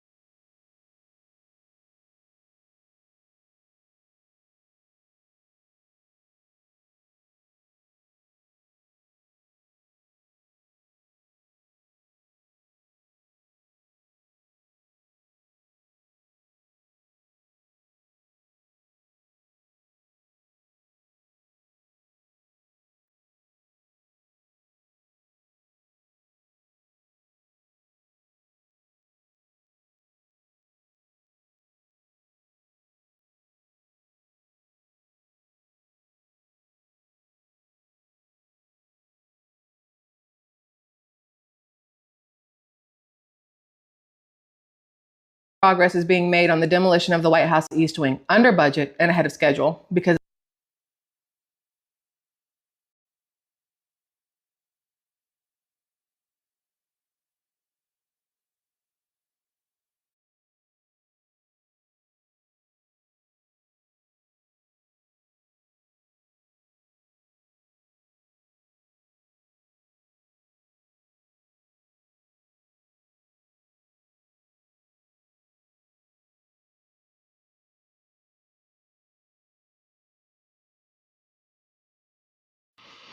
Can we please talk about the East Wing of the White House for just a second? And the fact that what's being done to the East Wing at the White House by the current sitting president, Donald J. Trump, is being blown out of proportion at such an extravagant rate that it's absolutely ridiculous. Everywhere I go on social media right now, they are just showing pictures of this little tight view of the East Wing being demolished by these like excavator looking things. I don't know what they're called. I don't demolish things like that, so I have no idea.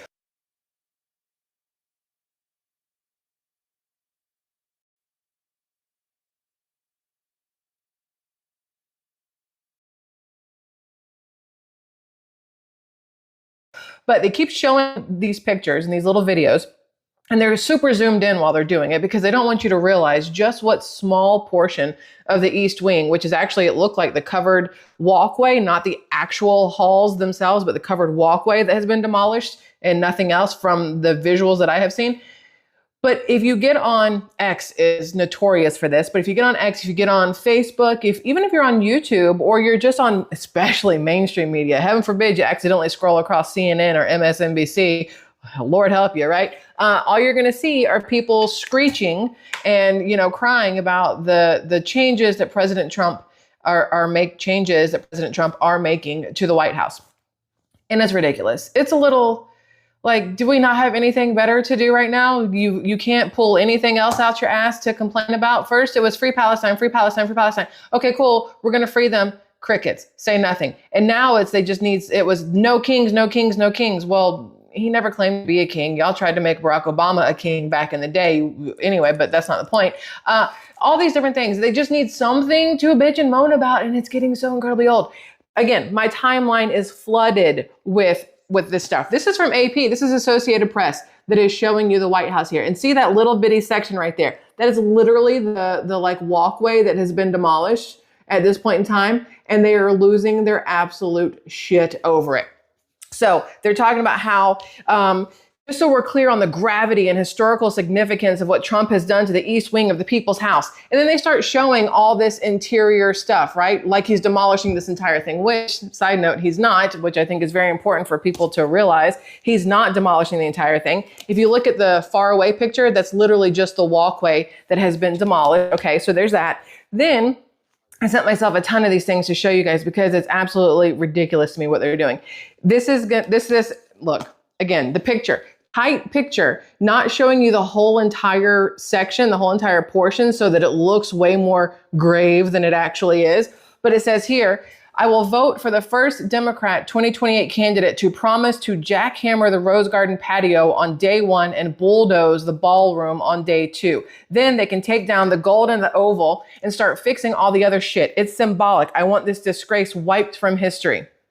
Can I please be the first one to say out, well, I'm probably not the first one, but let me just say out loud, every single sitting president that has been in the White House since the beginning of White House and presidency has made changes to the White House to suit their taste, their family's needs, their whatever. President Trump is not the first to do it. And guess what, libtards? He will not be the last to do it either. Every single president has made changes to the White House, whether they are microscopic or they have been massive. You had Barack Obama with the basketball court. Some people are saying, well, he didn't really put in a basketball court. He painted over a tennis court. Okay, well, what if Trump wanted to play tennis and now he's got a basketball court? So should we all, be all pissy and panties in a bunch because there's a basketball court and not a tennis court? No. Then you had, who was it? Was it Hoover who put in the pool? No, that feels wrong. Somebody put in a pool and they're like, well, it's because he had polio. Okay, cool. He still put in a pool. Either way you look at it. Guess what wasn't originally at the White House? Elevators. Guess what the White House has now? Elevators. We all pissy about that when it happened? They're mad about the Rose Garden and the patio stuff. But here's the thing. When Trump did that, he didn't demolish anything. You just need to pick up the Rose Garden patio stuff that you don't like, the marble or whatever, in the next presidency and just move it along. But then you can go back to spending millions upon millions of dollars on tents to house or host world leaders and whatever else in a tent, because now you don't have a patio. So now you have tents on grass, or, a great ballroom where it can house more people. Because when Barack Obama was in office, he complained about the fact that he had to spend money on tents because there wasn't a room large enough in the White House to accommodate a massive group of people. And now there will be one in the ballroom that President Trump is putting in. But because it's President Trump's idea, everybody wants to bitch and moan and cry about it because, TDS is legitimately real. Okay, so wait, there's more. So after that, then I saw this one from Occupy Democrats. And I just want to read this to you. Listen, it says breaking, sweet karma. The company demolishing the White House to build Donald Trump's hideous $250 million ballroom gets flooded with brutal one-star reviews as the American people turn against them. And he said they should have just turned down the contract. And these are the comments that they have left. And I would like to, before I read you these comments, remind you that it's an American company that these Americans are crapping all over. And the ones that are crapping on them, I don't consider them Americans. I consider them Democrats who have lost their way. If you're an actual American, you are happy with American companies having jobs, getting paid, doing whatever. But anyway, this is one of the comments. This is America's house. Complete and utter desecration of a national monument. Shame on you. I'm alternating between rage and heartbreak for our beautiful historic White House. Okay, another one. Destroying the people's house with no regard for their permission. Deplorable act, no matter the reason. I'm sorry, bitch. When did we ever have to give permission to the president to do anything to the White House? Pretty sure never in a day, right? Okay, next. The White House is a historical landmark. How is this legal? Because it is, and shut up, right? You should be ashamed of yourself. This hasn't been approved by the people who own it. Guess what? You're also not paying for it. Trump's paying for it, so suck it. Collaborators, okay. Another one said, stop tearing down America's house. Bitch, y'all are tearing America down. Kiss my ass when it comes to the White House, okay?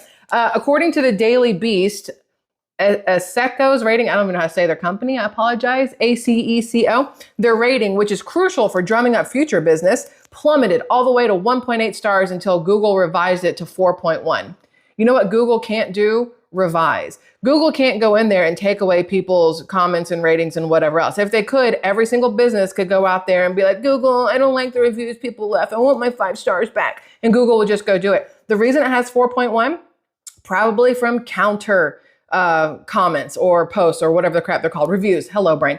You have all these little negative piss ants over here complaining about a company that has never done work for them. Okay. Now you're going to have other people coming in who have had work done by them and leaving great reviews. And maybe Google did go in and take down the spam bots. That is a legit thing. So maybe that's the case. All of these people that are whining and crying who are leaving these reviews who have never had any work done by this company, go away, like kick rocks or something with socks on, no shoes. Okay, it says images of the company destroying, because we have to use big, crazy words here. Images of the company destroying a substantial portion of the East Wing went viral yesterday on Monday. On Monday, today's Wednesday. So day before yesterday, because this is from yesterday. Shocking Americans who had been assured by Trump that the work would not interfere with the existing White House structure. Guess what? It's not. It's not interfering. You cut off a little portion, you put some more on it, and guess what? It's still all there. The structure's still there. Okay? I don't think they understand how things like this work. Bless their hearts. No matter what they do after this point, the company, ASECO, whatever, will be forever tarred as the company that ravaged a beloved symbol of American history and power. Whatever. The new 90,000 square foot building will nearly double the footprint of the main building and its east and west wings. No, it won't. Meaning that Trump's stain will linger long after he departs, unless a future Democratic president decides to bulldoze the ballroom. Well, wouldn't he then be desecrating the East Wing? So rules for D, but not for me? Is that how it's going to go? Okay. Trump has stated that he drummed up donations. This is, again, obviously a lefty writing. This is Occupy Democrats. Trump has stated that he drummed up donations as high as $25 million from major companies like Apple, Amazon, and Lockheed Martin to pay for the project. If true, this amounts to blatant bribery. No, it doesn't. No, it doesn't. These companies are paying for the president's vanity project to curry favor with him and extract favorable policy changes from his administration. The people's house has become the corporation's house. You dumb twats. Exactly what they are saying is the polar opposite of what will happen, because President Trump's not a moron. If he were to now play favorites for Apple, Amazon, or Lockheed Martin, it could literally be said, hey, look, so guess what he won't do? Play favorites for Apple, Amazon, or Lockheed Martin. Okay. Do you think, and then they said some other stuff. And so this is the picture they show, okay? And again, you can clearly tell that's the covered walkway area. It is not any of the major rooms inside the East Wing. It's a fucking covered walkway. Okay, so then, but wait, there's more. Let's pull out a little Mike Liddell over here. Where's this one? So then I asked questions out of curiosity, obviously. And I was like, hey, what changes, did Clinton make to the White House? What about Obama? What about, what's his face? Sleepy Joe, Joe Biden. What changes did they make? And they've all made changes to the White House. Not a single one of them moved in, touched not a damn thing, and moved back out. They all made some sort of change, whether it was completely gutting an entire room or area to redo it, whether it was changing out electrical stuff because they didn't like it, whether it's redecorating, whether it's putting in a pool, whether it's doing this or that. They have all done something to the people's house without your approval. And guess what you did not care about? A damn thing until it's President Trump doing it. So, let's see. The Clinton administration oversaw significant redecorations of several key rooms in the White House, guided by First Lady Hillary Clinton and the Committee for the Preservation of the White House. Man, you know what they didn't Hillary didn't oversee whatever was going on under the desk with Monica Lewinsky. She missed that room. Anyway, so the green room got changed, the blue room, the East room got changed, state dining room, the Lincoln bedroom. Everybody's going through and redecorating things. They redecorated the Lincoln bedroom. The Lincoln bedroom was redecorated to reflect mid-19th century aesthetics with period furnishings and a focus on Abraham Lincoln's era. You know what? Wouldn't that have already kind of sort of been like that from like back in the day? They just keep changing everything back and forth, modernizing it. No, take it back so it looks old. No, modernize it because we're in the modern era. Why are we? Anyway. So they updated the air conditioning and HVAC systems. Cool. They did some exterior stuff, water damage and wear on the sandstone, blah, blah. They did some other things. Every single person has done something. Let's see, where else is the whatever? I have so many notes here. It's absolutely ridiculous why I have so much stuff. And then Obama made changes to the White House. Let's see what he did. Renovated the dining room, the family living room, the green room, the red room, the blue room. Listen, my brain is like, it was Scarlet in the library with the pipe wrench. Anyway, if you've seen Clue, you know. If not, then never mind. And then they've done, let's see, energy efficient fixtures, blah, blah, blah, blah, blah. Aging, heating, ventilations, blah, blah, blah, blah. White House garden on the lawn, blah, blah, blah, blah. Significantly advanced the White House's technological capabilities with high-speed internet and secure Wi-Fi, blah, blah, blah, blah, blah. They did some other stuff. Okay, hold on. We're going to get there. I have way more. This whole list of stuff I have is very long, and let's go to another thing because I am having trouble getting to where I wanted to be. Here we go. Okay, so I asked, what parts of the White House have had the same level of demolition as the East Wing is currently undergoing? And the answer is none, just so we're all fully aware. This is technically, according to them, the most demolition, that little section that has been done to any of the other ones, because before they were doing renovations. They were ripping it out, putting it back together. They're considering this demolition because he's tearing it out, putting something new, not redoing the same thing. So you got to pay attention to the wording there.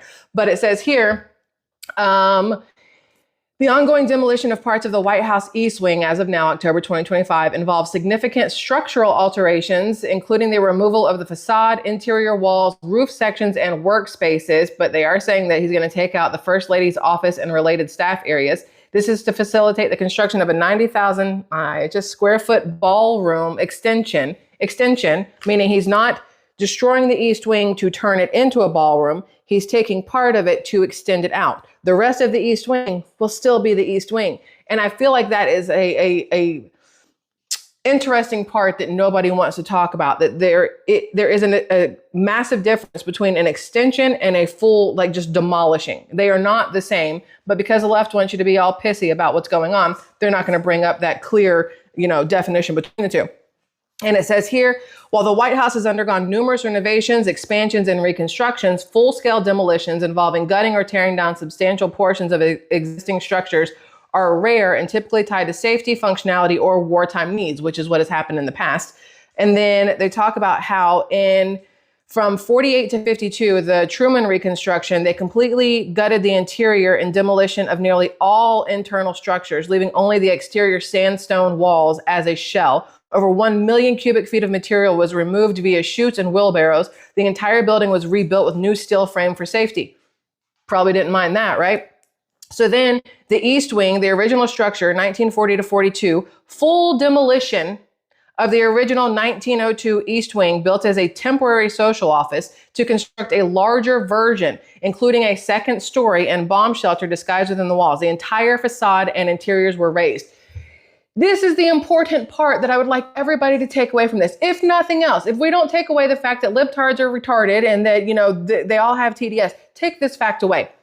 Every single post that you are seeing by a Democrat right now is talking about how Donald Trump is destroying a structure that was built in 1902. 1902, he's destroying it. No, the fuck, he's not. That was destroyed in 1940 by FDR. So you want to be mad at somebody, go yell at, Franklin Delano Roosevelt? Go yell at that man. Oh, wait, you can't. So instead, you're going to lie and yell at Trump.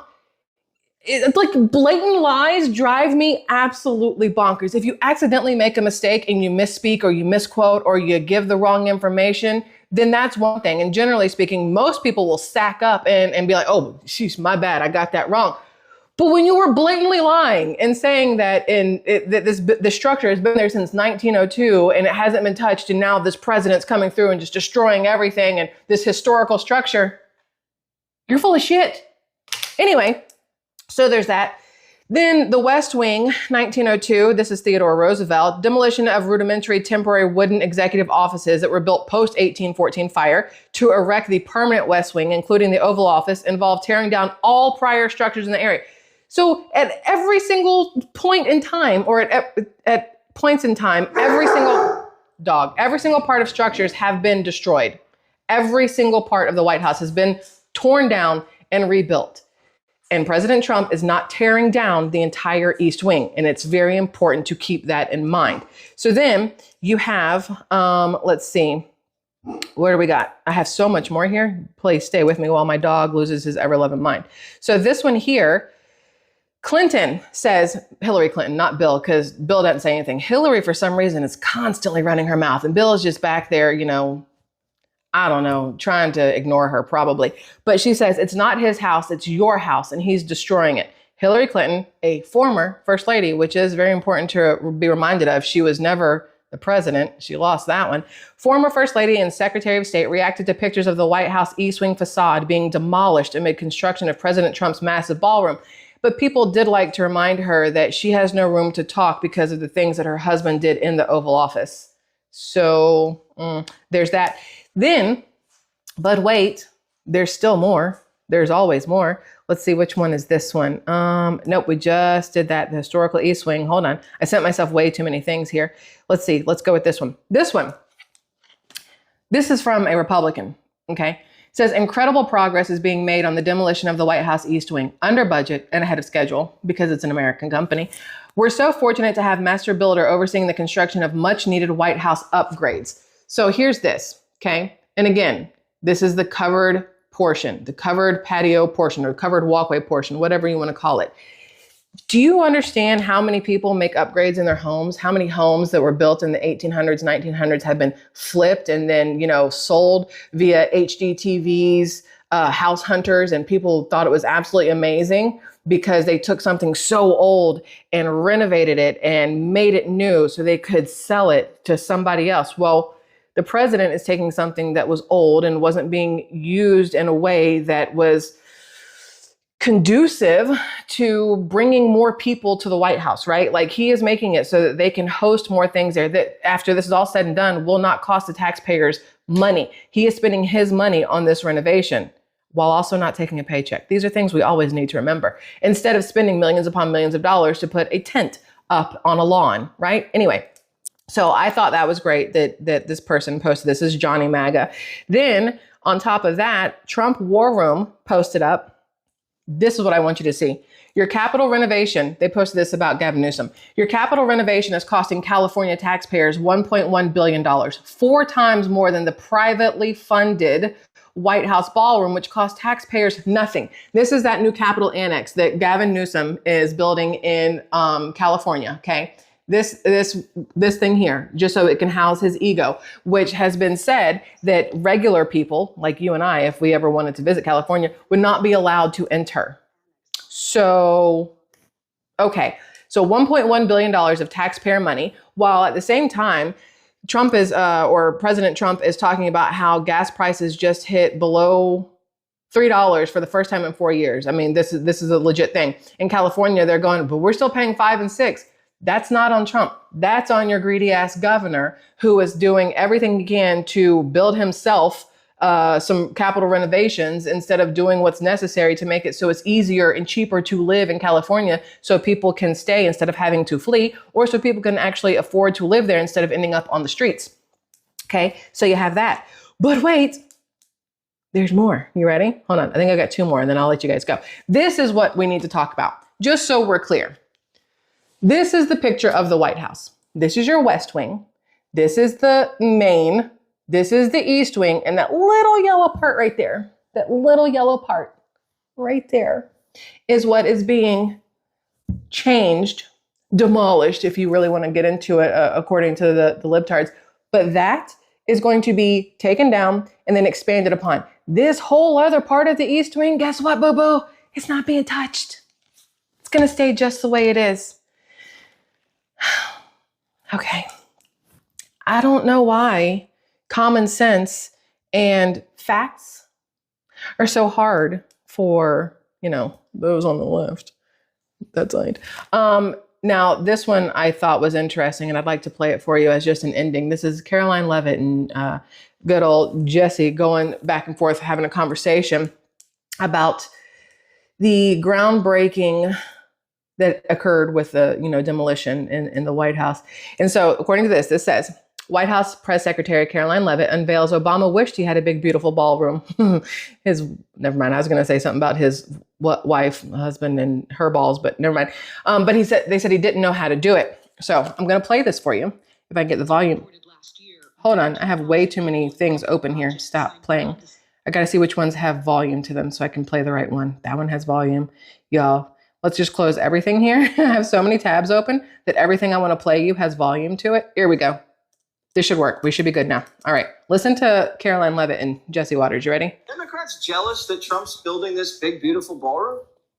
It certainly appears that way, Jesse, and I believe there's a lot of fake outrage right now because nearly every single president who has lived in this beautiful White House behind me has made modernizations and renovations of their own. And in fact, presidents for decades in the modern time have quipped about how they wish they had a larger event space here at the White House that can hold hundreds more people than the current East Room and state dining rooms can. In fact, President Obama notably complained that during his tenure, he had to hold a state visit on the South Lawn and get a very expensive tent.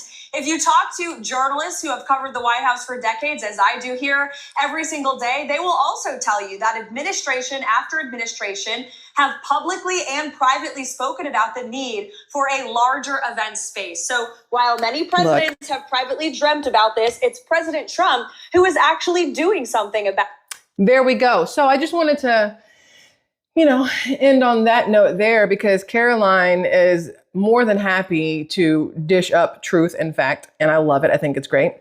And that's a nice way of her telling Obama and everybody else on the left that they can suck it, basically. So I am looking forward to seeing how the ballroom will be finished, how it's going to look, and the first event that will be held there. I think it's going to be absolutely amazing. But again, let's just remember the facts here. Let's just recap here. President Trump is not demolishing the East Wing. He is extending upon it. Okay. President Trump is not the first person to do anything to the East Wing. FDR demolished it completely from the 1902 structure and rebuilt it in 1940 to 42. President Trump is not the one tearing down the 1902 structure that the Democrats would have you believe is happening. And it's being funded by President Trump. It is not being funded by taxpayers. So every single person out there who's just parroting the left and the bullshit that they are spewing and going, I can't believe my tax dollars are this, this, and this. No, honey, your tax dollars aren't going to that. Your tax dollars are, however, going to all these people who are currently losing their ever-loving minds on TikTok, complaining about the fact that their EBT is taken away from them and their 8 kids, and now they're going to have to go get a job, except for they won't get a job because they expect you to pay for all of their stuff. But anyway, that's that. Okay, I love y'all. And I'm going to do this every single day until December 7th. It is Medicare annual open enrollment. So go ahead and, get mad and roll your eyes that I'm telling you again. But it's because I love you and I don't want you to get screwed. And on December 8th, go, oh crap, probably should have checked to see if my Medicare plan is still intact or getting changed or whatever. You need to call now, whether you call the People I Like chapter or you call Medicare office.